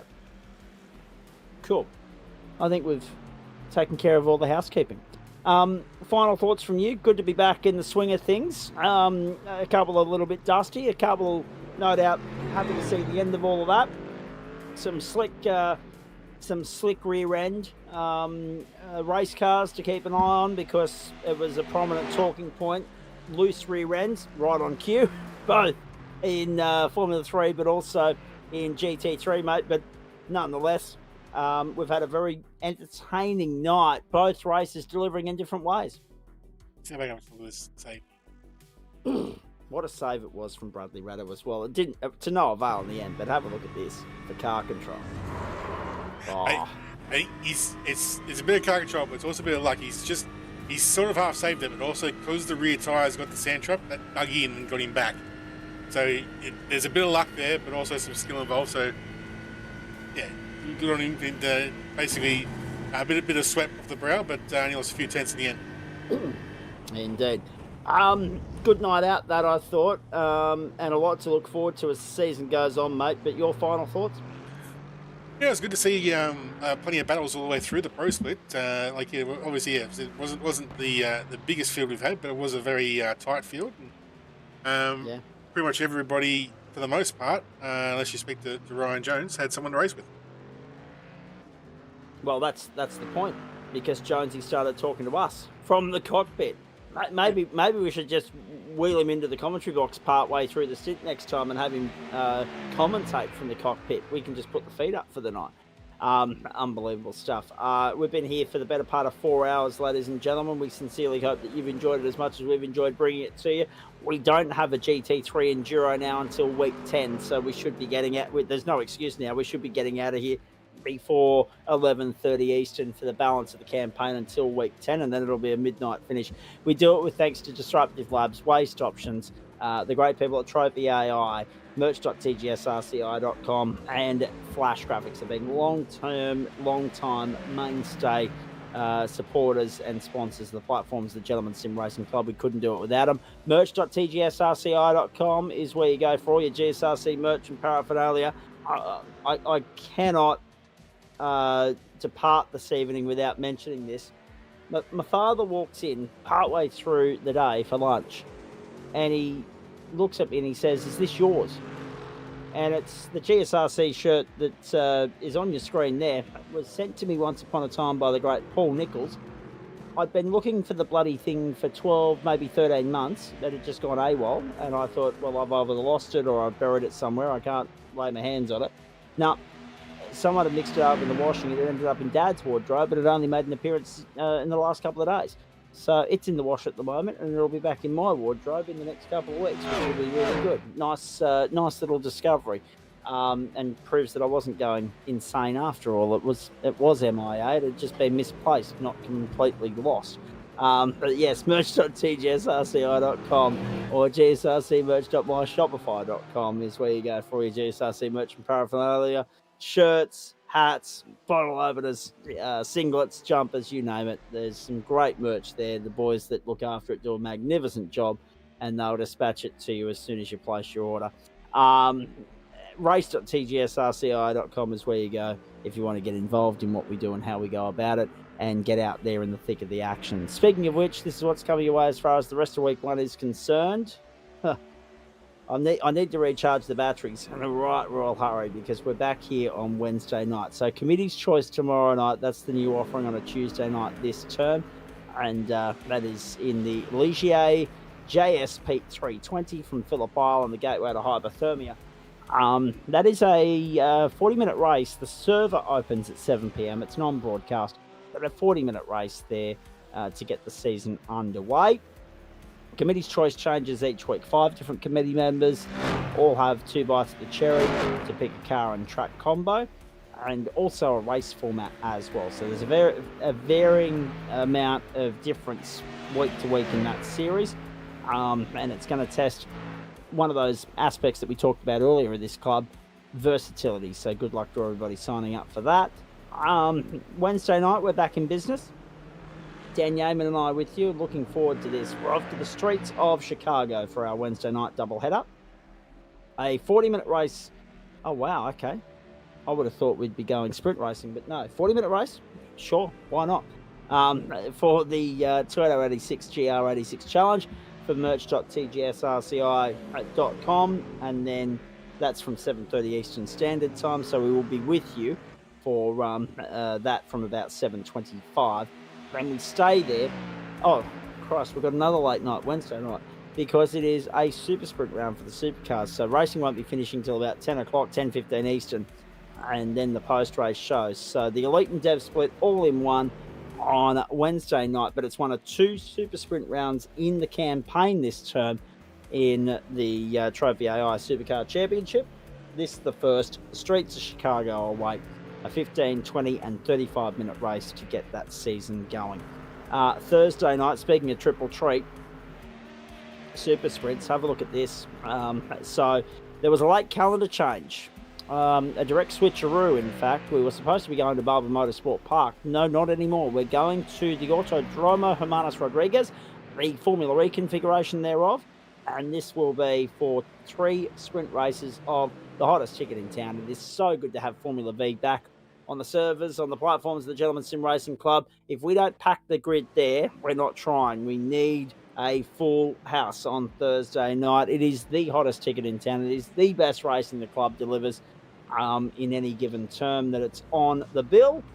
The Toyota 86s will give it a run for its money this term, but Formula V, they'll go 5 wide down the main straight there easily. It'll be well worth tuning in on Thursday night, just if nothing else, to hear how high we go on the decibel meter. It'll be followed. That'll be at 7:30. Now, my understanding is that this is going to be a 2-part broadcast because Matty Schmidtke's going to jump in and push the buttons for the first part, the entree, or the main course, as I like to call it now that it's Formula V. So that'll be races 1, 2, and 3 of the night. We'll break. We'll split the server. We'll split the broadcast. You'll switch over to our second broadcast of the night. Andrew Neal picks up the baton, and he joins me from the same venue, but this time for the GSRC Porsche Cup for a 40-minute affair there to get the season going at 8:45 Eastern Standard Time. Is that right, Adam? I believe so. So confession / funny story with the schedule change of the Vs. Yes, please. I actually messaged Trav and asked him if there was any way he could move Barber further down the list, because it's been rescanned. And yep. iRacing being iRacing, they've totally put the track in a different place in the space of time and reality. So my camera pack no longer works, so I need time to do a whole new camera pack from scratch. And I'm working extra shifts at the moment because someone's on holiday, so I was like, I can't do it for a couple of weeks. He's like, oh yeah, all good. The ironic thing is he swapped it with Mexico, which would be fine, except he's picked the EV track. I haven't done the EV track yet, so I've only half done that one. So I've still got to do half a camera pack for this now. So it hasn't quite worked out as I thought. So you've halved your workload rather than completely dissolved it.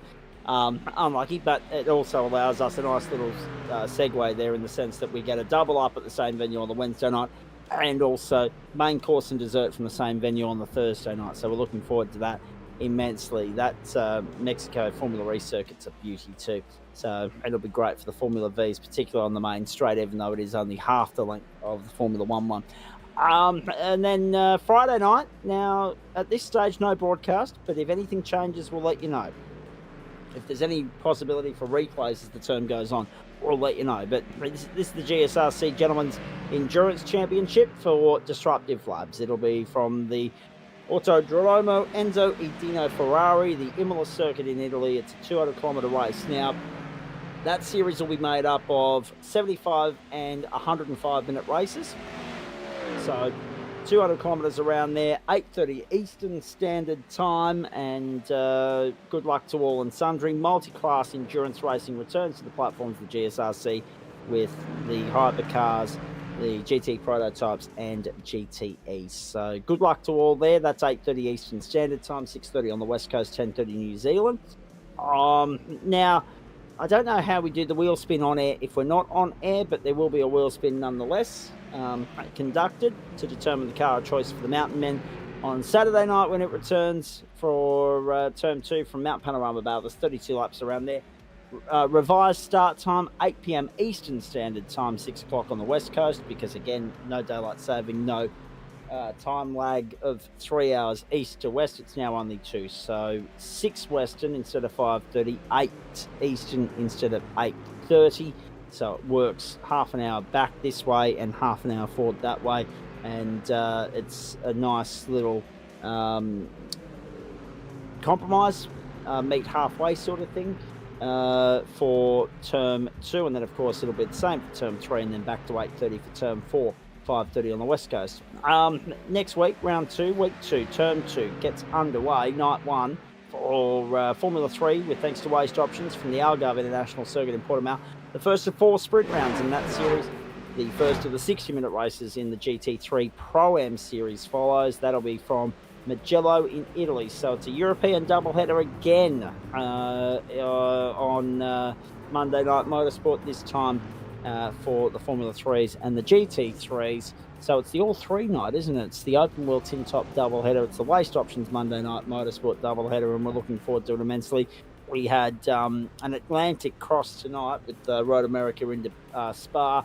We stay in America and North America and Central America the rest of this week, but then we go and have a European doubleheader to get week 2 underway. So we're looking forward to that. 7:25 Eastern Standard Time. The main course from 8:30, and the Pro-Am race will be in focus, which means we'll have the results from Am and Pro respectively as soon as we're done. That's it from us. I sincerely hope that you've enjoyed it as much as we've enjoyed bringing it to you. A massive night here in Bellbird. Thanks to Mum and Dad for letting me to hijack the family shed once more in which to broadcast from in order to be able to work and pay the bills and be with you for the last 4 hours. Massive weekend down in Bega. Thanks to all the Karting New South Wales crew for having us down there.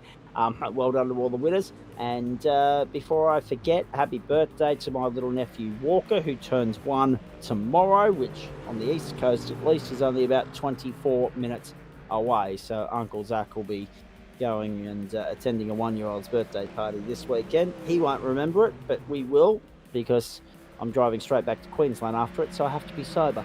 Hope you enjoyed it. A big night here. Dominant from the Mustangs. Richard Mitchum in victory lane in Waste Options GT3 Pro.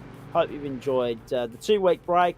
Hope you'll enjoy what we bring you as far as our Term 2 offering is concerned. Hope you enjoyed what was a massive weekend of sport, the athletics, the Masters, gather round, etc., etc., etc. The list goes on. It's a great time for international sport. And if you're a cricket fan, the Indian Premier League getting underway very shortly as well. So the big Monday night of motorsport is done. But if you're an international sporting fan, a night owl or an insomniac, the cricket will keep you entertained for the next few hours. You can watch it on Fox Sports and KO here in Australia. On behalf of Adam Lavis and all the crew here, Zach Caban bidding you a very good evening. Enjoy the Australian Idol final tomorrow night, and we'll see you Wednesday from 7:25 Eastern for the Toyotas and the Supercars from the streets of Chicago. Until then, bye for now.